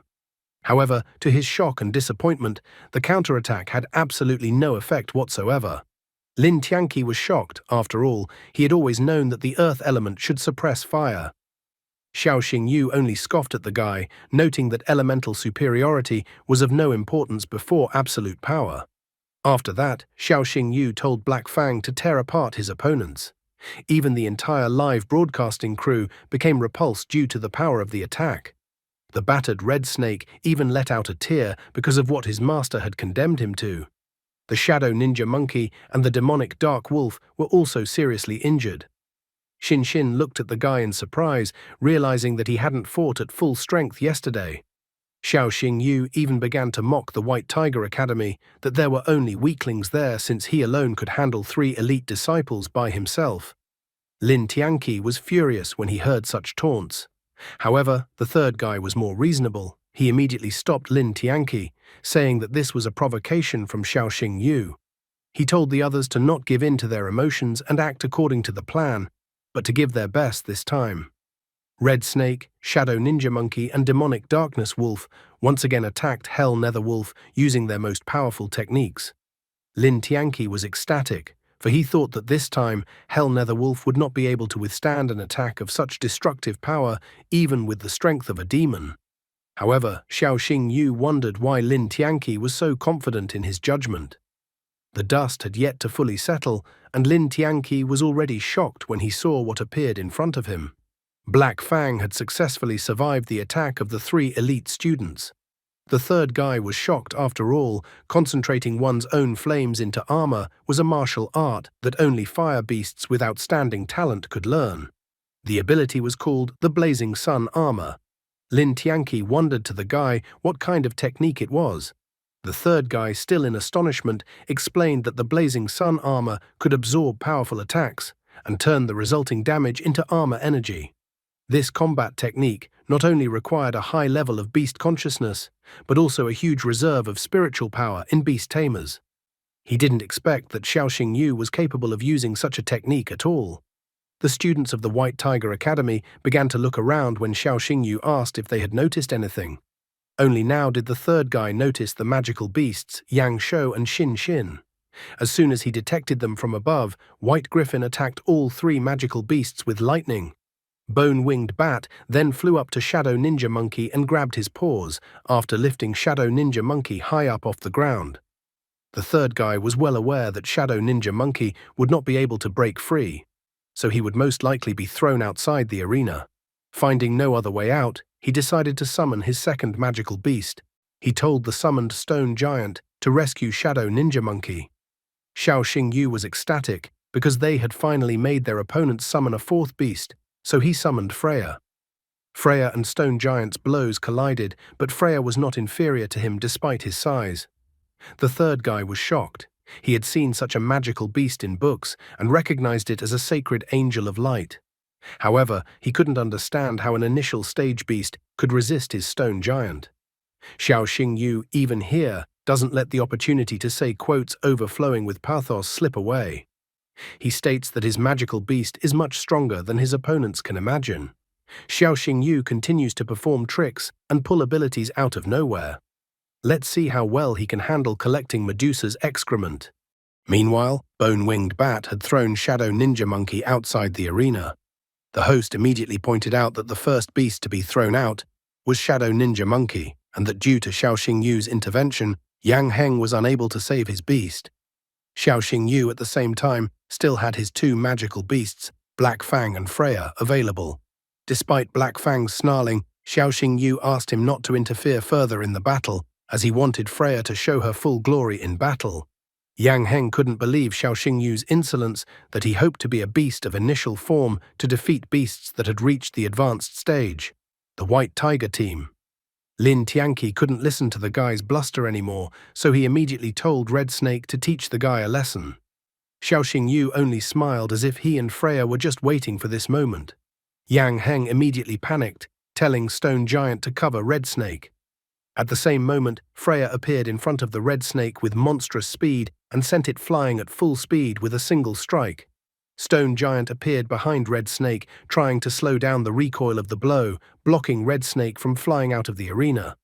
The host at this point couldn't understand what had happened, asking the operator to turn on the replay in slow motion. The operator even wanted to try to slow the moment down 1,000 times to at least try to see what happened at that moment in the arena. Yang Shou tried to make out what ability Freya had used, and if it was a light foot strike.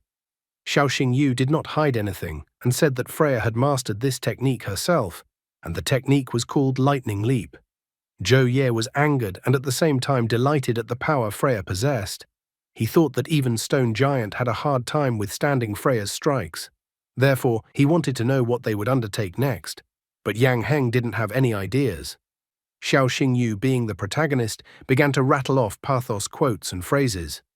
He asked Yang Heng if the beasts on their team liked Freya's lightning leap. Even Yang Shou thought that this phrase would make it to the top of the most pathos quotes of the year. Zhou Ye asked the others not to panic because he thought that Freya probably couldn't use lightning leap very often. Yang Heng agreed with him, realizing that he had miscalculated but would support his two co-commanders this time. Zhou Ye didn't despair, realizing that they still had two more magical beasts, which meant there was still a chance of victory. After that, Zhou Ye summoned another one of his magic beasts, Thunder Rhino. Lin Tianqi was unwilling to concede a second time, following his teammate's example and summoning his second magical beast, Indomitable Grey Fox. The Mu Rong family's brother and sister were also unwilling to give in to this confrontation. Yang Shou understood his sister half-heartedly, stating that they would not leave Xiao Xingyu to fight alone. Xiao Xingyu did not hesitate, immediately telling Freya to push the Indomitable Grey Fox outside the arena. Yang Heng was unwilling to let Xiao Xingyu make such an attack, so Stone Giant stopped Freya. However, the brother and sister channeled their magical beasts to not let their opponents interfere with Xiao Xingyu's plan. Freya lightning fast reached the Indomitable Grey Fox and kicked it with her foot. Bone-Winged Bat and White Griffin were able to hold off Stone Giant and Thunder Rhino at this time. Zhou Ye had to admit that he had almost no spiritual energy left, but in his opinion, Xiao Xingyu still had enough spiritual energy. Lin Tianqi also admitted that he was already at his limit and that he only had enough spiritual energy for one attack. Yang Heng realized the dire situation and decided that now was the time to use their crowning technique, as it was their last chance to win. Xiao Xingyu immediately warned the others that the spiritual power of their opponents was running out, and that was why their opponents would try to make the last, but at the same time the most powerful strike. He believed that now was the decisive moment, so they should show their determination to everyone. Yang Heng told Stone Giant to increase in size, after which it began to grow rapidly. Lin Tianqi then told Red Snake to use Hurricane Blade to make it difficult for opponents to see. After that, Zhou Ye came into play, telling the demonic Darkness Wolf to use the Shadow Cloning ability on Stone Giant. A multitude of Stone Giant's shadow clones and Stone Giant himself tried to attack Black Fang. However, they failed and only attacked the ground. They couldn't understand where the Black Fang had disappeared to. At the same moment, Yang Heng and his team finally discovered that the Black Fang was in the sky. His white griffin gorged itself on the Black Fang with its claws and lifted it into the sky. A joyous Xiao Xingyu told Black Fang to finish off the remaining magical beasts from his opponents in the arena. Xin Xin told Bone-Winged Bat to unleash the flames of souls. Yang Shou also told White Griffin to unleash the full power of lightning. Once the magical beasts started using the abilities, the brother and sister told the magical beasts to pre-eat all the energy to Black Fang. Black Fang began to absorb the energy of Bone-Winged Bat and White Griffin. He then attacked the magical beasts in the arena with all that energy. All of Stone Giant's clones were destroyed, and he was defeated. The demonic darkness wolf and the red snake were also defeated. Yang Heng, Zhou Ye, and Lin Tianqi collapsed without strength on the arena. Yang Heng was angry and disappointed that they had lost. The host announced that the battle was over, and the winner of this confrontation was Azure Dragon Academy. An overjoyed Xiao Xingyu immediately embraced Liu Jin and tried to pull her to him. Yang Shou was angry that Xiao Xingyu had the nerve to touch his sister on live TV. The White Tiger Academy team came up next to them. Yang Heng called Xiao Xingyu a real monster. Lin Tianqi, although he was dissatisfied with the outcome of the battle, he admitted that this time they had lost fairly and without question. Zhou Ye also believed that this time the fight was fair. A smiling Xiao Xingyu thanked the White Tiger Academy disciples for complimenting him. Suddenly, he heard a noise where someone was thanking the headmaster of the Azure Dragon Academy. As it turned out, it was the principals of the two academies clashing once again. Su Ruyan arrogantly thanked Zhu Qingyu for the congratulations because the whole country had talked about Azure Dragon Academy thanks to Zhu Qingyu and White Tiger Academy, hinting at the defeat of White Tiger Academy. Zhu Qingyu responded to this arrogant statement by asking Su Ruyan to keep a close eye on his star pupil in case he decides to transfer to White Tiger Academy next year. Su Ruyan, on the other hand, scoffed at Zhu Qingyu as Zhu Qingyu somehow even managed to assume that she could poach a disciple of the Azure Dragon Academy. She told Xiao Xingyu to come over to her for one moment. As soon as he approached, Su Ruyan pulled him to her and embraced him, stating that she had saved his life and that the guy would always stand by her side. The guy tried to remind director Su Ruyan that they were still on live TV, so she should keep her cool. Ruo Xu, who was watching the whole thing on TV at that moment, was furious and even broke the TV remote, which scared Shi Meng. In the evening, Xiao Xingyu, Xin Xin, and Yang Shou celebrated their victory in today's match. With a red face, Xiao Xingyu tried to assure the others that he was fine and not drunk at all. Yang Shou was greatly surprised at the state the guy was in. Considering he was fine during the solo victory celebration yesterday, Xin Xin thought that the guy just didn't know how to drink cocktails. They ended up taking the guy to his room to get a good night's sleep, and besides, it was past their bedtime. However, as soon as they closed the door, the guy immediately opened his eyes. All this time he had been faking it, creating an alibi for himself. He immediately told Dailu to get out of printing beast tamers, as they needed to head to Fallen Dragon Lake. Dailu thought that the guy wasn't important, so she didn't really understand where he was going in the middle of the night. However, Xiao Xingyu informed her that he had figured out how to save Medusa. In order to do so, the girl must go to the same place with him. Dailu was shocked that the guy had come up with a plan so quickly. He began to explain that in order to make Medusa's escape, Dailu needs to evolve as soon as possible, as she has been on the third stage of the Beast King form for quite some time. In addition, the dragon power is still in Dailu's body and still hasn't dissipated. Therefore, he inquired about what would happen if he gave her the bones of a pure-blood dragon. Dailu couldn't understand where the guy was going to get the pure-blood dragon bones from. And if he did, it wasn't clear how it would help her. Xiao Xingyu believed that if Dailu absorbed the dragon bones and combined her blood with dragon blood, she could break through and evolve into a nine-tailed dragon fox. Dailu thought the guy was a fool in this situation, since everyone had the understanding that no creature could fuse its blood with dragon blood. Therefore, she believed that no matter how valuable a dragon bone was, in the end it was just a bone. The guy understood all of the girl's concerns, but still he hinted that he had a way to make something like this. The girl was surprised that the guy wanted her to evolve into a nine-tailed dragon fox. She even thought the guy was joking. The idea of a guy was causing the girl excessive anxiety. Soon, they arrived at the fallen dragon lake. The weather at this time had become too violent, and there was a heavy downpour. Xiao Xingyu thought that they were lucky that it started raining heavily, because this way the chance of being seen became much lower. He asked for Dailu to protect him with foxfire. When he descended into the water, he would point the girl's way. Grabbing the guy with one hand and forming a protective bubble with her other hand, she jumped into the lake with the guy. She was curious about where exactly the dragon bones were located. Xiao Xingyu, like a navigator, began to guide her, asking her to dive a little to the left. However, they were off course, and they had to dive to the right and then to the bottom of the lake about 300 meters away. Soon they found them, and Dailu saw the giant dragon bones. Xiao Xingyu explained that the dragon heart bone in front of them was the smallest, but also the densest and hardest part of the dragon. Dailu still couldn't believe that the guy was 18 years old, considering that he even knew such information. Xiao Xingyu didn't hesitate for long and immediately started absorbing the dragon bones, placing them in the ring. He decided that once they made it to the shore, it would be necessary for them to immediately head to the confluence forest. There must be many predatory beasts in the forest, so no outsiders can interfere with them. They soon made their way to the surface and went straight to the confluence forest.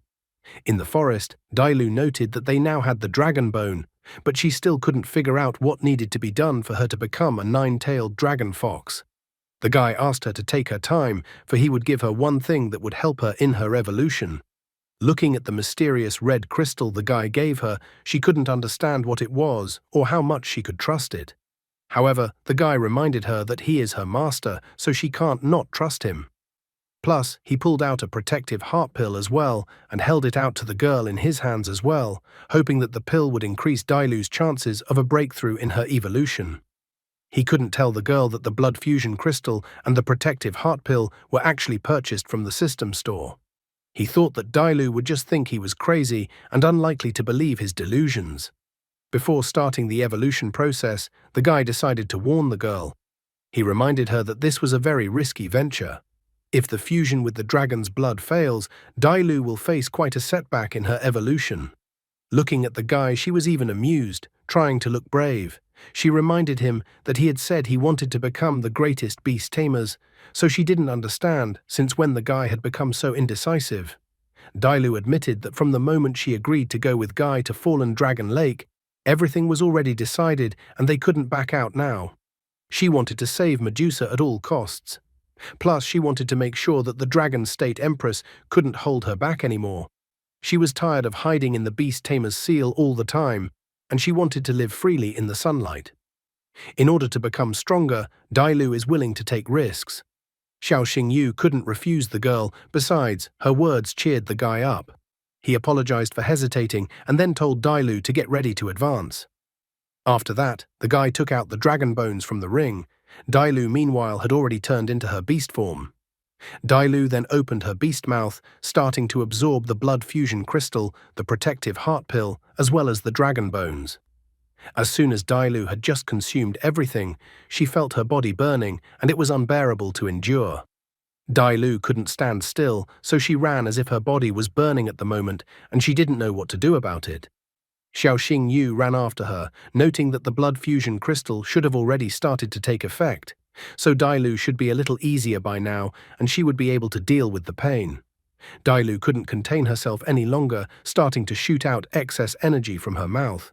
Suddenly she saw a billboard that showed the Empress of the Dragon State. Just by seeing the Empress, Dailu became even more furious. Xiao Xingyu was running around her, pretending to help, trying to calm Dailu down. He reminded the girl that she had said earlier that if she couldn't handle it, all would be lost. The guy tried to hold the girl back, promising to help the girl get stronger, and by the same token, he himself would help her get revenge on the Empress and other enemies. Dailu let out a furious growl and then transformed back into a half-human form. Horns appeared on her head. Xiao Xingyu was happy that Dailu had managed to survive such a dangerous evolutionary process after all. Dai instantly approached the guy, knocking him to the ground. She called the guy scum because he sounded like he was proposing marriage to her. The guy tried to smooth things over, that it was about something else entirely. However, all red with embarrassment, the girl asked the guy to repeat the words he said again. After a while, the weather was so clear this morning. Xiao Xingyu was unwilling to give up so easily, but he realized that he would definitely not become a great magician by the age of 30. Sitting on a large rock, the guy pondered about his life. He hadn't slept all night, so he emitted a frightening aura, and his appearance as if he was completely drained. The guy thought he was a fool, since he knew that dragon blood enhanced beasts, but he forgot that a dragon was lustful by nature. He was an ordinary human, so he didn't understand how he could resist the nine-tailed dragon fox. At least in this regard, the guy showed his modesty. After all, he called himself an ordinary human. He even understood why he didn't call Black Fang and Freya for backup. Xiao Xingyu knew that Black Fang and Freya, even together, would not be able to stop Dai. He even sadly remarked that if someone asked him why he couldn't resist, he would reply that it was the nature of men. Xiao Xingyu thought that what happened at night was even crazier than waking up in someone else's bed. Dai snuck up behind the guy, grabbed him by the throat, and started choking him. She kept calling the guy a scoundrel. However, the guy pointed out that he was the injured party in this situation. With her face reddened again, Dai started complaining that she couldn't control herself. Plus, she didn't want anyone to know what happened because she would definitely be laughed at. The guy thought it was unseemly for Dai to walk around like that, so he pulled out a cloak for her from the spatial ring. Dai scoffed at him because not only had he seen, but he had already done everything he could possibly do, and now he suddenly decided to show himself as a gentleman. She thought that the guy was a hypocrite in this regard. Xiao Xingyu was unwilling to continue the argument, believing that they were both adults. Besides, if anything should happen after this incident, he was willing to take care of the little fox. Xiao Xingyu clearly pissed off the girl, so she told him to get out, and then she also threw a rock at his head. The guy thought that even though there was a misunderstanding between them, he still wanted to congratulate the girl on her idol breakthrough and successful evolution. He held a cell phone in front of the girl, in the screen of which, as if in a mirror, she saw her current appearance. She was surprised that she now had dragon horns on her head. She was even happy that all her injuries were also healed. Xiao Xingyu decided to check everything with his marvelous eyes. He immediately noticed that the bloodline had changed as well. Bloodline: mythical nine-tailed fox bloodline, plus pure blood dragon bloodline. And the habits and tastes indicated that the girl liked bamboo shoots and sleeping longer. Xiao Xingyu praised Dai for being the world's first summoned beast that managed to absorb the blood of a pure-blood dragon. He even thought it was incredibly lucky that they were able to succeed. However, the girl suddenly got angry after hearing jokes about her pregnancy again. She swore that if the guy said one more word, she would personally send him to the beyond. Dai misheard, because the words luck and pregnancy sound the same in Chinese, so she thought Xiao Xingyu was talking about pregnancy, so she got angry. A play on Chinese homonyms occurred. Soon, Xiao Xingyu and Dai arrived back in the city. While looking at the information on his phone, Xiao Xingyu was well aware that the prison was very well guarded. They would only be able to rescue Medusa on the ice island in 2 days. The finals of the competition were to be held in 6 days. Guy realized that they only had one chance, so if the plan failed, they would have to retreat, refuse to save Medusa, and flee the execution site. Plus, they have to get everything done in 4 days to participate in the tournament, or the others might suspect something. After voicing all the information available, the guy asked Dailu's opinion of what she had heard. The only thing Dailu couldn't understand from the entire plan was how second star beast Tamer, who only had a maximum of around 3,000 spiritual power, would be able to grapple with those who were 9th star beast tamers. Xiao Xingyu asked not to worry about it as he had one way, but he would need the dragon elixir, which for some reason he would prepare himself. Since Dailu now had dragon blood flowing in her, the guy asked her to give him some. Dailu didn't spare her blood at all, noting that the guy could take as much as he needed. The girl carefully filled the vial that the guy needed so badly with blood. Xiao Xingyu immediately told Dailu not to treat his body so negligently. He tried to stop the blood on the girl's finger. Only they were about to have a second round because of the moment that had arisen. They were immediately interrupted by a message on the guy's phone.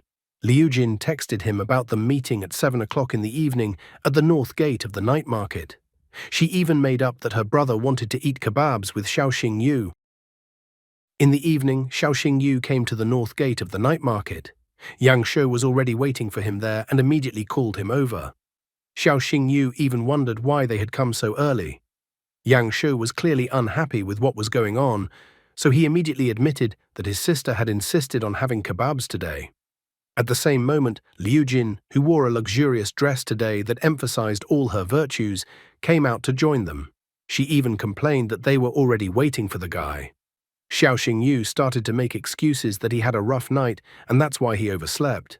He immediately approached Liu Jin, wanting the girl to help him with one thing. Liu Jin immediately got worried, not knowing what could have happened to the guy. The guy was a gigolo. He immediately asked the girl to get him some special ingredients that were too expensive, so he couldn't buy them himself. Without hesitation, the girl agreed to support the gigolo, fulfilling his request. Xiaoxing Yu was so happy that the girl agreed to his request. Yang Shou was as angry as ever, looking at what was happening and reminded that he was still by their side. It seems that the brother and sister had their own arrangements for the evening. The sister suddenly said that she would go with Xiaoxing Yu to get some herbs for the time being. After his sister's words, Yang Shou immediately remembered the urgent things he needed to do right now, so he had to leave his sister and Xiaoxing Yu. After that, he took Xiaoxing Yu aside to say a few words to him. After stepping aside, Yang Shou told Xiaoxing Yu to watch himself and his hands beside his sister.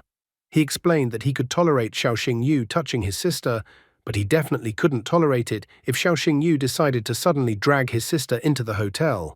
If Xiaoxing Yu decides to do such a thing, then let him not be blamed for the consequences afterwards. The smirking Xiaoxing Yu didn't even think of playing innocent, stating with such an expression on his face that he didn't even have such a thought. After their masculine conversation, Yang Shou decided to leave, wishing the rest of them a good evening. The sister asked her brother not to come back too late. Soon, Xiaoxing Yu and Liu Jin walked out of the store with the right amount of ingredients. Xiaoxing Yu apologized to the girl for spending a rather large amount of money. As a thank you, he was going to prepare strengthening elixirs that suited the magical beasts belonging to Liu Jin. The girl was glad that she was able to help the guy, so she was looking forward to the elixirs the guy would prepare. Liu Jin asked the guy if he noticed anything this evening. Xiaoxing Yu was even wary after hearing her words. He realized that the girl wanted him to praise her beautiful image this evening. Xiaoxing Yu decided to have a little fun by pretending to be blind to the obvious hint. The girl was surprised that the guy didn't notice anything. She was even a little upset that the guy noticed absolutely nothing. Soon they were coming down the stairs in some dark alley. Hearing the girl's scream, the guy turned sharply as he was worried about the girl. As it turned out, the girl saw the black cat and just got scared, and then fell to the ground. Xiaoxing Yu approached her and examined her ankle, thinking that she had twisted it. Liu Jin sadly remarked that this happened to her often, so she was used to this kind of accident. Xiaoxing Yu asked the girl to be careful with her health. When he came closer to the girl and turned his back, the guy pointed out that it was slippery outside, so he was going to carry the girl on his back. Liu Jin was a proud girl, so she thought she could walk on her own. The cat, meanwhile, kept his eyes on them and licked his right paw happily, as if he had planned the whole thing to have a romantic moment for the guy and the girl. Eventually, the guy asked the girl to stop being mean, and she climbed on his back. However, even such a romantic moment was ruined as it suddenly rained. Xiaoxing Yu immediately decided to start running as fast as possible. The girl asked him to be slower, but he didn't want them to get completely soaked. Soon they did exactly what Yang Shou had politely asked the guy not to do. They ended up in the hotel room, just the two of them. The guy was wiping his head with a towel, happy that they had finally arrived and were no longer in such heavy rain. At this point, he finally noticed the girl shivering from the cold as she too was soaking wet. He threw a towel to her and asked her to wipe herself well, because if the girl didn't, she would definitely get sick. Xiaoxing Yu even asked if he should help the girl change her clothes. However, the girl refused such a tempting offer from the guy's mouth. He even asked if he should massage the girl's ankle. Without waiting for the girl's reply, he immediately sat down, grabbed her left leg by the ankle, and began to massage her ankle. Xiao Xingyu was sure that the girl had first twisted her leg because of the magical beast. Liu Jin couldn't understand how the guy knew such information. He almost blabbed but corrected his words in time, noting that he was a doctor and could treat summoned beasts and humans. Liu Jin confessed that she first twisted her leg when she was 5 years old. That's when she found herself at sea with her father. There was a great storm at the time. The Navy ships were attacked by countless aquatic beasts. She accidentally fell overboard and was almost eaten by a black and gold basking shark. Her father rescued her but lost his arm. Too bad her father didn't seem to give her a straw hat after that, and she doesn't aspire to be a pirate king, and her father isn't a redhead. Compared to what her father had been through, her trauma was nothing. Guy thought it was ironic such a reversal, because tomorrow he was going to the Navy headquarters prison where he would meet with General Mu Rong. He was worried that his dangerous scheme might have affected Mu Rong's family negatively. Xiao Xingyu asked the girl not to strain her leg in the coming days, and then she would definitely have time to recover before the finals. After saying that, he was about to leave the room. However, the girl asked the guy to help her reach the bathroom because she was having trouble walking. Xiao Xingyu did not refuse to help her. After that, the girl took a hot shower to get warm and not get sick. Coming out of the bathroom in a bathrobe, she was already even beginning to think that she was too axe and straight acting. Suddenly, she discovered that her brother was in the room, who immediately inquired if her leg was already better. From one look on Yang Shou's face, it was clear that it was as if he was a little disappointed in his sister. He admitted that Xiao Xingyu had asked him to come and look after the girl, and the guy had some business to attend to. The brother admitted that he understood that his sister liked the guy, but he thought his sister was overreacting. Yang Shou reminded his sister that feelings can push one into rash hookups, so he asked his sister to learn to control her feelings. Glancing at her phone, the girl realized that her brother's words made sense to her, and she herself was beginning to realize that she had been overly sensitive today. Meanwhile, Xiao Xingyu arrived at his room. He immediately told Dailu to appear in front of him to help with the elixirs. After appearing in front of him, Dailu jealously inquired why the guy didn't stay with Liu Jin. Xiao Xingyu, with a red face, tried to give her a hint as to the reason, but immediately decided that now was not the time to discuss it. What he needed right now was for Dailu to control the fire. They need to create at least 2 perfect dragon elixirs, because only then would they have a better chance of saving Medusa. Dailu even pouted, trying to turn everything into a joke. After that, they set to work. Making proper elixirs was not an easy task. Soon, an exhausted Xiao Xingyu, with bags under his eyes from fatigue, happily remarked that he had managed to produce 2 elixirs. Now he wanted to get some sleep, so that once he woke up, then they would set off on their journey. His legs started to wobble from fatigue, so he started to fall, but the girl managed to pick him up, preventing him from falling. She thanked the guy for his giving. They had become incredibly close over the past few days, and he had helped her in many ways, so she was incredibly grateful. Something manhwa was starting to veer more and more into the harem genre that it was time to change the title to I Will Regain My Power to become the owner of a luxurious harem. I wonder if there will be any difficulties in Xiao Xinyu's progression to the top of the world, or if no one will be able to stop him. After resting for a while, Xiao Xingyu regained his strength and began to prepare for the incredibly dangerous mission. He put on a red shirt, pants, as well as gloves. Looking at himself in the mirror, the guy pondered about the mission he needed to accomplish. Dailu gave in to panic, wondering from the guy if he really needed to go on such a dangerous mission. She realized that the guy had no reason to risk his life for a summoned beast. Dailu had the form of a beast king, so she would be able to get out in one piece if something went wrong, but the guy would not.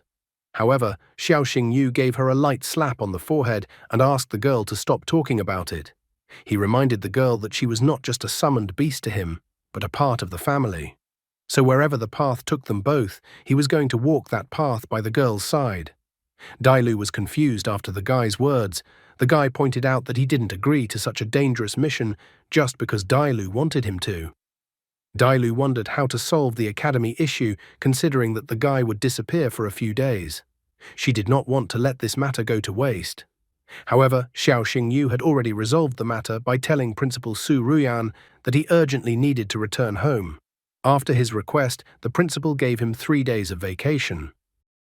Meanwhile, at the sports center, Chen Qinyan informed Yang Shou and Xin Xin that Xiao Xingyu took a vacation and went home, so there would be no guy in training in the next few days. Hearing this news, Xin Xin puffed her cheeks disappointedly and remarked that she thought so. Yang Shou wondered where his sister was going. However, her sister gave her brother an unkind look and said that she was not feeling well and would skip the training session as she would return to the hotel. Her brother didn't argue with her, asking his sister to rest since she wasn't feeling well.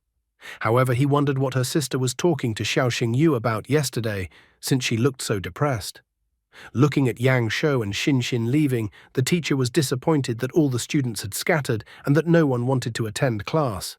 He was also disappointed because the students didn't care that he was even there. Soon Xiao Xingyu and Dai Lu arrived at the beach. Looking into the distance, the guy pointed out that if one swam straight from the Azure Beach to Ice and Flame Island, it would be the fastest way to get there. He wondered if the girl could swim that distance. Dai Lu was a little displeased, for she was a fox and not a shark. She began to complain that if she spent too much time in the water, she would get sick.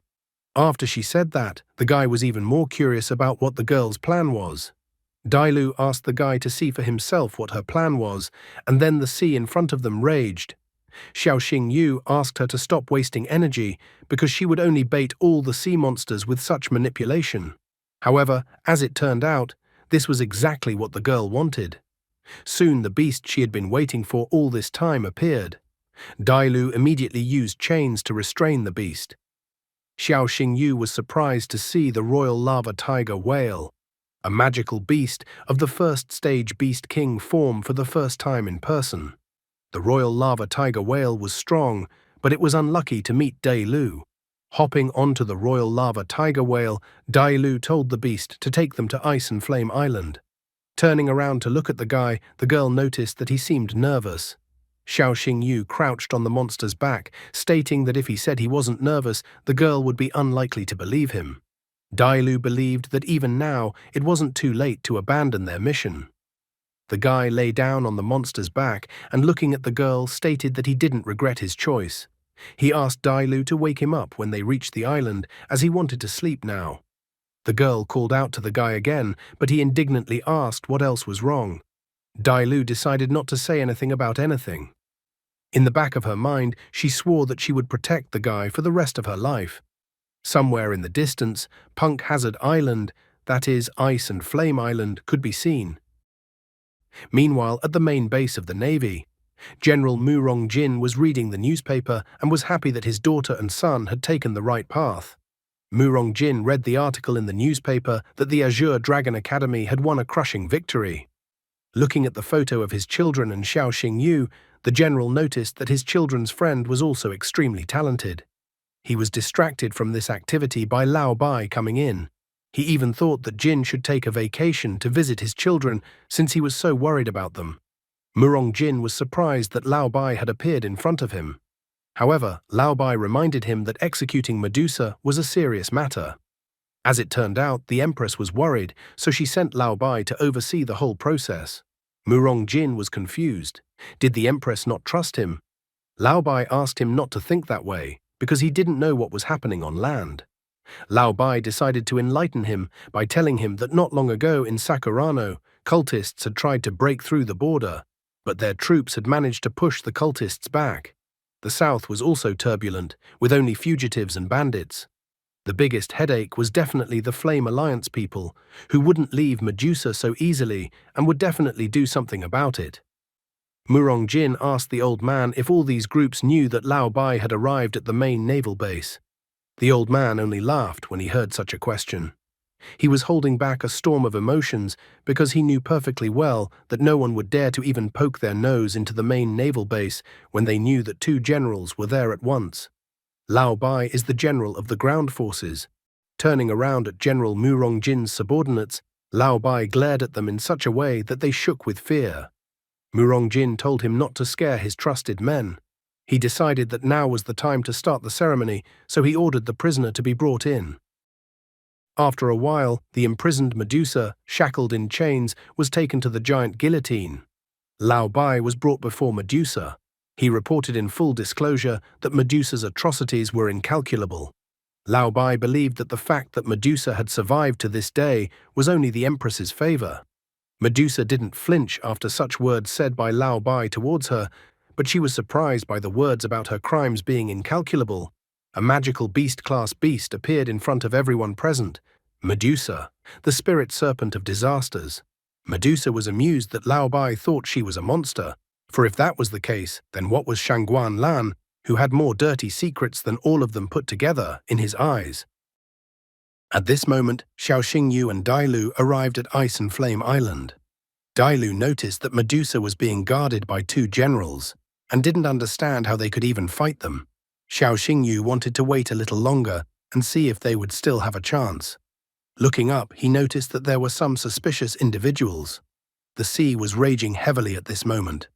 Murong Jin did not hesitate and ordered his subordinates to prepare the Dragon Fang execution weapon. The subordinates pulled the guillotine with a giant rope, raising the blade upwards. Medusa was furious, for she realized that Shangguan Lan believed that with Medusa's death, Shangguan Lan's dark secrets would forever remain at the bottom of the sea. Emitting her frightening aura for the last time, she declared that sooner or later, the sins that Shangguan Lan had committed 200 years ago would come to light. The subordinates holding Medusa's chain trembled from this frightening aura. After a moment, they seemed to lose their mental sobriety and control over their bodies, bringing their blades to their throats. Lao Bai reacted lightning fast to such an action of Medusa, telling his subordinates not to breathe in the mist. He bound all four of his subordinates with vines of wood that came out from the ground. He also bound Medusa with vines of wood. By this act, he prevented Medusa from carrying out her plan, so she disliked his act very much. The old man was surprised at how incredible Medusa was, since even in such a dire situation, she was still able to use illusions and resist. Medusa reminded Lao Bai with a wry smile that he had probably forgotten what had happened to his family. After all, out of the 5 great clans, only his clan had been destroyed. And now the Bai family was now being served by Shangguan Lan. She considered such an act on Lao Bai's part as not loyalty, but a betrayal of her ancestors. She managed to shake Lao Bai's confidence as he threateningly declared for Medusa not to dare meddle in this matter. At the same moment, one of the subordinates pointed out to the hooded guests where the electrical room was located, and then informed them that as soon as they cut the power, the hooded guests would be on their way. However, they were discovered fairly quickly by other military personnel on the property. Realizing that things were bad, the hooded men decided to act decisively. Suddenly, there was an explosion on the grounds of the naval base. An alarm was raised on the island as someone had attacked the prison. The hooded men couldn't wait any longer, so they rushed to the attack, unleashing their magical beasts. Upon seeing the invaders, Lao Bai told his subordinates not to panic, but to first launch the defense protocol and lock down the island so that not even a fly could leave the island. Murong Jin ordered his subordinates to continue the execution of Medusa, because if Medusa died, the attacking people would have no reason to attack them anymore. Xiao Xingyu decided to take the chance. He sent Dailu to rescue Medusa. Running at full speed between the military, the girl separated the military without stopping for a second.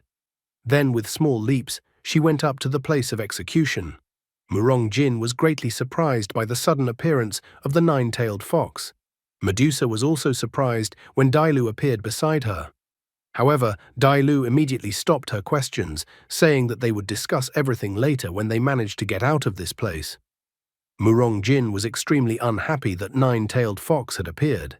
He reminded her that she was wanted all over the Dragon State, and she had decided to show up on her own. He even thought 9-tailed fox was brave. Nevertheless, he didn't waver, deciding to send 9-tailed fox and Medusa to the other world. Murong Jin was about to deal with both of them. But at that moment, Lao Bai stopped him, asking him to wait and take a closer look. On the mountain next to Medusa and Dailu was a hooded guy. This guy was Xiao Xingyu, who tried to hide his identity behind a tight hooded garment and had a half-skull mask on his face. Lao Bai thought that the guy was from the Yan clan. Xiao Xingyu confidently said that they didn't need to know, as he had only come for the snake, and anyone who got in his way would die. Dailu thought that the guy had gotten into character quite well. Medusa, on the other hand, was extremely disgusted that a newly hatched chick and weakling dared to call her snake. She was surprised that such a pathetic beast-tamer's second star dared to address her like that. The hooded invaders didn't realize who the guy was. They even thought that maybe he was their ally. In the end, they decided that it didn't matter who the guy was, the important thing was to help him escape with Medusa now. Murongjin didn't care whether the guy was from Yanmen or not, since invading the Navy headquarters would only get him killed. An overjoyed Lao Bai informed his subordinates that whoever captured the guy alive would receive a generous reward. At this moment, Xiao Xingyu ate the pill he had previously prepared. Medusa was surprised that the guy's spiritual power increased tenfold in an instant.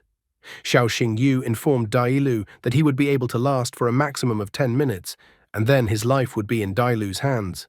The girl understood without further ado what the guy was trying to convey to her. Murongjin did not hesitate, giving his subordinates the order to destroy the guy.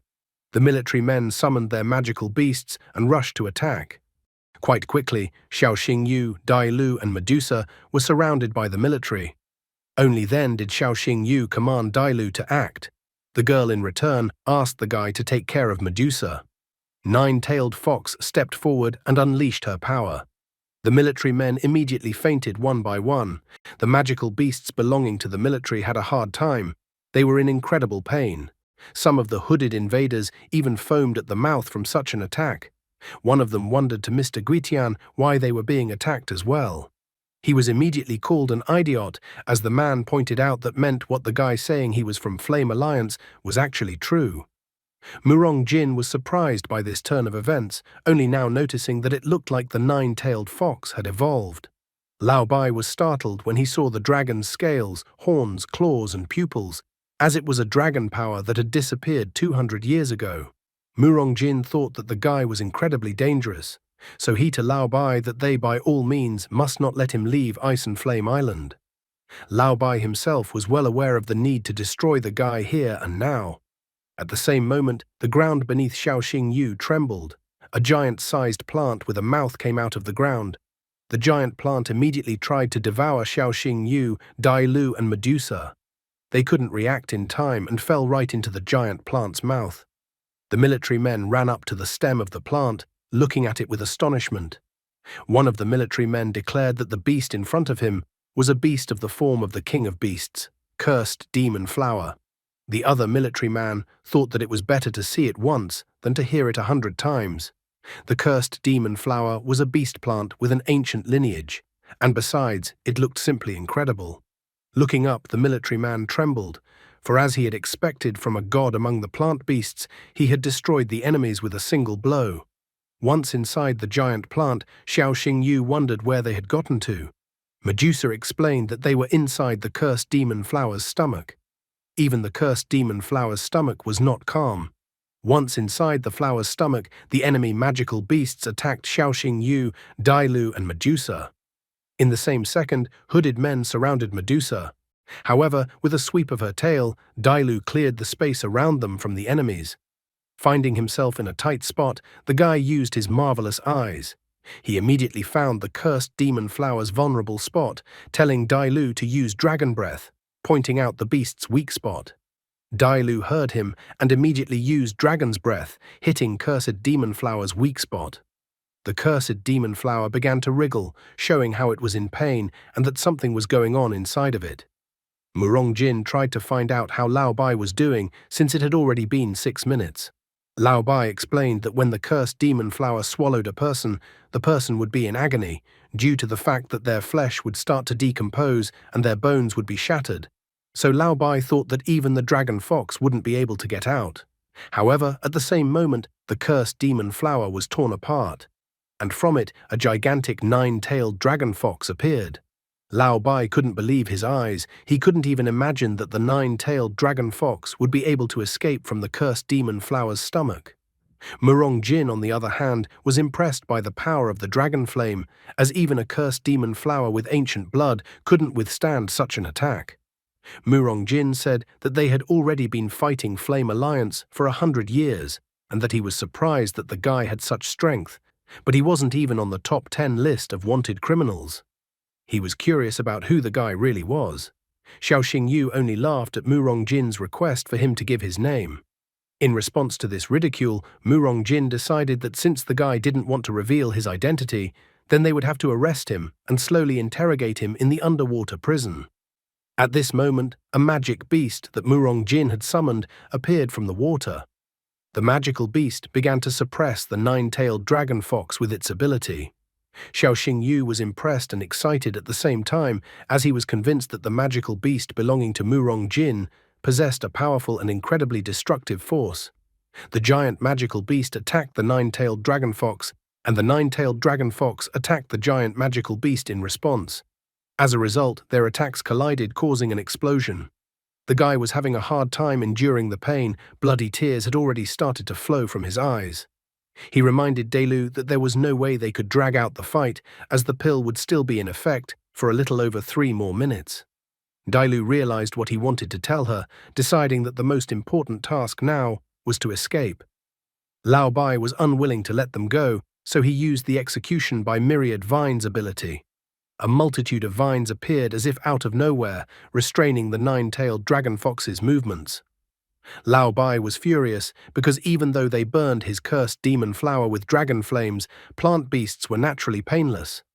Xiao Xingyu realized that they were in a rather pitiful situation. They were surrounded from the front and back. The vines incredibly restrained nine-tailed dragon fox's movements, preventing her from moving. The giant magic monster belonging to Mu Rongjin was also preparing to destroy nine-tailed dragon fox with its powerful technique. After realizing the situation, Xiao Xingyu told Dailu to stop resisting, suppress the dragon's power, and disable the energy shield. Dailu couldn't understand why she would do something like that in such a situation. However, Xiao Xingyu asked her to trust and do what he was asking her to do. The water trident rushed towards her, and the vines also restrained her during this attack on her. Looking at the dust that rose up, Lao Bai couldn't understand why nine-tailed dragon fox suddenly stopped fighting and even gave up her shield. Mu Rongjin didn't care why she did so, because in any case, no enemy was capable of withstanding the strike of the sea god Leviathan's trident. Suddenly, they noticed a bright glow at the point of attack. Lao Bai was surprised that they were still alive, even after being struck by the sea god Leviathan's trident. Mu Rongjin couldn't believe it, because the trident was his pride.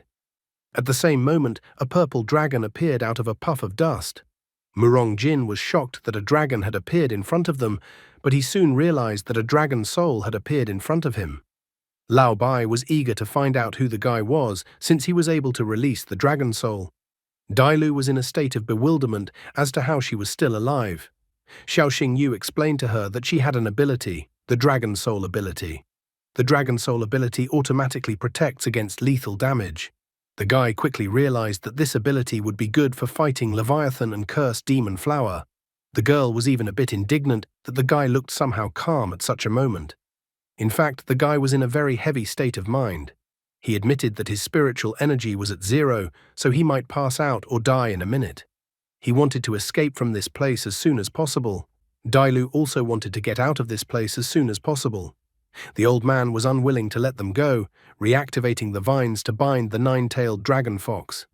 However, Dailu got tired of the old man and Cursed Demon Flower always getting in her way, so she attacked Cursed Demon Flower and threw it far away from the island into the sky. At the same moment, the guy told Nine-Tailed Dragon Fox to use the Bloody Eye ability. But aside from the old man, their enemy was Mu Rongjin. He claimed that they represented the honor of the Dragon State Navy and that the billions of citizens of the Dragon State were behind them. Mu Rongjin could not allow them to escape from Ice and Flame Island. He then told Leviathan to use the sea god trident again. Leviathan obeyed his master and began to form the sea god trident from the water. Just at the same instant, the nine-tailed dragon fox struck from the sky directly at the trident with its attack. Their attacks met with a huge explosion and a monstrously bright glow. Xiao Xingyu, Dailu, and Medusa were thrown aside by such a blast. Once the dust cleared, Mu Rongjin and Lao Bai noticed that the invaders were no longer there. Mu Rongjin was disappointed that he had allowed such monsters to escape. Lao Bai was also disappointed that he was already too old to resist the power of the Dragon Soul. Mu Rongjin was unwilling to give up. He thundered that they were in the territory of the Navy headquarters and that no one could just come and leave on a whim from their territory. He then ordered all available vessels to search all coastal waters for trespassers. However, at that moment, one of the ships came under attack. A subordinate reported to General Murong Jin that the Southern Islands Alliance had attacked them. Murong Jin clearly did not expect such a thing at such a moment. He immediately received a report from a subordinate that the first ship had been hit and they had a leak in the hold. Some asked the general not to worry, as the attackers were no match for them. Others reported that the seventh ship's turbine was out of commission. A third reported that a third ship was coming to help, and that the general should not worry. Grabbing the radio and hearing that the captain of one of the ships was injured, Murong Jin changed his mind. He told the Leviathan to put off searching for the man in the black robe, or better yet, to surface and help repel the Southern Island Alliance's attack. After surfacing on the surface of the water, Dailu looked around, searching for the guy. Xiao Xingyu, meanwhile, was sinking to the seabed, unable to resist, as if he had eaten devil fruit. The side effects of the dragon elixir were too strong, so he could no longer resist. He wanted to sleep so badly, and he was also incredibly cold from sinking to the seabed. At that moment, a giant-sized Medusa swam up to him and grabbed the guy with her hands and pulled him to the surface of the water. Looking at him, she even praised him that he was an ordinary human being, was able to withstand 2 beast tamers of 9 stars. However, she had her own plans, and even apologized to the guy when she tried to put it in her mouth. The guy continued his unsuccessful attempts to resist the side effects of the dragon elixir. As soon as he opened his eyes, the first thing he saw was Dailu crying. The girl was glad that the guy was finally awake, for she had been very scared for him. The incredibly exhausted guy was wondering from the girl if they had accomplished their mission. In addition, his face was incredibly sore. Looking around a bit, he couldn't figure out where they were even. According to Dailu's story, they were inside the Medusa, but she told him not to worry, as no beast moved underwatery as fast as the Medusa. Looking at the girl, the guy was glad that they were able to accomplish the mission, and he was able to keep his promise. He was about to ask the girl for forgiveness, but he was no longer able to resist and fell asleep. Dailu did not wish the lad to close his eyes now. That hour, Medusa surfaced to the surface of the water to see where they were. She felt that the guy was badly injured and unconscious, and his condition was grave. So finding an uninhabited island nearby, she decided that they would stop there. Soon, Murong Jin and Lao Bai were able to deal with the attackers from the Southern Island Alliance. Murong Jin felt that they had dishonored the entire dragon state today, since the 2 generals couldn't handle such a simple task. Lao Bai was now only thinking about how they could survive the Empress's wrath. A moment later, a golden light lit up the sky, and then they saw the 7-colored sacred Qilin descending towards them from the sky. Murong Jin and Lao Bai were incredibly startled when they saw that the Empress had appeared so early. Shangguan Lan was incredibly angry and looked down on her subordinates, wondering where Medusa was. Murong Jin immediately started apologizing that he couldn't live up to the Empress's expectations and let the prisoner escape. Lao Bai bitterly and fearfully reported that other forces had also attacked them, and that was the only reason why that person had managed to escape. The Empress was unwilling to listen to their pathetic excuses. All she cared about was who had taken Medusa and escaped. Lao Bai revealed that the person was wearing a black cloak and a mask with the face of a demon. In addition, the 9-tailed fox Dailu was his battle beast. Shangguan Lan was enraged. She couldn't understand how the 2 generals couldn't protect the Navy headquarters. Getting down on one knee, Murong Jin admitted his guilt and was willing to suffer the punishment he deserved. Lao Bai also got down on one knee and confessed to the Empress that the assailants had the power of a dragon and the 9-tailed fox had the dragon soul. Shangguan Lan could not believe such information and denied her suspicions after hearing this. She told Murong Jin and Lao Bai to tell her where the black-clothed man had fled to. After she dealt with the matter and returned, she would then punish them. Murong Jin informed her that the man had gone to the southeast. The Empress immediately turned in that direction and rushed there. Looking after her, Lao Bai realized that if the Empress decided to intervene in this matter, then a big change was definitely coming to the dragon state. Meanwhile, on the desert island, Medusa and Dailu were sitting around a campfire while the guy lay next to the fire. Medusa couldn't have imagined that so much would happen to Dailu in such a short time. Dailu wouldn't have believed it either, for without the guy's help, she would have died in the dark cave long ago. Medusa was quick to notice that Dailu and Guy had an overly close relationship. Xiao Xingyu was delirious and asked for water. Dailu wanted to fetch it, but Medusa disappointedly remarked that there was no fresh water on the island. So instead of water, Dailu gave the guy some of her own blood to drink. Medusa was shocked by such an act on the part of her friend. Her friend was willing to sacrifice her blood for some man. Suddenly, a girl and a damaged dragon appeared in front of Xiao Xingyu.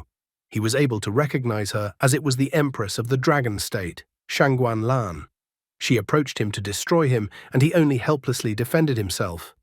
Everything around started cracking like a mirror shattered, and then Xiao Xingyu abruptly jumped up. Dailu was glad that the guy finally woke up, because he had slept all morning and she was very worried about him. He grabbed his head with his hand because his head suddenly started spinning, but he was more interested in the strange dream he had. The guy asked the girl where they were now. Dailu told him that at the moment they were on an uninhabited island near a magical strait. It was outside the jurisdiction of the Dragon State Fleet, so she asked the guy not to worry about anything. Licking his lips, he instantly tasted the dragon and that Dailu had let him drink her blood. The girl with a trembling voice explained that after losing consciousness, Xiao Xingyu was severely dehydrated and there was no fresh water on the island, so she had to do so. Xiao Xingyu was grateful and appreciated such an act on the girl's part. Just at this moment, he saw that the girl's loyalty increased to 99 towards him. After that, Medusa peeked into the cave, wondering how long they would be acting like this. Xiao Xingyu was surprised to see the crown on Medusa's head. Medusa had been filling a glass of water for him the whole time and then brought him a glass of water, for which he thanked her. Looking at Medusa, the guy even blushed. Medusa thought that it was not the guy who should thank her, but she thanked him. She thanked him for saving her life. Dailu pointed out to the guy that this was the highest form of appreciation in the snake tribe. Xiao Xingyu asked Medusa to behave without all these formalities. Medusa, on the other hand, confessed that the snake tribe always repays goodness, even more so for saving a life. She said that whatever the guy wants, she will fulfill it if he only wishes, and that he cannot be shy in his request. The girl obviously doesn't know yet for what purpose she was released and what the guy needs from her. The guy was intrigued as the girl herself told him not to be shy. Without thinking about anything else, Xiao Xingyu confessed that he wanted to choose Medusa as his desire. What will Medusa say to such a tempting offer from the guy? Medusa understood the guy's choice, but nevertheless she refused the guy's offer with an annoyed look. Xiao Xingyu absolutely did not expect this turn of events, so he was incredibly surprised by the fact that Medusa refused his proposal. While the guy looked upset at Medusa, she sat down beside the fire with a calm expression. She nonchalantly informed him that she was willing to do anything for the guy except making a bloody contract. Xiao Xingyu couldn't understand how he was suddenly rejected and wanted to know the reason why Medusa refused his offer. She stated that orcs would never be slaves. We will never be slaves. The guy was incredibly generous, so he even offered food and lodging. But Medusa refused even such a generous offer. Dailu recalled her first meeting with the guy.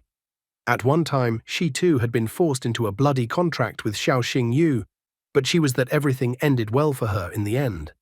At the same moment, a fountain of blood literally spurted out from the guy's mouth. He reminded Shasha that he thought that if he risked his life for her, he could warm her cold heart.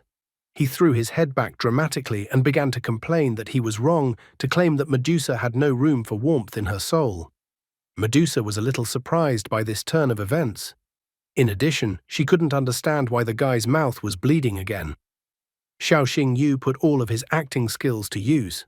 He dramatically said that since Medusa didn't want to make a bloody contract with him, then he had no reason to live anymore. Besides, in his next life, he wasn't going to save an ungrateful snake like Medusa anymore. Medusa only heard a rebuke in his direction for being ungrateful. It was as if Dailu decided to play along and also dramatically asked the guy not to leave her alone. Eventually, under the pressure of cheap manipulation, Medusa gave in and agreed to sign a bloody contract just so the guy wouldn't die. With a happy smile, the guy grabbed Medusa's hands. He remarked that Shasha was incredibly kind and that he was now motivated to live again. Medusa was shocked by the guy's behavior. Dailu decided to intervene, pulling the guy's cheek away with her hand. She started reprimanding him for being so shamelessly manipulative of everyone as of late. The guy didn't deny his guilt, but admitted that all means were good in such a situation. Besides, he believed that death was far worse than a bloody contract. Dailu wondered what the guy would have undertaken if the moral pressure wouldn't have worked on Medusa. With an incredibly intimidating smirk, the guy stated that he would then simply capture Medusa and hand her over to the authorities to collect the reward. In that case, Medusa would quickly surrender, and he would have succeeded. Dailu was slightly disappointed in the guy. After his words, she thought that honest people were almost impossible to meet these days, so Medusa was just a paragon of morality and ethics against the guy's background. The guy did not hesitate, approached Medusa and decided to immediately make a bloody contract. Shasha immediately agreed to his proposal. The guy launched a bloody drop from his finger right into the girl's forehead. In the same instant, everything around Medusa glowed with a golden light. And then a mark appeared on Medusa's forehead. The guy joyfully announced that he was the master of Shasha from now on. The girl still couldn't believe that she had actually made a bloody contract with a human. She even thought that making a bloody contract with a human was just her sleep. Dailu understood the girl perfectly in this matter. The guy immediately began to use his marvelous eyes to examine Medusa. Medusa was a spiritual serpent of disaster. Stage, Beast King form, level 2. Bloodline, divine scarlet blood, mythical. Shackles of dreaming ability. Any enemy who sees Medusa, if they are of a lower level, will be drawn into a dream world and plunged into oblivion. Cataclysmic coming ability. When it appears, Medusa causes calamities such as pestilence, thunderstorms, volcanic eruptions, and other disasters. Attributes: Orc, mental water. Loyalty, 10. The skill phantasmal absorption causes an enemy to pass through 9 circles of illusion. When the soul is separated from the body, death ensues. Death embrace. Medusa wraps her long body around the enemy and strangles them until they are unconscious. Life-stealing skill. Medusa's venomous fangs sink into the enemy's body, sucking out his life force and restoring his own. He also learns that Medusa likes sweets and prefers to live in cold places. Evolution path. Demonic Medusa, the highest form of evolution. Hidden evolution path. Spiritual catastrophe. Snake, sky-eating dragon Medusa, wanderer of the world. The guy now realized even better that Shasha was incredibly strong. If he had another dragon bone, he would help her evolve. He realized that he needed to find the Eye of Rebirth and the Dungeon Lord's magic crystal to help Medusa evolve into a world wanderer. At that moment, a bright crack of thunder came from the sky. The guy at the same moment felt as if lightning had struck him. Dailu noticed that the guy didn't look good, so she inquired if he was all right. However, Xiaoxing Yu instantly realized that he had a bad feeling. After all, even though the danger had already passed, his heart was frantically pounding. Only now did he realize that he had saved Medusa, but the system still hadn't given him a reward, which meant he still hadn't completed his task. He instantly told Dailu and Shasha that they needed to escape from the island immediately. Xiaoxing Yu perfectly sensed that if they didn't escape now, it would be too late. Dailu realized that the matter was very urgent, and the guy wasn't kidding.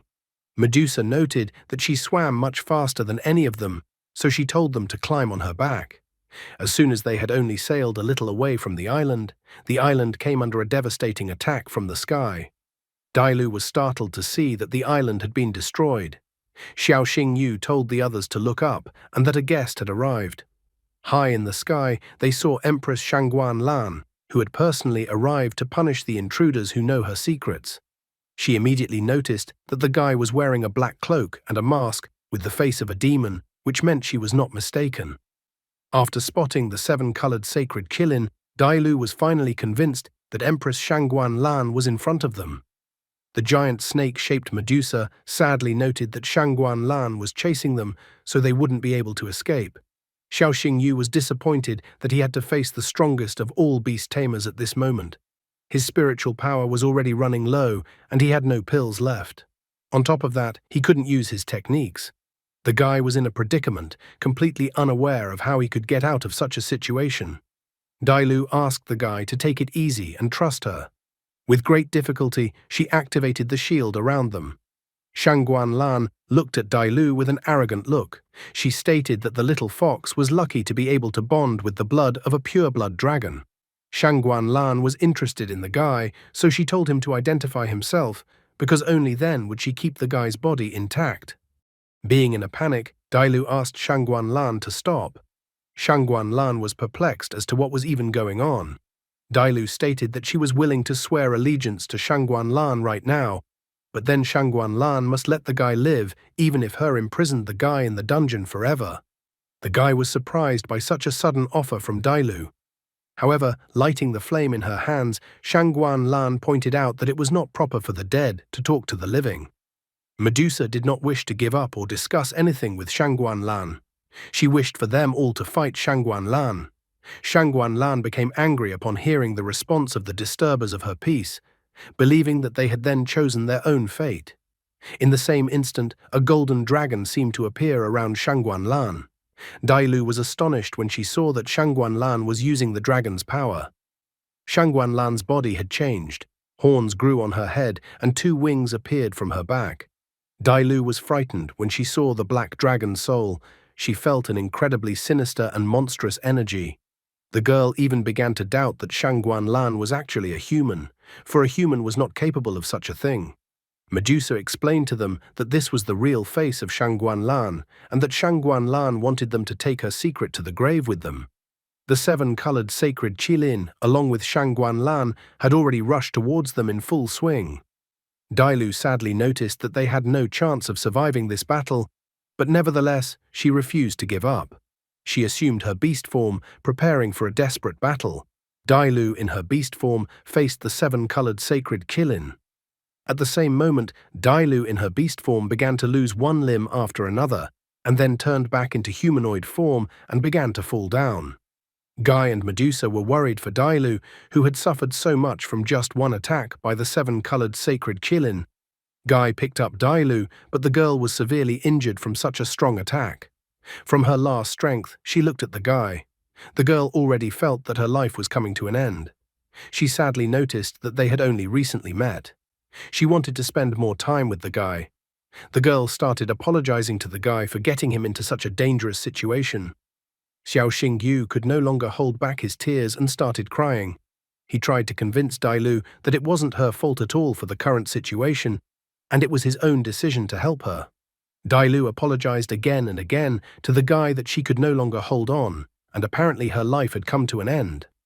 The girl could no longer keep her hand in the air, her hand fell to the ground, and the girl's gaze faded. Xiao Xingyu recalled how many hard moments they had gone through together with Dailu, and he was shaking with overwhelming anger. Shangguan Lan asked the guy not to worry too much about the fox, as the guy would be able to reunite with her soon. Shangguan Lan began to prepare her devastating and incredibly powerful attack.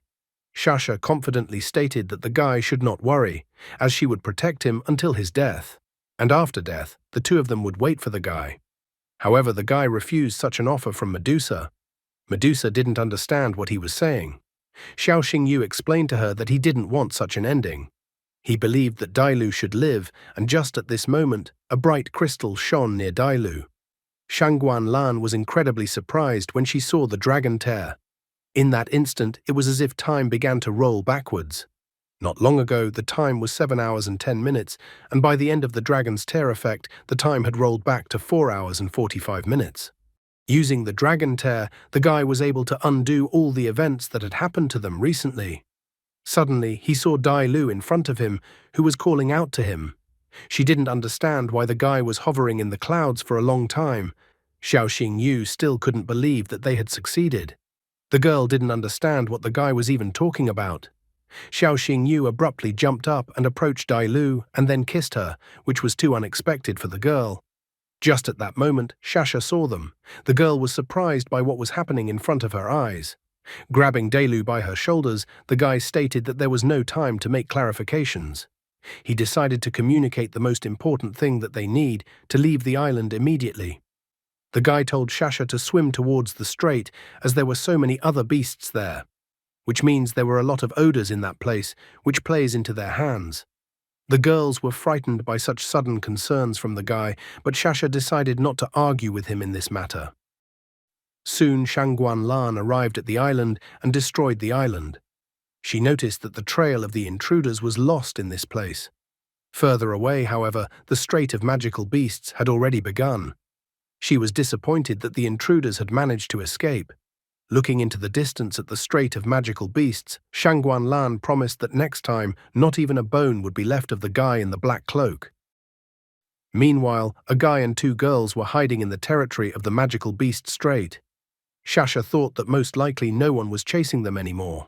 The guy fearfully pointed out that if they were found even in the Strait of Magical Beasts, then they would only have to die. Dailu was quite perceptive, so she immediately inquired how the guy realized that they would be chased by Shangguan Lan. The guy got down on one knee beside the girl, that Medusa even thought that the guy would confess his love to Dailu. Xiao Xingyu took the girl's hands and declared that he couldn't lose the girl a second time and that he wouldn't survive it. Dailu's face turned slightly red, though she still didn't understand what the guy was even talking about. Only now did Xiao Xingyu admit that it was all about the dragon tear and that he had accidentally activated it. He asked the others to touch the dragon tear and then they would understand everything. The girls were surprised and annoyed to realize the situation they were in without even realizing it. Tears started to appear from Dailu's eyes, so the guy asked her if she was going to cry. However, the girl began to justify that it wasn't tears, but just sand in her eye. Medusa was not very happy with the situation in which she found herself. Only now did the guy see the system alert. The system was congratulating the guy for successfully rescuing Medusa. The guy received a reward, 1 pure-blood dragon egg, as well as 10,000 points. Receiving the news made the guy smile a little. After all, if the reward for saving Medusa was given by the system, then it meant that they were safe this time. Xiao Xingyu remembered that Dailu had told him that Shasha knew the secret of the dragon battle that happened 200 years ago. The guy asked Shasha to tell him about who Shangguan Lan really was and whether or not she was even human. Shasha told the guy that once upon a time, Shangguan Lan used to slay dragons in packs, but ended up becoming what she was fighting, a sinister dragon. In the war 200 years ago, 90% of the strongest warriors of the dragon state participated. Back then, there were two strongest warriors, Shangguan Lan and Xiao Liang. In those distant times, Shangguan Lan was not yet the empress of the dragon state, and Xiao Liang was not the rebel leader of the Flame Alliance. Back then, Shasha was just a small snake hiding in a rock. The girl remembered how they fought in the Dragon Valley where her hideout was, so she saw the entire battle with her own eyes. After Shangguan Lan had killed countless dragons, she stood in the center of the valley and was covered in dragon blood. Shasha remembered Shangguan Lan laughing hysterically at that moment. Shangguan Lan then transformed into a black dragon that was much larger than its brethren. Obsessed with bloodlust, she destroyed the entire valley, not caring whether the enemy in front of her was an enemy or an ally. When the battle was over, the dragons were destroyed and almost all beast tamers were dead. The only survivor was Xiao Liang, the current leader of the Flame Alliance. Only because Shasha was far away, then she was able to avoid death. But even so, Shangguan Lan still wanted to kill her. Now Xiao Xingyu could understand why Xiao Liang betrayed the dragon state and created the Flame Alliance, becoming Shangguan Lan's enemy. Xiao Xingyu was curious as to how Shangguan Lan was able to become a sinister dragon. He was curious to know if it was because of her or if it was about the number of dragons destroyed. If what mattered here was the number of dragons destroyed, the guy was curious how many Xiao Liang had destroyed then. Xiao Xingyu realized that Medusa was not directly involved in the events, which meant that the only way to find out the truth was to ask Xiao Liang about it. However, the guy realized pretty quickly that meeting Xiao Liang was almost impossible. He was a disciple of Azure Dragon Academy and a second-star beast tamer, and Xiao Liang was the rebel leader of the Flame Alliance. If the guy were to bond with Xiao Liang, then his sister might be in trouble, and such a bond would threaten his sister's life. Medusa wondered what the guy would do when he knew the truth about Shangguan Lan. The guy only grinned after her question. Xiao Xingyu didn't think it was a good decision to suddenly become a fighter for justice and accuse Shangguan Lan of atrocities from 200 years ago. He didn't even think such thoughts were funny. After all, one couldn't feud with such a monster. Dailu thought a little differently as she realized that Shangguan Lan had already targeted the guy and would not let go of him so easily. Xiao Xingyu responded by arrogantly saying that Shangguan Lan was after the man in the black cloak, and that man had nothing to do with him. Dailu was not convinced by his words. The guy then asked her not to think about it and reminded her that they needed to rest for a while first and then slowly return to the city. The dragon tear in the guy's hand suddenly shone brightly. The guy's head suddenly ached and his legs began to shake. In the same instant, the guy lost consciousness. After a while, Xiao Xingyu woke up but didn't realize what place he was in and why the place was so dark. A moment later, a dragon appeared in front of him, blinding his eyes with its bright light. Xiao Xingyu tried to escape, wondering at the black dragon how Shangguan Lan had snuck into this place. As the guy ran, he bumped his foot against a huge mirror. He wondered who could even put a mirror in such a place. Suddenly, his body began to be covered in dragon scales. He became frightened, not realizing what was happening to him at the moment. Instantly, wings began to appear from his back. He didn't want to become a monster, but horns grew on his head, his ears changed their shape and became longer. His eyes were covered with blackness, and the wings on his back increased in size. Meanwhile, Dailu was inquiring from her friend about the guy's health condition. Medusa examined the guy, realizing that the guy was currently in a weakened state due to recent events. Also, the guy had a high fever, so she assumed that the guy would be unconscious for a few days. Medusa even complained that the human body was too infirm. Dailu didn't understand what they should do next. Looking at Dailu, Shasha hinted that the magic beast's milk could boost the immunity and recovery ability of the guy. Dailu was incredibly confused. She didn't understand where the girl was looking, since she definitely didn't have any milk.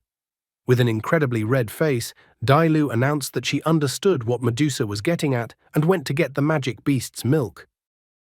Xiao Xingyu soon regained consciousness with a cry that he was not a monster. He quickly noticed that it was all just a dream. The guy was relieved because all the agony he had experienced was only a dream, and he had almost died of fright. Medusa was incredibly happy to see that the guy had regained consciousness. Xiao Xingyu noticed that Shasha was beside him, so he immediately tried to find out how long he had slept. Shasha told him that they were still near the magic beast strait and the guy had slept for 3 days. The guy was scared since it had been 3 whole days and he still had a supernova competition. As he tried to get up from the ground, he noted that it had been about 5 days since they had left the city. Therefore, he needed to return to the city immediately to make it to the finals in time. If he didn't make it back to the city in time, that the academy might suspect something. And if the Empress noticed that the guy was missing at such a moment, he would definitely be finished. Just at this moment, Dailu ran into the cave. She was glad that the guy had finally woken up. Shasha was also worried about the guy's well-being. She realized that the guy was in a big hurry, but she asked him to calm down.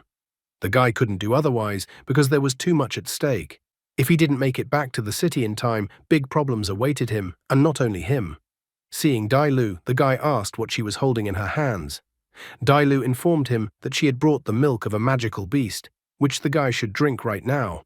However, the guy did not like the idea.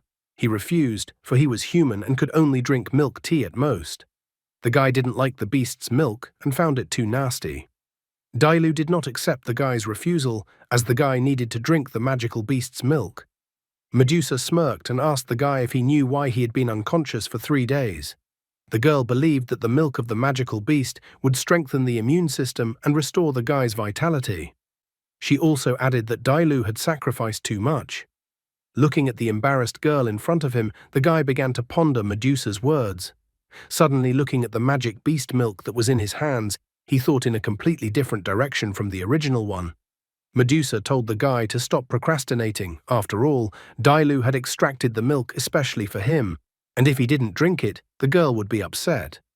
Dailu stated that she had put in a lot of effort, drop by drop, so she wanted the guy to drink the milk.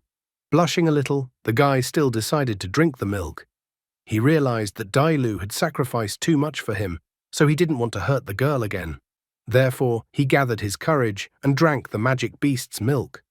Only now did he feel and realize what an idiot he had been, for he realized that he had drunk the milk of the Silver Tiger Empress. Medusa was teasing the guy at this time. Medusa reminded the guy that she didn't have a lactation period after all, so the girl had to hunt female magical beasts every day. The guy couldn't keep his face unshaken and immediately admitted that he almost died of fear. Only Delu still didn't understand what the guy was even thinking originally. Moving from jokes to real questions, the guy asked Medusa how long it would take them to get back to the coast of the Dragon State, given Medusa's top speed. The girl felt that half a day would be enough for her. Xiao Xingyu decided that since they had some time, the girls could catch a beast for them to eat. Medusa didn't find it a problem, asking the guy to wait in the cave as they would be back pretty quickly. After chasing the girls out of the cave and being left alone, the guy was going to see what reward the system had given him. The system had given him a pure-blood dragon egg as a reward. The attributes and skills of the egg were unknown. Cultivation method: long-term infusion of dragon power. Materials for accelerated dragon hatching: ice lotus from dragon bones, dragon heart, underground flame berries. Prohibitions when hatching a dragon from an egg: it is forbidden to contact with evil forces, otherwise a genetic mutation will occur. A pure-blooded dragon will become a demonic dragon. Looking at the egg in his hand, the guy was slightly disappointed by the difficulty.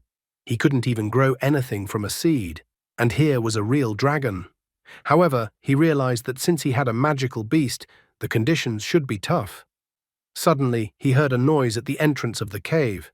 Shasha and Dailu had already managed to obtain magic beasts and brought them into the cave. Xiao Xingyu was surprised at how fast the girls acted. Soon they were eating the roasted meat of magical beasts on the fire with gusto. Looking at Medusa, the guy noticed that even in her human form, she was eating rather huge chunks of magical beast's meat. The girl immediately reacted after noticing the guy's gaze on her. She inquired what the guy was thinking about. The pervert immediately decided to check with the girl about his relationship with her. Medusa thought that the guy was her savior, so she stated that the guy could speak his mind directly. Just at that moment, the guy decided to ask the girl if she could give him some of her excrement. Medusa felt as if she was petrified when she heard the guy's request. She even decided to ask the guy again what he said, as she thought she heard wrong. Not the least bit embarrassed, the guy with a smile again asked the girl for some excrement. Medusa became furious and let out her claws, thinking that the guy was definitely looking for death. Dailu immediately stood up and tried to stop Medusa. Medusa asked Dailu not to stop her because she just needed to kill the pervert who was right in front of her. The guy realized that the situation was rather unpleasant, so he figured that since Medusa was refusing, then Dailu could comply with his request. However, Dailu resented the guy's suggestion. She stated that he only approached her because Medusa was unwilling to fulfill his request. Dailu even called the guy a pervert and incredibly spoiled. The two girls angrily declared that the guy was a pervert. Xiao Xingyu tried to explain that he was not a pervert and that he needed the excrement of the magical beast for fertilizer. He didn't understand why the girls were looking at him as if they were willing to die rather than agree to such a disgusting request. Medusa was slightly surprised to hear about the plant. Dailu also stated that she and Medusa were no longer wild beasts, so they had pride and dignity. The guy admitted his mistake and that he was too rude to them, but nevertheless he really needed the fertilizer. The most important condition for excrement is that the magical beast has the form of a beast king. After thinking about it for a bit, Dailu noticed that other magical beasts might be suitable as well. After listening to the guy, Medusa didn't know what the problem was, because they were currently in the magical beast strait, and at the bottom of the strait there were many beasts of the level they needed sleeping. After a while, Xiao Xingyu, Dailu and Shasha decided to pull off their plan. The three lights dived to the bottom of the magical beast strait. As soon as the lights touched the bottom of the strait, the bottom immediately exploded. At the same instant, the magical beast, disturbed by the explosion, became indignant. The magical beast was about to find out who dared to disturb the peace. Suddenly, a small magical beast appeared out of the water. It started complaining and shouting why someone had gotten the idea to hurl fire into the sea. The guy was a little surprised when he first saw the rare mutated imperial whale. The girl resented the guy calling it rare. She angrily stated that the guy was definitely sick of living.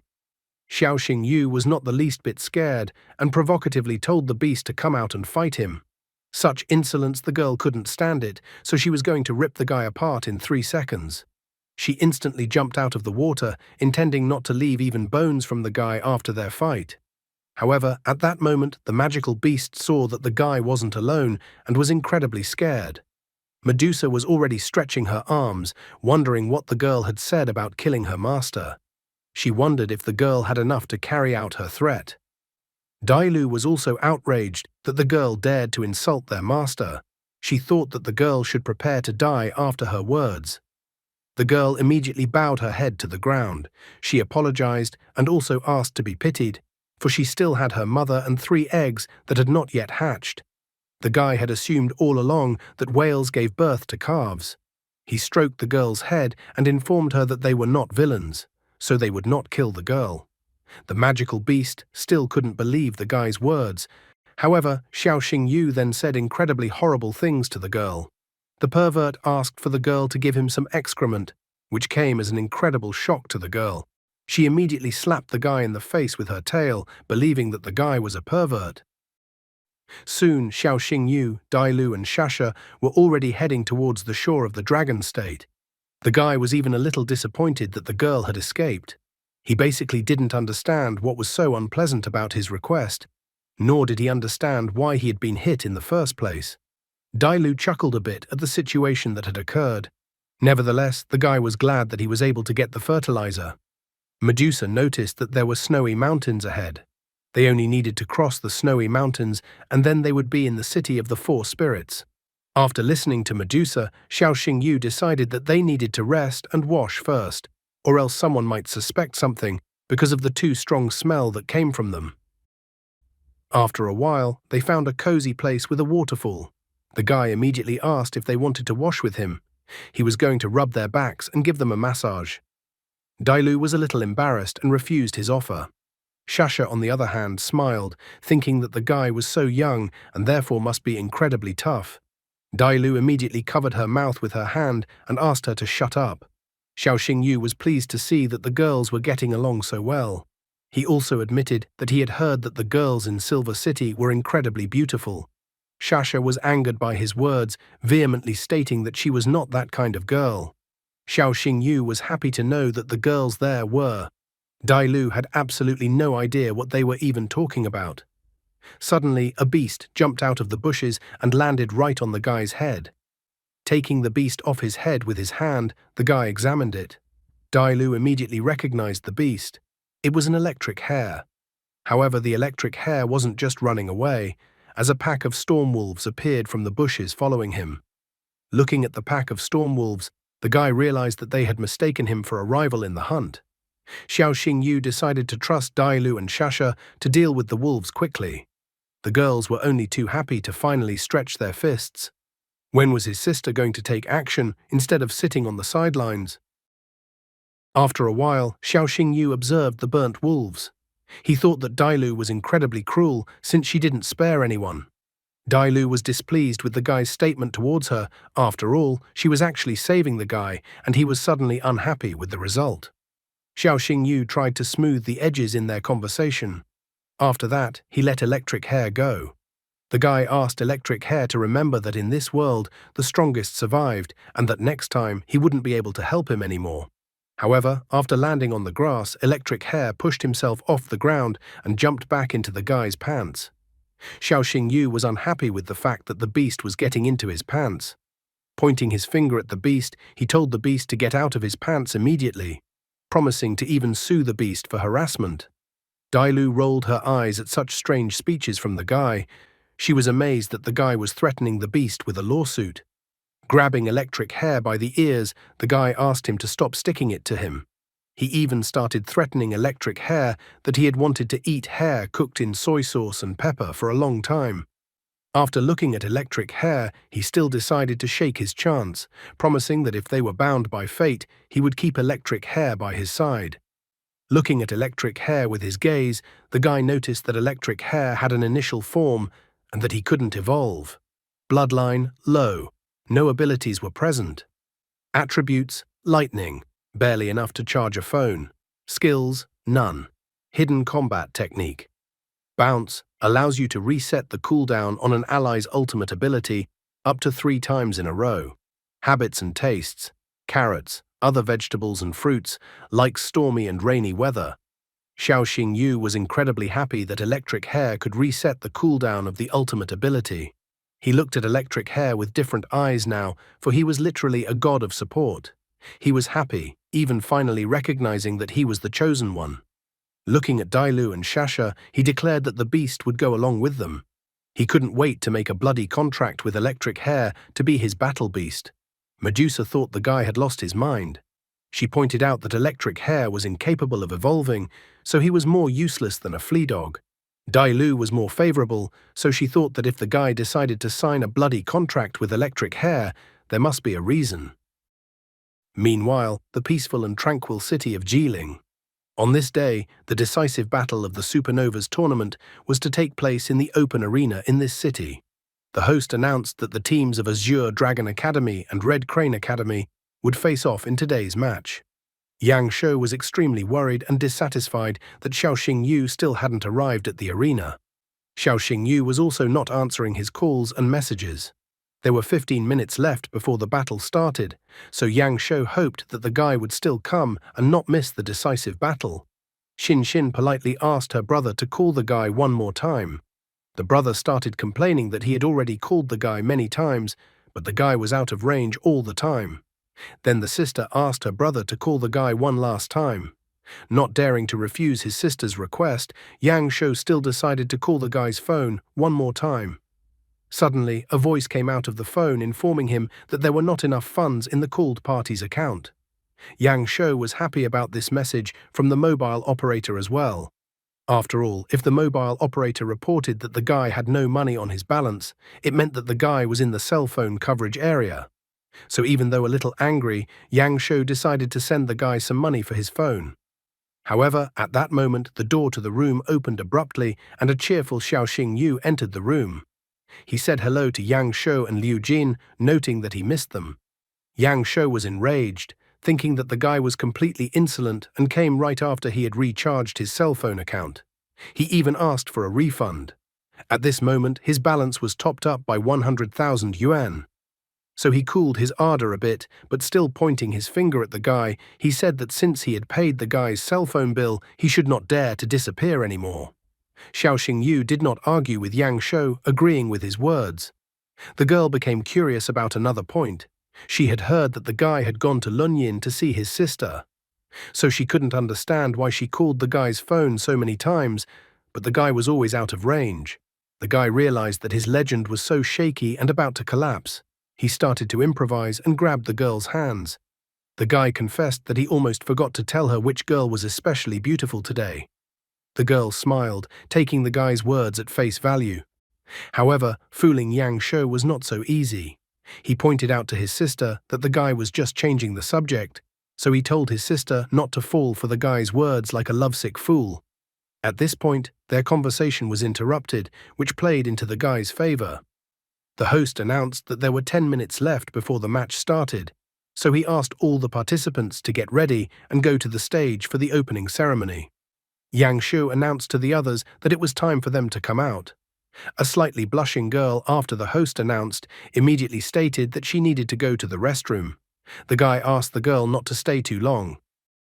When the girl was in the restroom washing her face, a girl appeared behind her. She noted that they had met again.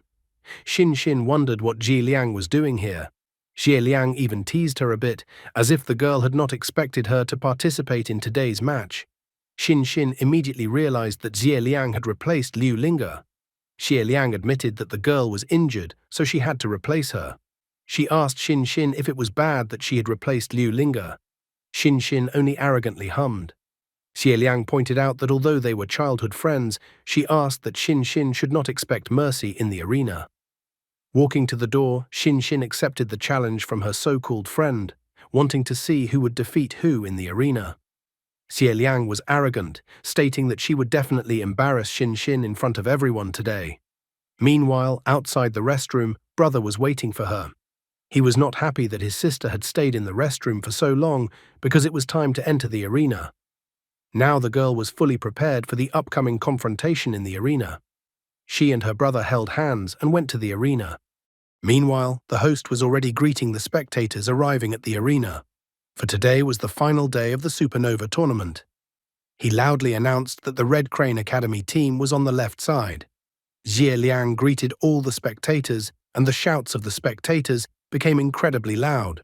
Someone was surprised that Xie Liang had appeared, realizing that the rumors about Liu Linger's illness had turned out to be true. Someone couldn't resist Xie Liang's cuteness. The guy stated that he would agree to marry the girl even if he had to make 20 children with the girl. Someone noted the girl's brother Wei An, and what a handsome guy he was. Yang Shou pointed out specifically to Xiaoxing Yu that the introduced brother and sister from the Z family were not ordinary people. Their father was 10th star beast Tama Xiejun, one of the Empress's advisors and the chief strategist of the Dragon State. Xin Xin had heard about what was said, that Xie Wei'an had a chance to be the future husband of Princess Shangguan Qian. Xiaoxing Yu didn't care that the princess's fiancé would oppose them. After that, the host announced that the Azure Dragon Academy team was on the right side. Yang Shou announced that their time had come. The host also announced that the judge of today's tournament would be the inimitable Empress. Behind the Empress, Xi Jun appeared. He asked with a smile if he remembered the guy's name correctly, Xiaoxing Yu. Shangguan Lan noted that he had gotten the guy's name correct. Xiaoxing Yu was supposed to fight his favorite son, so she asked Xie Jun what his opinion was on the winner of this confrontation. Xie Jun only joked that it all depended on the guy's skills, and he had no way of influencing the outcome of the battle. He immediately changed the subject and asked the Empress if she had been able to find out anything about the Black Cloak and Masked Man. Shangguan Lan admitted that the Imperial Association had dispatched all the Silver Priests to secretly check all the beast tamers of the 9th and 10th star, but so far everything had been to no avail. Xi Jun was not eating his bread in vain as he inquired if she had heard the expression, "the darkest place under the lamp."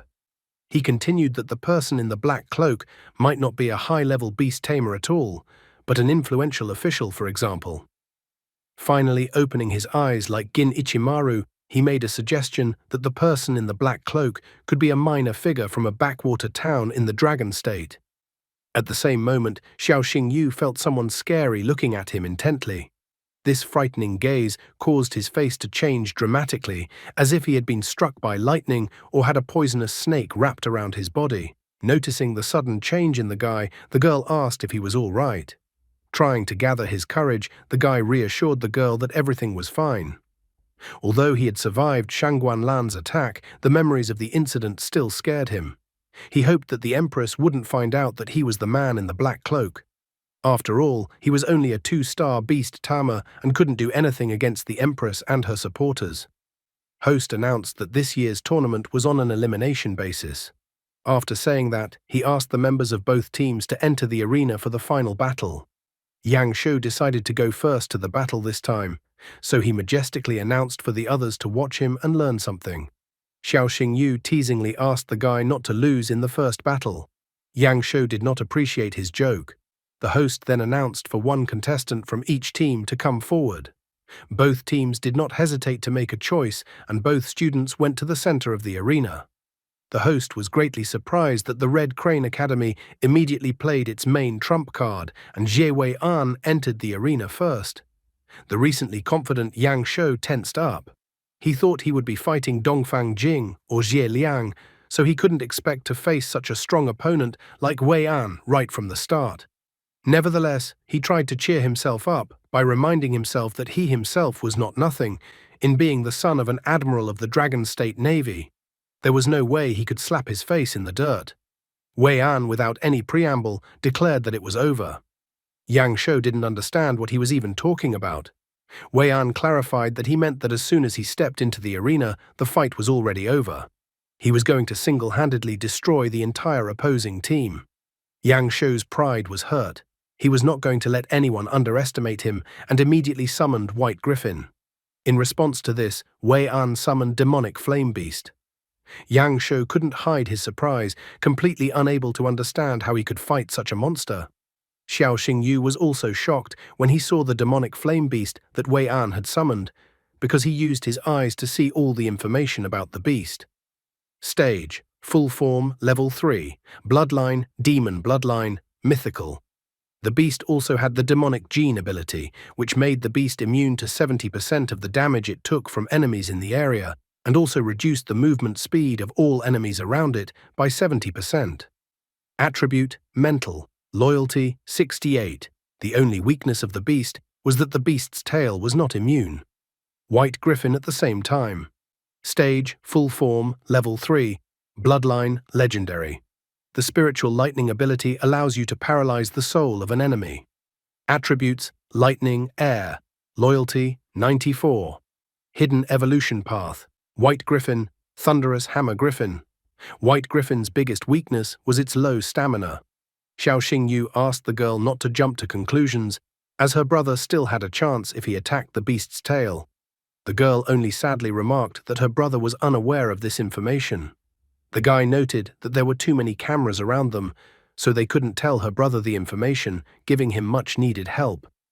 Xiao Xingyu realized that White Griffin's advantage was its high explosive power and damage, so the first 3 minutes would decide the outcome of the entire fight. If Yang Shou didn't take the initiative, White Griffin's low stamina would play a cruel joke on him.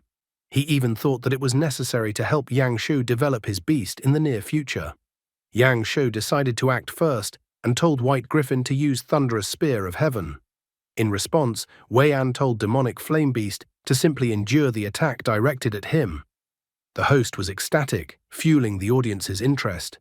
He pointed out that Demonic Flame Beast had withstood White Griffin's signature attack and remained completely unharmed, while Wei An hadn't even activated spiritual energy. Yang Shou was extremely upset that his beast's signature attack didn't work. Yang Shou realized that Wei An had allowed his beast to deliberately adopt the attack that White Griffin was known for. With a smile on his face, Wei An turned to Yang Shou. He pointed out that White Griffin was a battle beast that relied on quick dominance, but here it was extremely weak in the endurance battle. Yang Shou was extremely dissatisfied with the current situation. He stated that he knew everything himself and that he didn't need Wei An's advice. He then asked White Griffin to attack Demonic Flame Beast again. Seeing that his opponent hadn't given up yet, Wei An told his beast to use Rush of a Hungry Tiger. Demonic Flame Beast instantly appeared behind White Griffin and began to bite his wings. Demonic Flame Beast then pressed White Griffin into the ground with its paws. The spectators cheered as they saw such an interesting battle. They were in awe of how cool Demonic Flame Beast was. Some even remarked that Zi Wei An was the son of strategist Xie Jun for a reason. Wei An asked his opponent to stop being stubborn and let White Griffin rest. Demonic Flame Beast completely defeated White Griffin, who was lying on the ground. Wei An stated that what had already been demonstrated should have been enough, so he asked Yang Shou to give up. After all, it was only a tournament. Yang Shou continued to be stubborn. He stated that there was no way he would lose to Wei An, especially with his sister looking at him. Wei An only smirked again, noting that Yang Shou did not appreciate the kindness he showed. The girl was about to help her brother, but Xiao Xingyu covered her mouth with his hand. Turning around and looking at the guy, she grudgingly asked him why he had stopped her. The guy remembered about male solidarity. He explained to the girl that Yang Shou was not a competitor at this moment, but her older brother. Yang Shou, meanwhile, was thinking of a way out of the situation. White Griffin's wings were badly damaged, and it would require more spiritual energy to use the skill. He felt that he couldn't lose to the Z family in front of his sister, so he decided to take the risk. The guy summoned his second beast, Steel Gorilla. At this moment, White Griffin flew up and was already behind Steel Gorilla's back. Yang Shou told Steel Gorilla to use the giant steel staff, and with that, he ordered White Griffin to use Thunder Force. Steel Gorilla and White Griffin rushed towards the demonic flame beast. At this moment, even Wei An became slightly agitated, telling demonic flame beast to absorb the attack. Steel Gorilla and White Griffin's attack seemed to scatter and was absorbed by demonic flame beast. With such destructive power, Yang Shou took a knee. He didn't expect the demonic flame beast to be able to withstand such an attack. It was incredibly frustrating for him, as he had pulled out his main trump card. He practiced the technique shown endlessly. Wei An lost his cold-blooded tone and declared that the end of their battle had come. He told Demonic Flame Beast to use the Blue Demon Roar. With his attack, Demonic Flame Beast easily defeated his opponents. Host instantly announced that the battle was over, and the winner of this confrontation was Ji Wei An from Red Crane Academy. Steel Gorilla and White Griffin were defeated and passed out from such a devastating attack by their opponent. Yang Shou had suffered a crushing defeat. He was humiliated, so defeated in front of his sister, which incredibly hurt his pride. On top of that, he had also lost to the Z family. A smile returned on Wei An's face as he declared that Yang Shou was not even his opponent. Xiao Xingyu suggested that the fact that Wei An possessed such an incredible battle beast was most likely the work of his father. The girl agreed with him. After all, Wei An's father was a 10th star beast tamer, so for him to catch a demon blood beast was a simple matter. Even Xiao Xingyu noticed that the Ji family was treating the sibling from the Mu Rong family too strangely. The girl revealed that she and Xie Liang had an argument over the bone-winged bat when she was a child. The beast was caught when the Empress and her army were fighting outside the palace. Xie Liang believed that the beast belonged to her. However, Xin Xin pointed out that the beast had chosen her. As a result of this argument, bone-winged bat scratched Xie Liang's arm with its wing. Xin Xin immediately asked if the girl was all right. Xie Liang immediately said that Xin Xin had dishonored her and taken what was hers. The indignant girl stated that the Z family never forgets a grudge. The guy didn't understand how Wei An's eyes were red if the pupils were grey. Xin Xin explained that it was called heterochromia, a genetic trait of the Z family. She pointed out that other than the difference in color and the scary look, there was nothing special about it. Xiao Xingyu decided to test his guesses and looked at Wei An with his marvelous eyes. He discovered that the guy possessed an eye of foresight.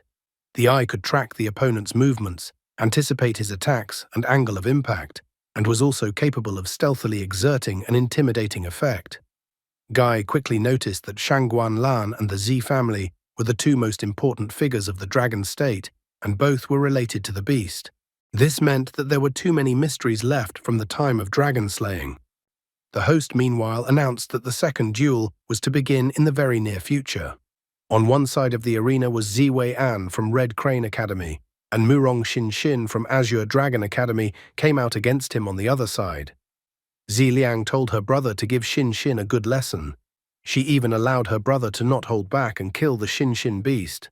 Wei An pointed out that he was actually a gentleman, so he wouldn't want to kill his opponent's beast, but he was willing to beat up the beast. He didn't hold back and told the girl to give up while she still had a chance. If she didn't give up right now, something even worse than what happened to her brother might happen. Xin Xin confidently stated that she was not afraid of him. Host, meanwhile, continued to heat up the audience's attention by announcing that they were in for a battle of the Titans. He wondered if Xie Wei An would be able to win a second time, or if Murong Xin Xin would defeat his opponent and avenge his brother. The girl did not hesitate to summon Bone-Winged Bat and told her to attack Demonic Flame Beast. Noticing that it wouldn't be that easy this time, he told Demonic Flame Beast to dodge the attack. The host immediately noticed this detail, that Demonic Flame Beast did not take the attack, but began to dodge. He even assumed that Demonic Flame Beast was afraid of Bone-Winged Bat's attacks. Si Jun immediately understood everything. He realized that Murong Xin Xin had learned about the Demonic Flame Beast vulnerability from Xiao Xingyu. The man admired Xiao Xingyu's abilities. The Empress asked the counselor who would win this time. Xie Jun confidently stated that there wasn't even any mystery here, as his son had inherited the Eye of Foresight. However, when his son fought Xiao Xingyu, it would be quite difficult to determine the winner. Nevertheless, as a father, he would cheer for his son. Bone-Winged Bat continued to attack Demonic Flame Beast, incapacitating it. Xiao Xingyu was glad that the girl was starting to succeed. The guy knew that Demonic Flame Beast's 70% immunity only worked on physical and magic attacks, and undead flames, although they looked like fire magic. They were spiritual attacks, which was Demonic Flame Beast's weak point. Murong Xin Xin only increased her pressure in her attacks by telling Bone-Winged Bat to use a shower of necrotic arrows. Bone-winged bat's attack hit demonic flame beast accurately. Having already stopped being cold-blooded, Wei An told demonic flame beast to use blood whirlpool. He then ordered demonic flame beast to use deflecting. The previously used attack of bone-winged bat was deflected and went back to bone-winged bat. The girl sadly noted that demonic flame beast had too many abilities. In addition, the tiger head was still hiding its abilities. Wei An decided that he had had enough of fighting with the girl, so he decided to end the battle. Xin Xin reacted in time, telling Bone-Winged Bat to use his ultimate ability, Undead Wrath, when he recovered. After recovering quite quickly, Bone-Winged Bat used Undead Wrath. The girl was already anticipating her victory.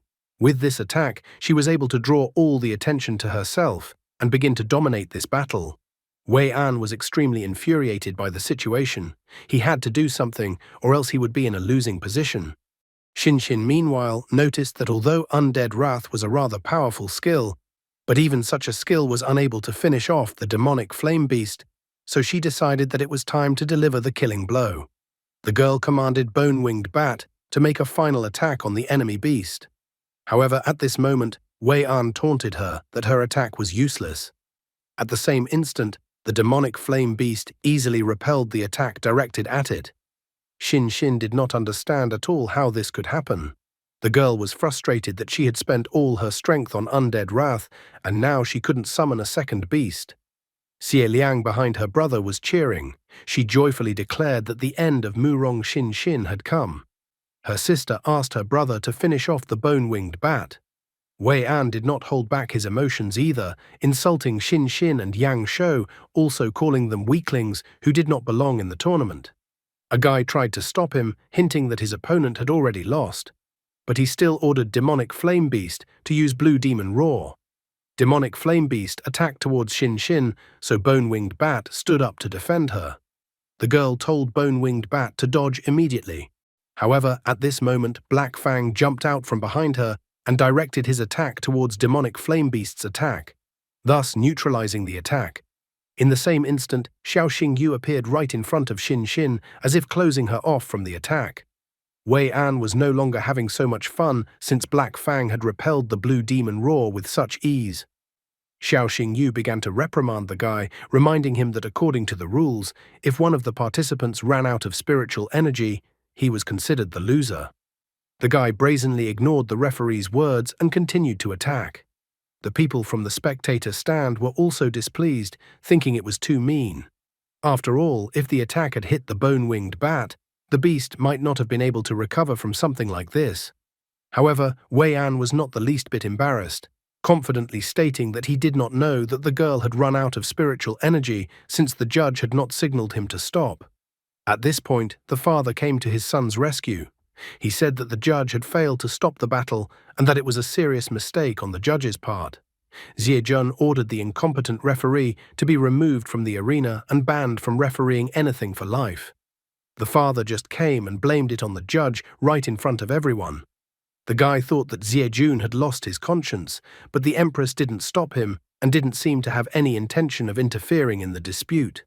The poor judge apologized, and admitted his guilt. The host immediately stated that there had been a slight misunderstanding and that the misunderstanding had already been resolved. Now he finally announced that the second fight was over and the winner was Xie Wei An. Host noted that Xie Wei An would fight the last member of the Azure Dragon Academy, Xiao Xingyu, in the next fight. Xin Xin admitted that she felt that she could have won the fight, but there was something wrong with her opponent. It was as if he knew where she would attack. The guy calmed the girl down, believing that she would let him do the rest. Xi Liang was extremely dissatisfied that her brother was unable to finish off Bone-Winged Bat due to the appearance of the strongest dark horse, Xiao Xingyu. However, she still believed that after meeting her brother, the guy would beg for mercy.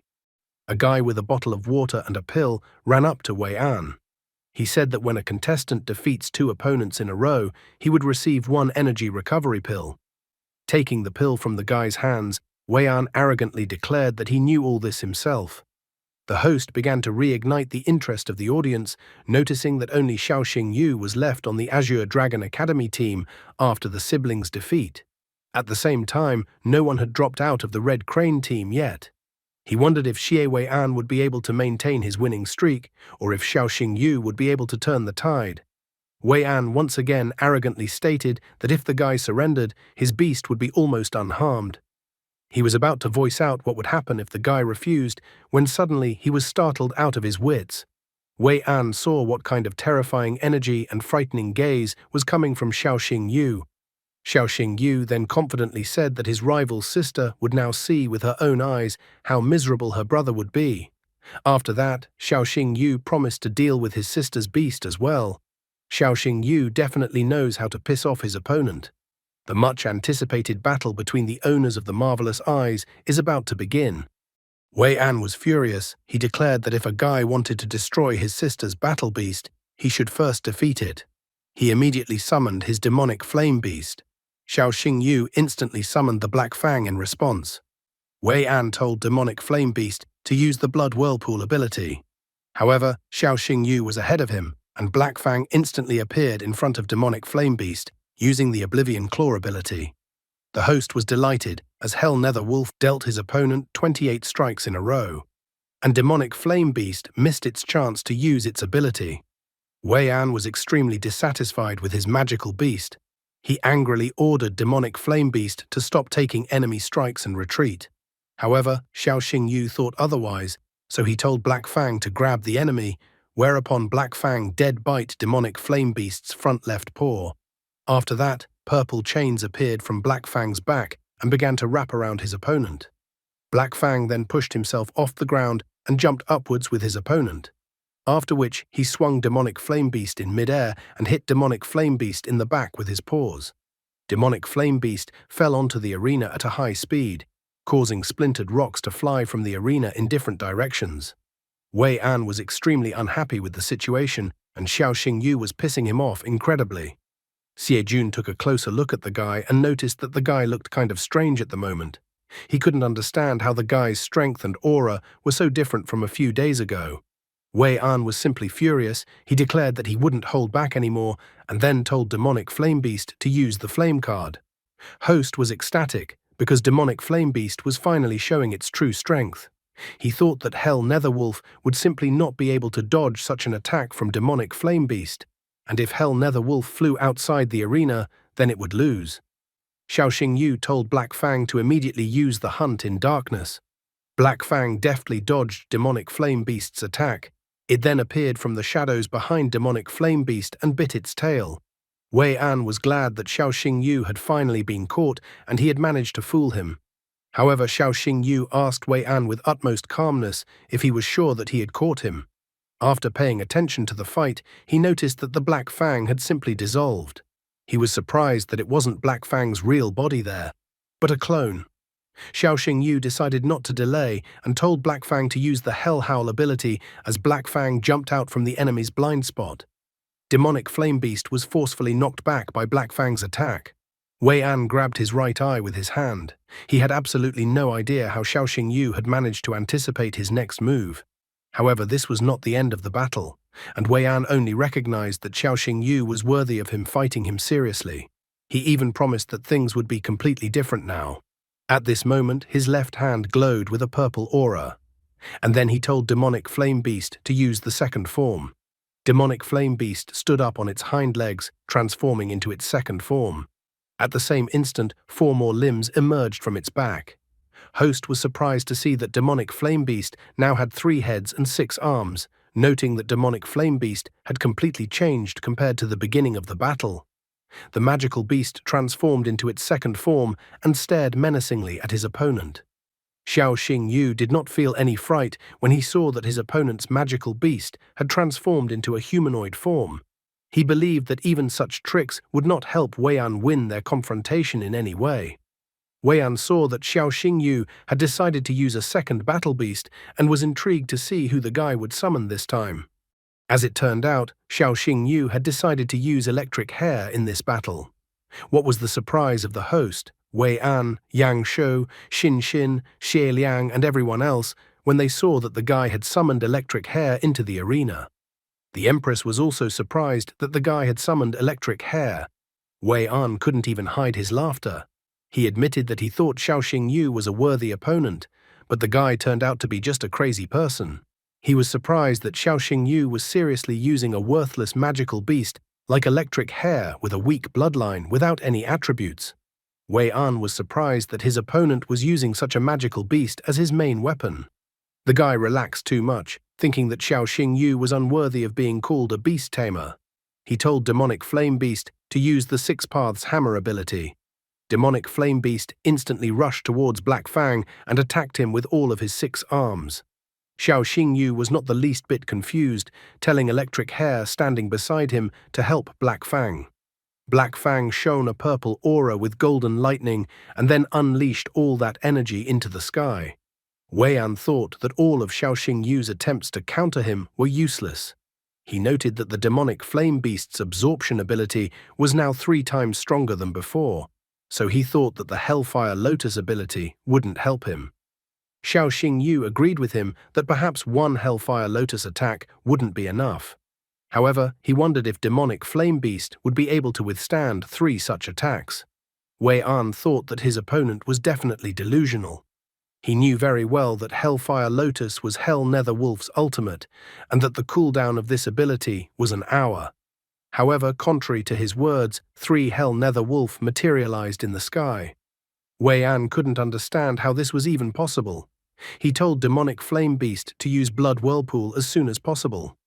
Xiao Xingyu stroked the electric hair in his hands as if it was the main villain, noting that it was too late to do anything.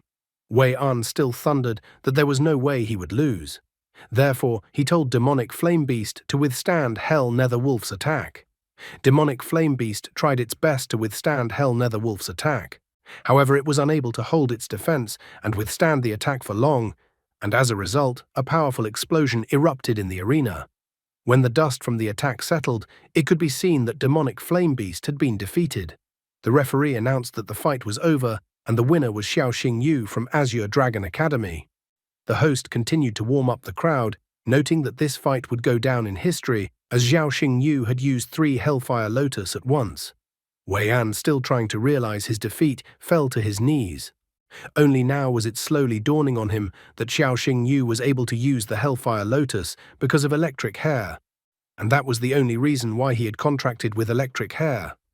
However, Xiao Xingyu corrected him by pointing out that it wasn't a triple Hellfire Lotus. The ability had been used 3 times since the cooldown had been removed. He also boasted that he could use Hellfire Lotus at least 1 more time. Wei An was annoyed to learn about the potential for 4 uses of Hellfire Lotus. He didn't expect Xiao Xingyu to have such a trump card hidden up his sleeve. Wei An promised that Xiao Xingyu would pay for humiliating him today. Yang Shou seemed to cheer up after Xiao Xingyu won the fight. He proclaimed loudly that Xiao Xingyu was cool and that he was his brother. Meanwhile, the principal of the Red Crane Academy came out. He stated that their Red Crane Academy might lose the fight but not lose their dignity. Therefore, he told Xie Liang to enter the arena. Xie Liang was upset, noting that even her brother had lost. She was well aware that if she went out against the guy would wipe her out. However, the principal reminded Xie Liang that her father was sitting on the judicial tribune, and the girl should be well aware of the dangers of refusing to fight in the arena. In the end, the girl still entered the arena.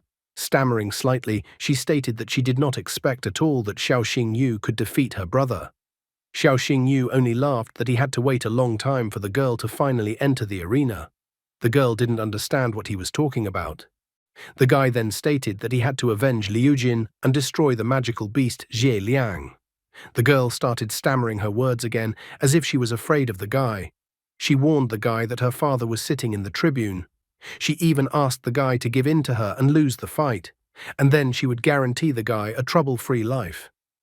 Xie Liang promised that if the guy did as she said, he would become her friend.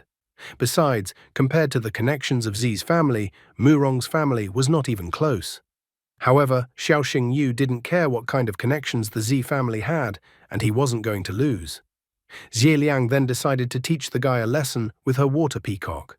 However, moments later, Water Peacock was already sent flying by his opponent, hitting the edge of the arena.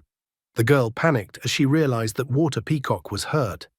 Xiao Xingyu didn't stop there. He pointed his finger at the girl, reminding her that he had previously said that he would destroy her beast. The referee immediately stated that Water Peacock had lost consciousness. At the same moment, the host wondered if the others had seen what he had just seen. With just one attack from the Xiao Xingyu beast, the fight was over. Although this was already the second fight for Xiao Xingyu, he had defeated Water Peacock with full strength. Zhe couldn't understand how this was even possible, since she had a beast with the attribute of water. She felt that Hell Nether Wolf shouldn't have been able to hold out against Water Peacock for even one round. She already knew that she couldn't win, but she needed to hold out for 3 rounds because only then would she at least not disgrace the Red Crane Academy and the Z family. The host announced that according to the rules, the girl could summon a second magical beast. The girl was arrogant and told the host to shut up. She felt that she had already embarrassed herself enough to be made a fool of as well. Wei An approached her and announced that his sister refused to participate any further, so he asked for the next contestant to be called. The host was surprised at Wei An's sudden decision, but agreed to his request. Only now the host announced that the fight was over, and the winner of this confrontation is Xiao Xingyu from the Azure Dragon Academy. The host then called the next member of the Red Crane Academy, Dongfang Jing, into the arena. Xiao Xingyu noticed that the last participant from Red Crane Academy was left. Since the guy had never fought before, Xiao Xingyu thought that the guy might be the main trump card of the Red Crane Academy. With full confidence in his abilities, the guy entered the arena. He stated that he didn't think he would have to fight after all, so since he came out to fight, he promised to put up his full strength. Dongfang Jing even told Xiao Xingyu to start praying. He didn't hold back and immediately unleashed his 3 magical beasts, all of which were giant birds. After a short time, Dongfang Jing gave up, as all of his magical beasts were defeated. The host announced that the winner of the battle was Xiao Xingyu of the Azure Dragon Academy. The principal of Red Crane Academy clutched his right hand, realizing the shame of his academy's performance today. Xiao Xingyu admitted that he actually thought that Dongfang Jing was the strongest of the team.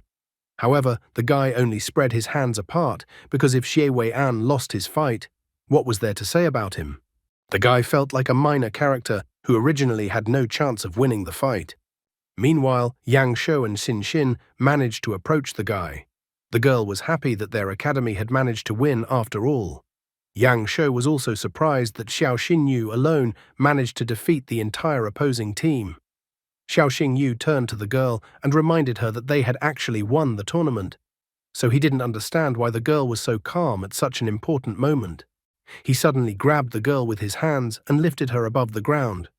The guy joyfully declared that this was their star moment, so they should celebrate this moment properly. The girl panicked that the guy did this in front of everyone and asked him to lower her back to the ground.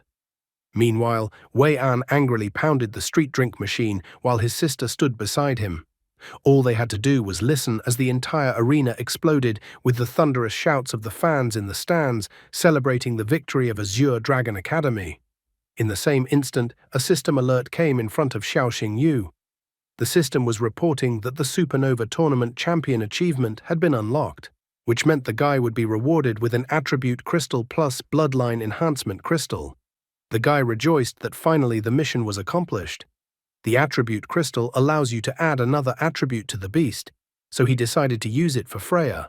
The Bloodline Enhancement Crystal improved the bloodline, so the guy decided to give it to Black Fang. Finally, Empress Shangguan Lan came over to personally congratulate them on their victory. She praised the brother and sister first, for which the girl thanked the Empress. Xiao Xingyu had already prepared for the Empress to put a medal on him. However, at this moment, the Empress suddenly grabbed the guy's head with her hand and pointed out that they had already met. Xiao Xingyu was incredibly scared because suddenly the Empress recognized him. The Empress then stroked the frightened guy's hair. A subordinate came over to her and the Empress told her to bring a medal and a cup. She suddenly said that she thought the guy had a lot of courage, but he was suddenly nervous in front of her. Xiao Xingyu tried to divert the topic by saying that it was just the first time he was so close to the Honorable Empress, and that was why he was nervous. Looking at the back of the departing Shangguan Lan, the guy had no way of understanding what the Empress's words meant. He wondered if she had decided not to expose him or if he had just misunderstood. As she left, the Empress said that the youths were growing so fast and that she had high hopes for them. Remembering the Shangguan Lan he had seen in his dream, he was scared whether he was really safe or had already been exposed.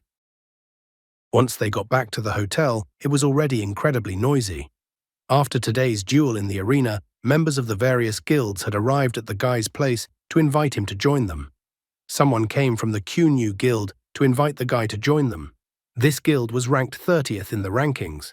Someone came from the Binpo guild. Someone came from the Jonyu guild, where 2/3 of the guild members were girls, and the guild leader was a real beauty. The guy had instantly become a celebrity after today's arena fight, so every guild wanted to snatch a rising star. However, the guy brushed them off, saying that he wasn't interested, and besides, he was already a member of another guild as a pharmacist.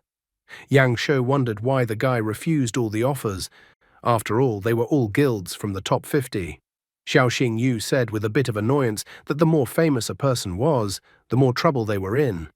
Xiao Xingyu had not yet forgotten that Qin Yanran and the girl from the Celestial Guild had been very kind to him, so he did not want to betray their trust. Yang Shou now understood a little better why the guy refused. The guy didn't understand what the big deal was. After all, they had accepted him as their own. At this moment, Principal Su Ruyan and Chen Qinian appeared. Su Ruyan came in with a bottle of wine and wanted to celebrate their academy's victory in the tournament. Chen Qinian reminded her that she herself had made the rule that they shouldn't drink wine during the tournament. Su Ruyan suddenly said that it was a stupid rule and she would immediately rescind it. She asked him to go back and inform the disciplinary committee so that the rule would be cancelled immediately. Chen Qinian did not argue with her, stating that she is the principal and therefore her word is law. Su Ruyan then approached the guy, asking him to cheer up since he was the hero of tonight. She noticed that the guy was worried about something. Xiao Xingyu was a little surprised that Su Ruyan noticed it. She asked the guy to tell her because then she would help him relax.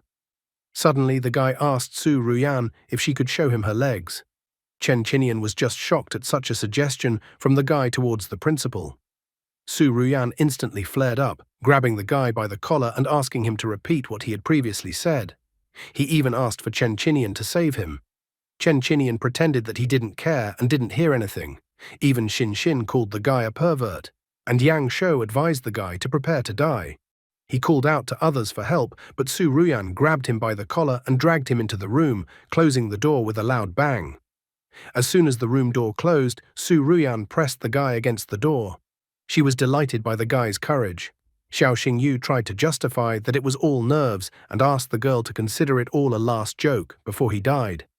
Suddenly, the girl showed him her legs as he had asked earlier, which made the guy's face turn incredibly red. She decided to promise the guy that if he passed the 4th star Beast Tamers before the end of the semester, he could do more than just look at her feet. And if he managed to reach Beast Tamer's 9th star in 10 years, there was a lot more waiting for him. The guy didn't know how to choose the right words. However, they were suddenly interrupted and were not allowed to finish. The girl in the room asked them not to flirt in this room. The girl informed them that the Empress was inviting Xiao Xingyu for a conversation. It would take 4 hours to get from this place to the Imperial City and back. The girl wondered if the guy had any free time right now. The guy didn't understand if he had the slightest chance of refusing the Empress's voluntarily forced request. He decided that what must be, so he decided to follow the girl to the Empress. After a while, they arrived at the Imperial City. As they approached the majestic building, the girl announced that the Empress was already waiting for the guy. The guy was shocked that even the entrance was being guarded by the golden Saint Killin form of the Beast King. He was well aware that if the fight started, he would hardly be able to escape at all. Slowly, the guy walked towards the Empress, who was waiting for him. As soon as he arrived, Shangguan Lan immediately inquired if the guy had any idea why she had summoned him. Xiao Xingyu decided to inform her that he was far from the Empress's wisdom, so he asked the Empress to tell him why she had summoned him. Shangguan Lan informed him that a serious crime had recently occurred in the Dragon State. An unknown person had kidnapped a death row convict in the days when the guy was just out of town. Xiao Xingyu tried to dodge the claim, saying that it was a serious crime, but that he had no idea what it had to do with him. The guy realized that the Empress seemed to be following him after all. He hadn't returned home, he hadn't informed his sister, Liu Jin and the others couldn't reach him, so his explanations were unlikely to stand up to any criticism. She continued by saying that Counselor C had hypothesized that if a person was hiding something, he might be hiding his real strength and personality. Xiao Xingyu decided to start by saying that this was too general a conclusion. After all, by this logic, any laborer, teacher, or student could be the unknown they were looking for. At the same instant, the Empress rose from her throne and walked towards the guy with a slow step. The clatter of her heels echoed throughout the room. As she approached him and walked past him, she said with certainty that the guy was the man in the black cloak. The guy tensed, realizing that he should have expected the Empress to understand everything. He couldn't figure out what he should do now, since it was unlikely that he would be able to escape. Besides, not even the dragon's tear can turn back time to yesterday. If he dared to oppose her, his sister might get hurt. Plus, he was worried about Liu Jin and the others, who he had struggled so hard to snatch victory in the tournament with. The Azure Dragon Academy might also suffer because of his actions. Suddenly, the Empress put her hand on his head and said that she was joking and let the little one not be afraid. Shangguan Lan reported that her people called the kid's sister, and his sister said that the kid went back for 1 or 2 days and then went to catch a new beast. She was impressed that the guy's new beast turned out to be an electric hare. Still stammering with fright, the guy recalled that the Empress suspected him of being the man in the black cloak. The girl suddenly stated that she didn't suspect him of that. It was just that the guy was really cute, and she wanted to tease him. Although Counselor Z was suspicious of the guy, but she knew that the guy had gotten his first beast less than a year ago. Therefore, she was well aware that the guy couldn't compare to a 9th-star beast tamer. The guy's heart was already racing, and his heart almost stopped because of the stress.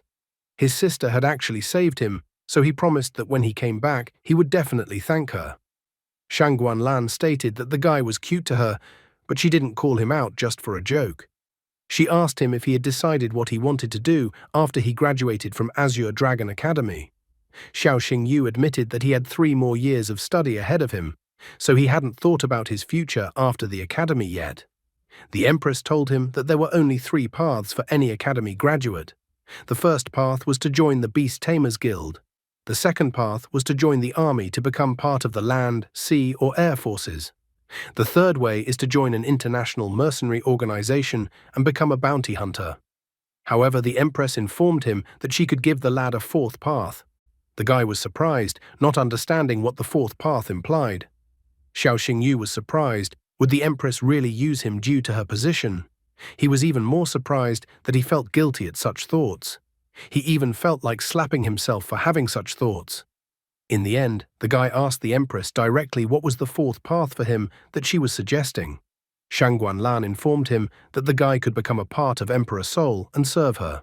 The Emperor Soul organization was the personal guard of Shangguan Lan, who performed the most dangerous tasks.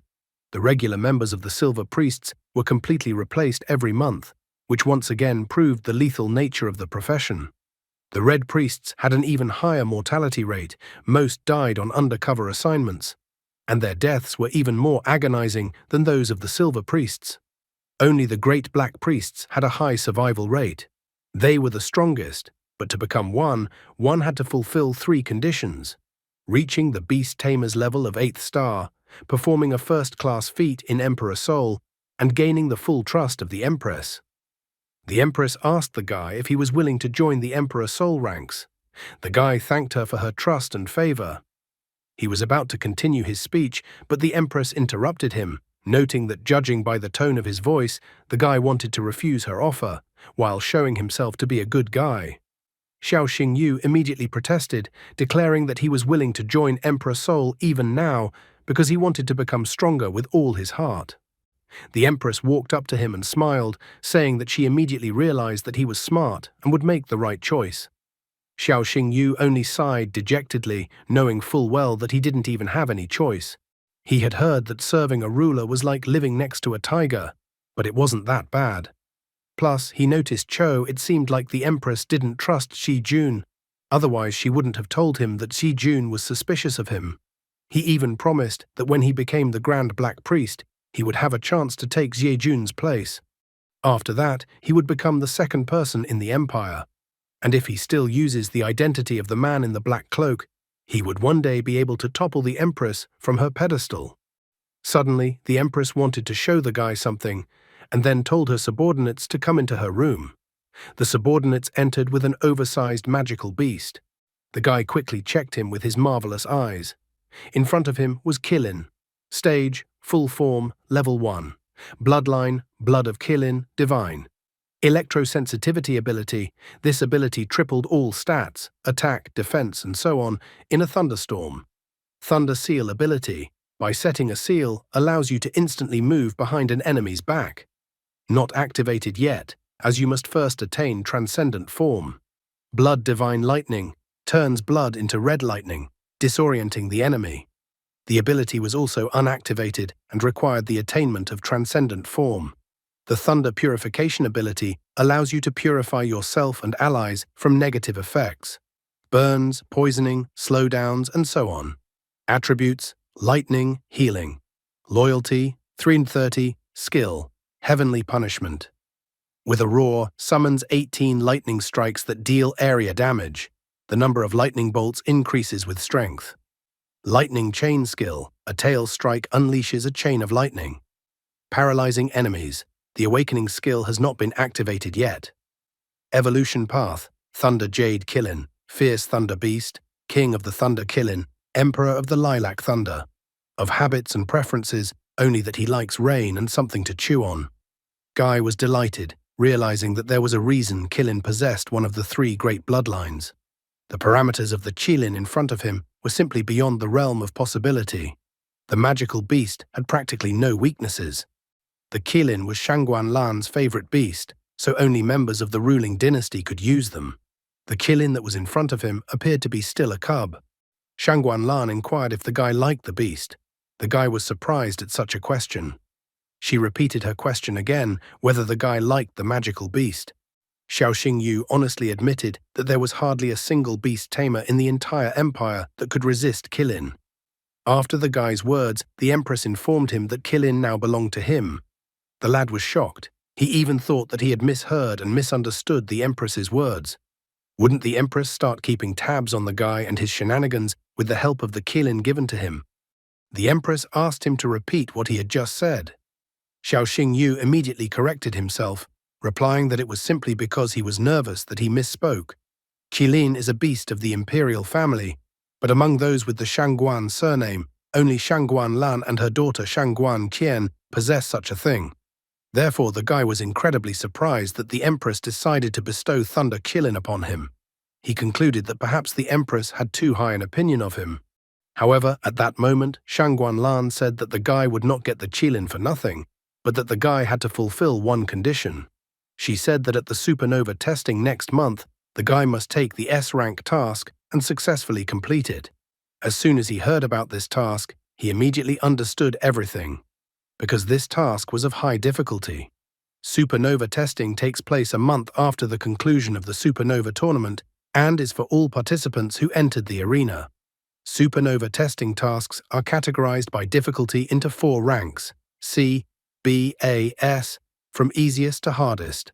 Most participants choose rank B, the confident ones choose rank A. He once asked the principal about this supernova testing.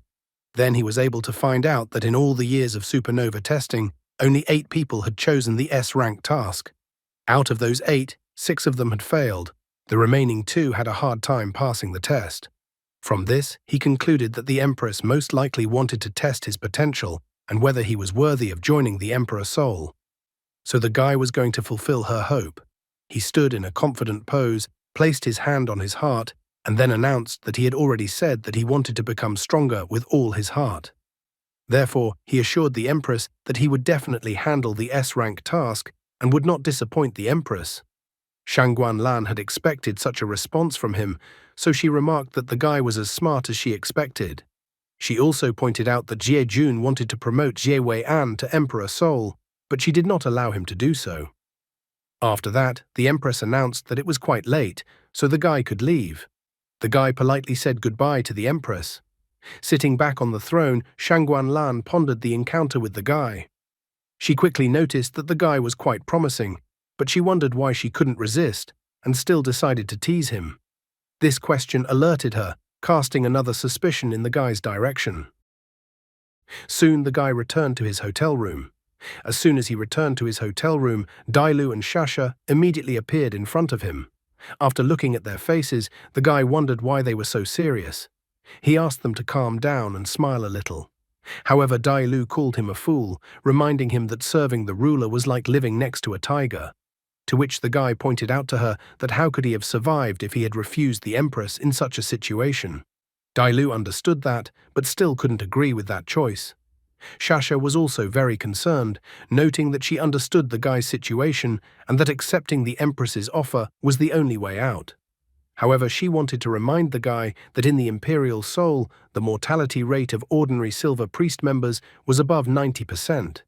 Xiao Xingyu tried to reassure them, pointing out that sometimes a desperate situation hid a single path to salvation. He asked them to remember what Shangguan Lan said to him at the end. Dailu asked if he was referring to the fact that the empress refused to accept Xie Wei-an into the emperor soul. Medusa was alarmed, noting that Shangguan Lan is by nature extremely suspicious, and even Jie Jun she doesn't trust completely. Dailu also brought up that the Z family's influence is getting stronger and stronger, which means they may soon break free from her control. The guy cheerfully declared that someone like him, Xiao Xingyu, a rootless commoner who had a chance for a better life. If he becomes part of the imperial soul, he will be obliged to be loyal to the empress, and will not be able to join behind-the-scenes alliances. So the empress wants to use him to restrain the Z family. All he has to do is keep playing his role, step by step earning the empress's trust until she lets her guard down. And when he becomes strong enough, he will strike first and topple her from the throne. The girls looked at the guy like he was mentally ill as he chortled while fantasizing about it. He was so deep into his fantasies that he was already envisioning how the empire would soon bear his surname, Xiao. Dailu was not so optimistic, believing that the guy was playing with fire. But the guy corrected her by pointing out that he wasn't playing with fire, but with human nature. However, Dailu was not only concerned about that. She rightly remarked that when the guy became emperor, there would be a lot of women around him. He was even surprised that that was the first thing she thought of, since he had implied something else entirely. With sadness in her voice, Shasha noted that it was too late for them to retreat. Besides, if they stumbled, they would immediately die. Xiao Xingyu tried to calm them down, confidently stating that he had everything under control and that they should follow him, and then they would all win. Getting down on one knee, Medusa firmly declared that her life belongs to the master. So even if there was an abyss ahead of them, she would follow her master to the end. Dailu was surprised at how cunning the snake was, that it had even learned how to flatter. Turning to her, he pointed out that Shasha had spoken up. So now he was interested in her opinion. In the end, the girl informed him that so be it, let the guy do what he wanted, and she would always support him. The guy was happy that Shasha and Dailu had decided to follow him on this dangerous path. After a while, everyone arrived at the airport because the supernova tournament was over. While at the airport, the guy was happy that he would finally be able to go home. As soon as they entered the airplane, Chen Qinian asked them if they had brought everything with them. Xiao Xingyu, on the other hand, was more interested in why they were the only ones on the plane. Chen Qinian explained to him that the principal was in a good mood, so she rented the whole plane just for them. The guy was happy that the principal had been so generous. Noticing his backpack, Yang Shou was surprised that he had packed so much stuff. The guy's backpack contained beef from Fengyao, sugar gourds from Qingjing, and a bunch of local Shiling delicacies. Looking at the contents of the backpack, he even thought that the guy didn't come for the supernova tournament, but for groceries. Xiao Xingyu was not the least bit embarrassed after Yang Shou's question. He noted that his sister liked all that food, so he decided to get some more. Yang Shou started hypocritically teasing the guy that he loves his sister. Xiao Xingyu didn't bend to his jokes, admitting that his sister was the best girl in the world and that he would take care of her for the rest of his life. Yang Shou thought that such respect for his sister was very good. Looking at his sister, he wondered how Xiao Xingyu was doing with his sister. He even thought of adding some fuel to the fire in their relationship. Xiao Xingyu looked at him, for his behavior raised questions for him. So they slowly flew towards home, where at home, Sister and Shi Meng were waiting for Xiao Xingyu to arrive. However, their peace was soon disturbed, as the airplane began to shake as if it were in a turbulent zone. Yang Shu panicked and tried to ask Chen Qinian what was going on, but Chen Qinian was panicking and didn't know anything either. Xiao Xingyu calmly noticed that there was a sudden smell of wine. Hearing this, Chen Qinian thought that their matters were not good. As it turned out, Su Ruyan hit the pilot on the head and he lost consciousness. She was indignant that some dork had entered the women's restroom for some reason. Su Ruyan also couldn't understand why there were so many buttons in the restroom. However, it was pointed out to her that it wasn't a restroom at all, but a cockpit, so they asked her to get out of there. Nevertheless, Su Ruyan decided to check the strange levers in front of her, causing the airplane to start dancing in the air. After a while, the plane was still able to land and they were still alive. Xin Xin was still dizzy, and Xiao Xingyu was glad that they had finally landed. Yang Shou also exhaled a sigh of relief, for he thought that this might be the end of them. At the same time, the staff members picked up Principal Su Ruyan under their arms and led him away. No sooner had they stepped out of the airplane than people rushed towards them. They began to praise Xiao Xingyu.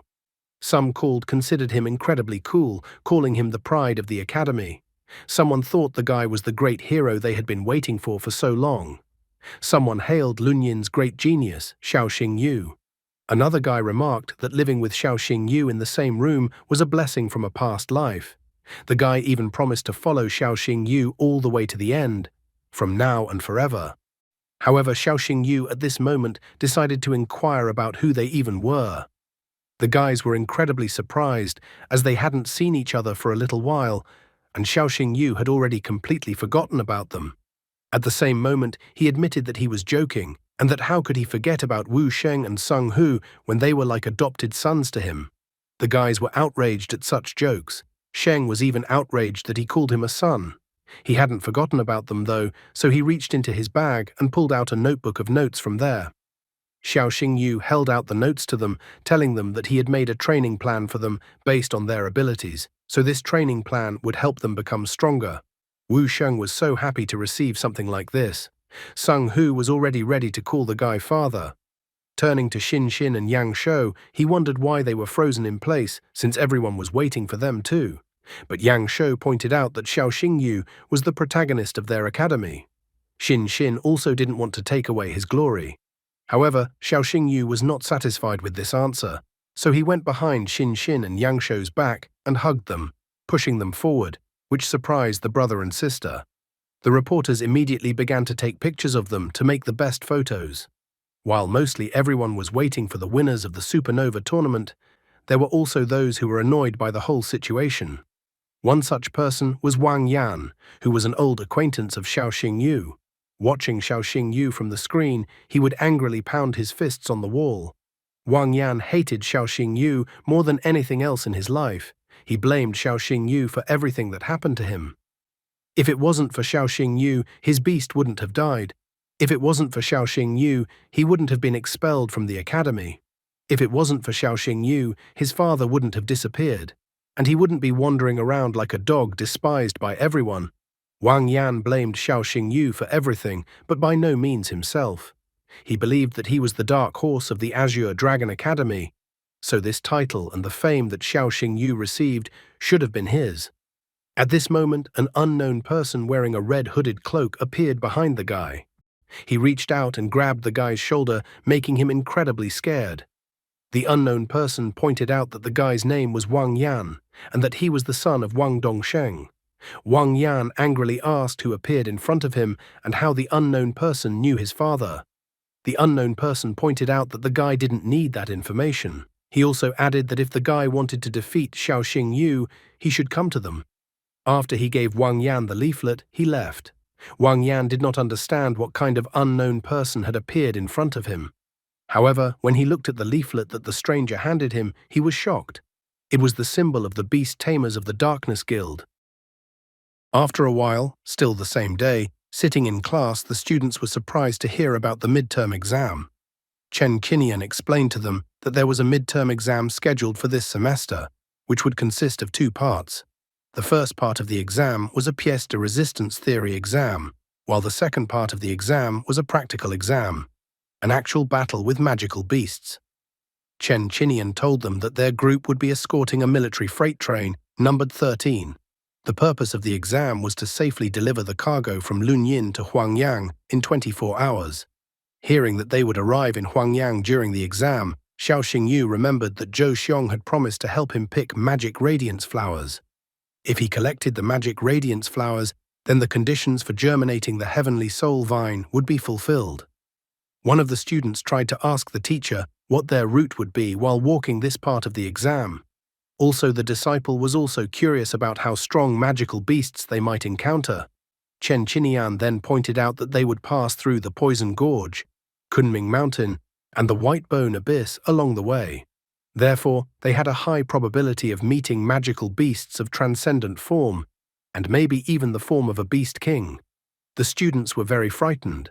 One of the students was surprised that it was called a midterm.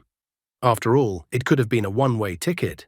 Another student noted in fear that it was too early for him to die, so the best option would be to drop out. Chen Qinian asked the disciples not to panic, noting that Train 13 would also be accompanied by the Celestial Guild. Therefore, if strong beasts suddenly appeared, the guild would deal with them themselves, and the disciples would just get a line in their dossiers. Hearing that the Celestial Guild would be participating, Xiao Xingyu thought that perhaps Qin Yanran would also be there. Therefore, he decided to write a message to her himself. Xiao Xingyu texted her that their group would be accompanying them on a mission to guard train number 13. Qin Yanran was excited that they would be able to see each other and fight shoulder to shoulder. At this moment, the teacher menacingly called out to Xiao Xingyu. The guy put his phone away, trying to apologize to the teacher, justifying that there was an important message. However, Chen Qinian menacingly told him to immediately leave the classroom with him. There was no other choice, so Xiao Xingyu followed Chen Qinian out. One of the students was glad that Xiao Xingyu would finally get what he deserved now. After leaving the classroom, Xiao Xingyu pointed out that it was not necessary to punish him. However, Chen Qinian admitted that he was not the one to punish the guy, as he would definitely be reprimanded by the principal afterwards. After that, Chen Qinian took out some kind of stone from his pocket. He explained that it was the core of a magical beast of the full form of the lava lizard. The teacher said that it was a gift to the guy from the principal, as it would help Hell Nether Wolf break through to the next level. Xiao Xingyu was incredibly happy. He even asked for the teacher to thank the principal for him. Suddenly, Chen Qinian pointed out that last time the guy took a vacation, he had asked the guy's sister, and it turned out that the guy wasn't even home. Xiao Xingyu didn't deny it, slightly surprised that the teacher knew everything.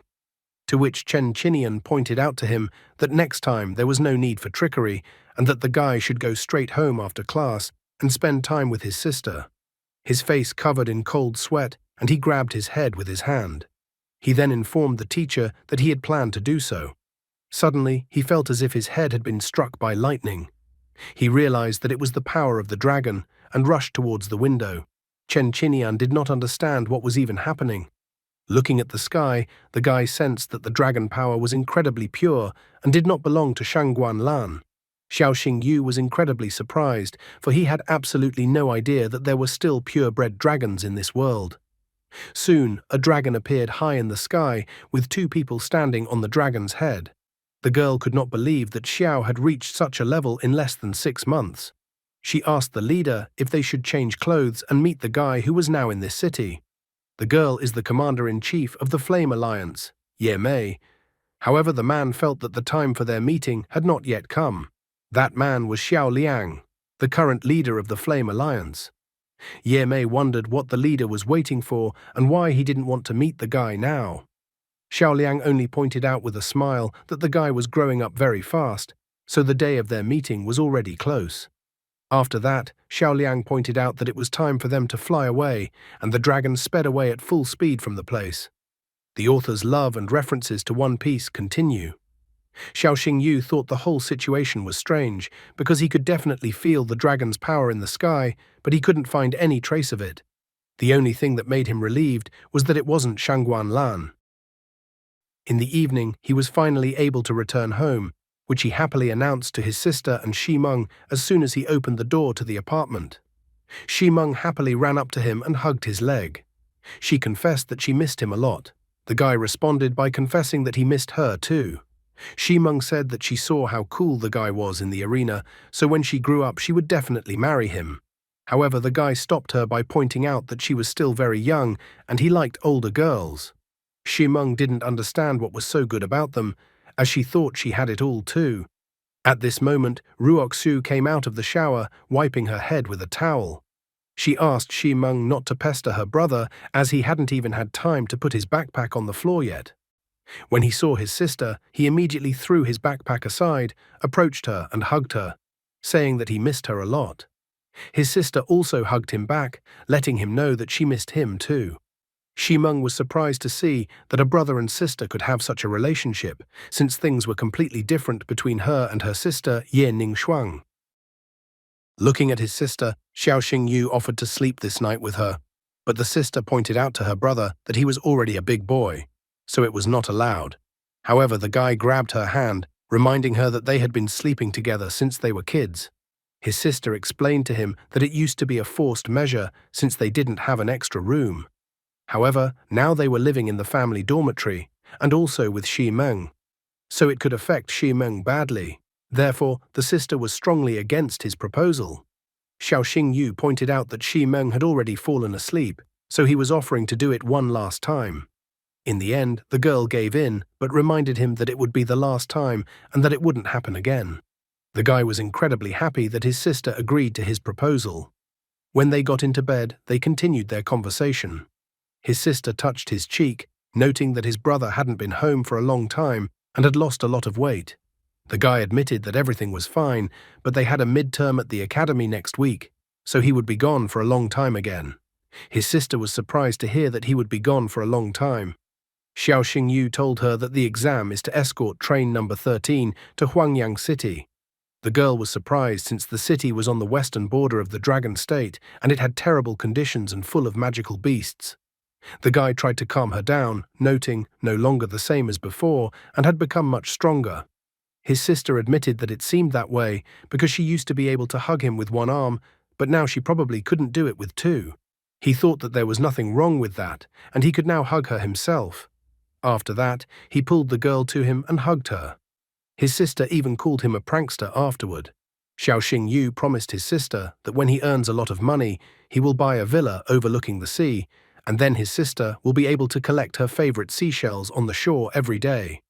And he would beat everyone and come home and eat the food she cooked. He thought that only then he would be truly happy. The girl confessed that it was as if she could see it all in her mind. She said that she was looking forward to the future he had drawn. But in her soul, the girl sadly called him a fool, noting that she couldn't be with him for the rest of her life.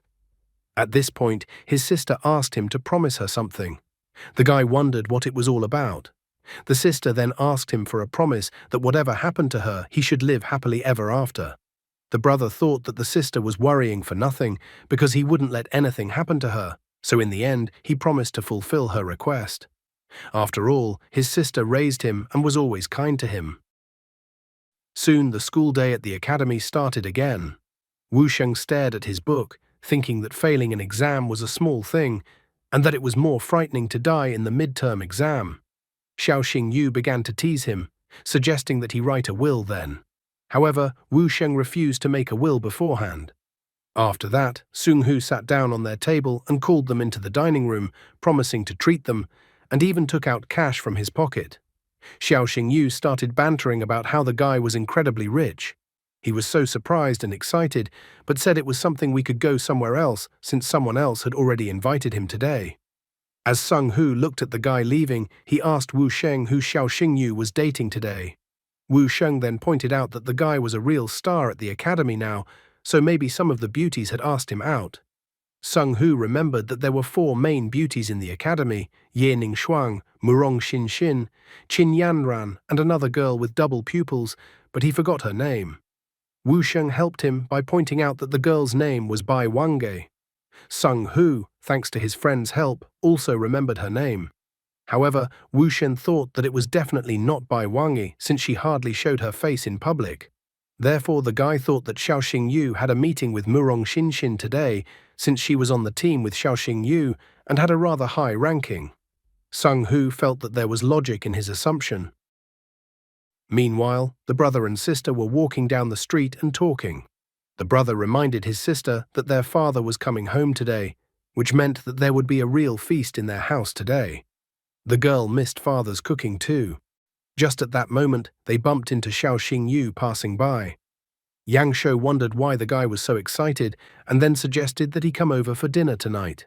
Xin Xin pointed out to the guy that their father would be cooking tonight. Besides, their father wanted to meet Xiao Xingyu, but suddenly the guy refused, citing that he had already arranged to meet a girl. Yang Shu was shocked from the way Xiao Xingyu said this, as if he had another girl they didn't know about. At the same time, Ruok Shui was looking at herself in the mirror, noting that the guy had grown incredibly. And the girl's thoughts were not about that at all, as she noted that the guy had grown in every sense, and her face became incredibly red. Yang Shou continued to wonder which girl Xiao Xingyu was talking about. Xiao Xingyu then admitted that he was talking about Qin Yanran, whom he had met before arriving at the academy. He also mentioned that the girl was from the Celestial Guild. At that moment, Qin Yanran called his phone, informing him that she was waiting for him at the back entrance of the academy. The guy did not forget to call the girl his sister during the conversation, and also informed her that he would come to her soon. Passers-by looking at the girl could not close their mouths, so beautiful she was. After that, the guy said goodbye to Yang Shou and Liu Jin, telling them that they should meet another time, and then he would treat them. Xin Xin's cheerful mood instantly evaporated. Yang Shou was also quick to notice that means Qin Yanran is not Xiao Xingyu's blood sister. Therefore, as a loving brother, he suggested to his sister to go and follow the guy. As soon as Xiao Xingyu and Qin Yanran met, they immediately hugged each other. The girl missed him since they hadn't seen each other for a long time. Meanwhile, Yang Shou and Xin Xin were watching them hiding behind the corner of a building. Yang Shou was amazed at how beautiful Qin Yanran looked. He even reminded his sister that she should realize that guys like Xingyu are very much liked by girls, so he believed that his sister should by no means relax. His brother encouraged his sister, noting that if she wanted him to be her boyfriend, she would have to be more proactive. Xin Xin didn't understand what else to do, plus she felt that her actions were useless. Yang Shou decided that it was time to take out the secret weapon. After that, Xiao Xingyu and Qin Yanran went to a restaurant. Sitting at the table, the girl was telling him that this was the best restaurant of author's cuisine in the city, and since she was treating him, he could order himself whatever he wanted. Looking at the prices at this restaurant, the guy was amazed at how expensive the dishes on the menu were. However, beckoning to the waiter, Qin Yanran asked the guy not to worry about money. She then ordered one serving of everything at the very top of the menu. The waiter took the order and asked them to wait for a while. Soon, their table was bursting with the many treats that this restaurant had. Xiao Xingyu and Qin Yanran clinked their wine glasses happily, celebrating their meeting for the first time in a long time. The girl pointed out that although their guild members would protect the train as best they could on the way to Huangyan, but the guy shouldn't relax too much. She reminded him that recently the hordes of magical beasts had become active again on the border. Therefore, it was much more dangerous there than inland. If the border fell, the magical beasts would invade the dragon state, and then it would be no fun. However, Xiao Xingyu asked her not to worry about it, because he would be by her side. Then Qin Yanran decided that in this case she would have to rely on Guy. At a neighboring table, the customers were raging. The guy was offering the other guy more wine to drink. But the second guy admitted that he couldn't have any more since the auction in the Tower of Heavenly Secrets was about to start, and he needed to obtain material for the evolution of his battle beast. Hearing the loud conversation at a neighboring table, the guy remembered that the Tower of Heavenly Secrets was the largest auction venue in Lunyin. Qin Yanran asked him if he was interested in this auction and wanted to go, but Xiao Xingyu reminded her that such a place was obviously not for poor people like him. So Qin Yanran got up from the table, took his hand and asked him to go to the auction with her, committing to show him around. Xiao Xingyu being a poor man, he did not forget about the food, which was paid for a lot there. Since he insisted, the girl decided to take the unfinished food to go. After a while, they arrived at the high-rise building, also known as the Tower of Heavenly Secrets. As they approached the entrance, Qin Yanran showed her gold card and the man greeted her. then politely asked them to go inside, noting that VIP seats were already waiting for them. Xiao Xingyu finally began to realize what it meant to have a rich older sister. Walking down the corridor, the guy started to look around since it was the first time he had entered this place. He quickly noticed the feathers of the king of winged hawks, the tail of the ice storm mermaid, and the skull of a black diamond, which left him shocked and surprised as he had only seen such in books. Qin Yanran informed him that the exhibits on the first floor were the personal collection of the tower's mistress, Jiang Xuezhou, and that they were not for sale. A guy thought of the name Jiang Xuezhou. Just at that moment, the rich parent's son appeared. He yelled at Xingyu, telling him to stay out of the way. When Xiao Xingyu turned around and looked at the person who was yelling at him, he quickly realized who he was. Looking at the guy's card, he noticed that it symbolized the Hurricane Guild, which meant that the guy was that bratty puppy, Li Han, from the Hurricane Guild. Li Han decided to show surprise, as if he and Qin Yanran had met in such a place completely by coincidence. However, Qin Yanran was not as excited to meet him, asking him to stay away from her as she wanted nothing to do with him. With an arrogant glance at Xiao Xingyu, Li Han asked Qin Yanran who he was. The girl asked him to watch his tongue. After all, Xiao Xingyu was the champion of the Supernova tournament. Hearing his name, Li Han remembered that the guy was only a second-star beast tamers from a small town with no connections or power. He even rebuked the girl, noting that her taste had completely deteriorated. However, his words gave away the opposite when he expressed to Xiao Xingyu that Qin Yanran was his girlfriend. Therefore, he began to threaten Xiao Xingyu. Xiao Xingyu didn't shrink back and asked what would happen if he didn't follow his advice. At this moment, Jiang Xuezhou appeared and asked them not to forget where they were. She pointed out that if they had a disagreement, they could settle their disputes outside. After all, she didn't see the need for them to break her things. The other visitors to the Tower of Heavenly Secrets were excited to see the landlady of this auction and building. The girl covered her face with a fan and asked them to honor her and stop their argument. It seems like the guy is looking for trouble on his own head again and again. And that's all for today. Thank you very much for watching the video. If you would like to see a sequel, please like, subscribe to the channel, and leave your wishes in the comments. You can also subscribe to Telegram to know about new videos. Bye everybody.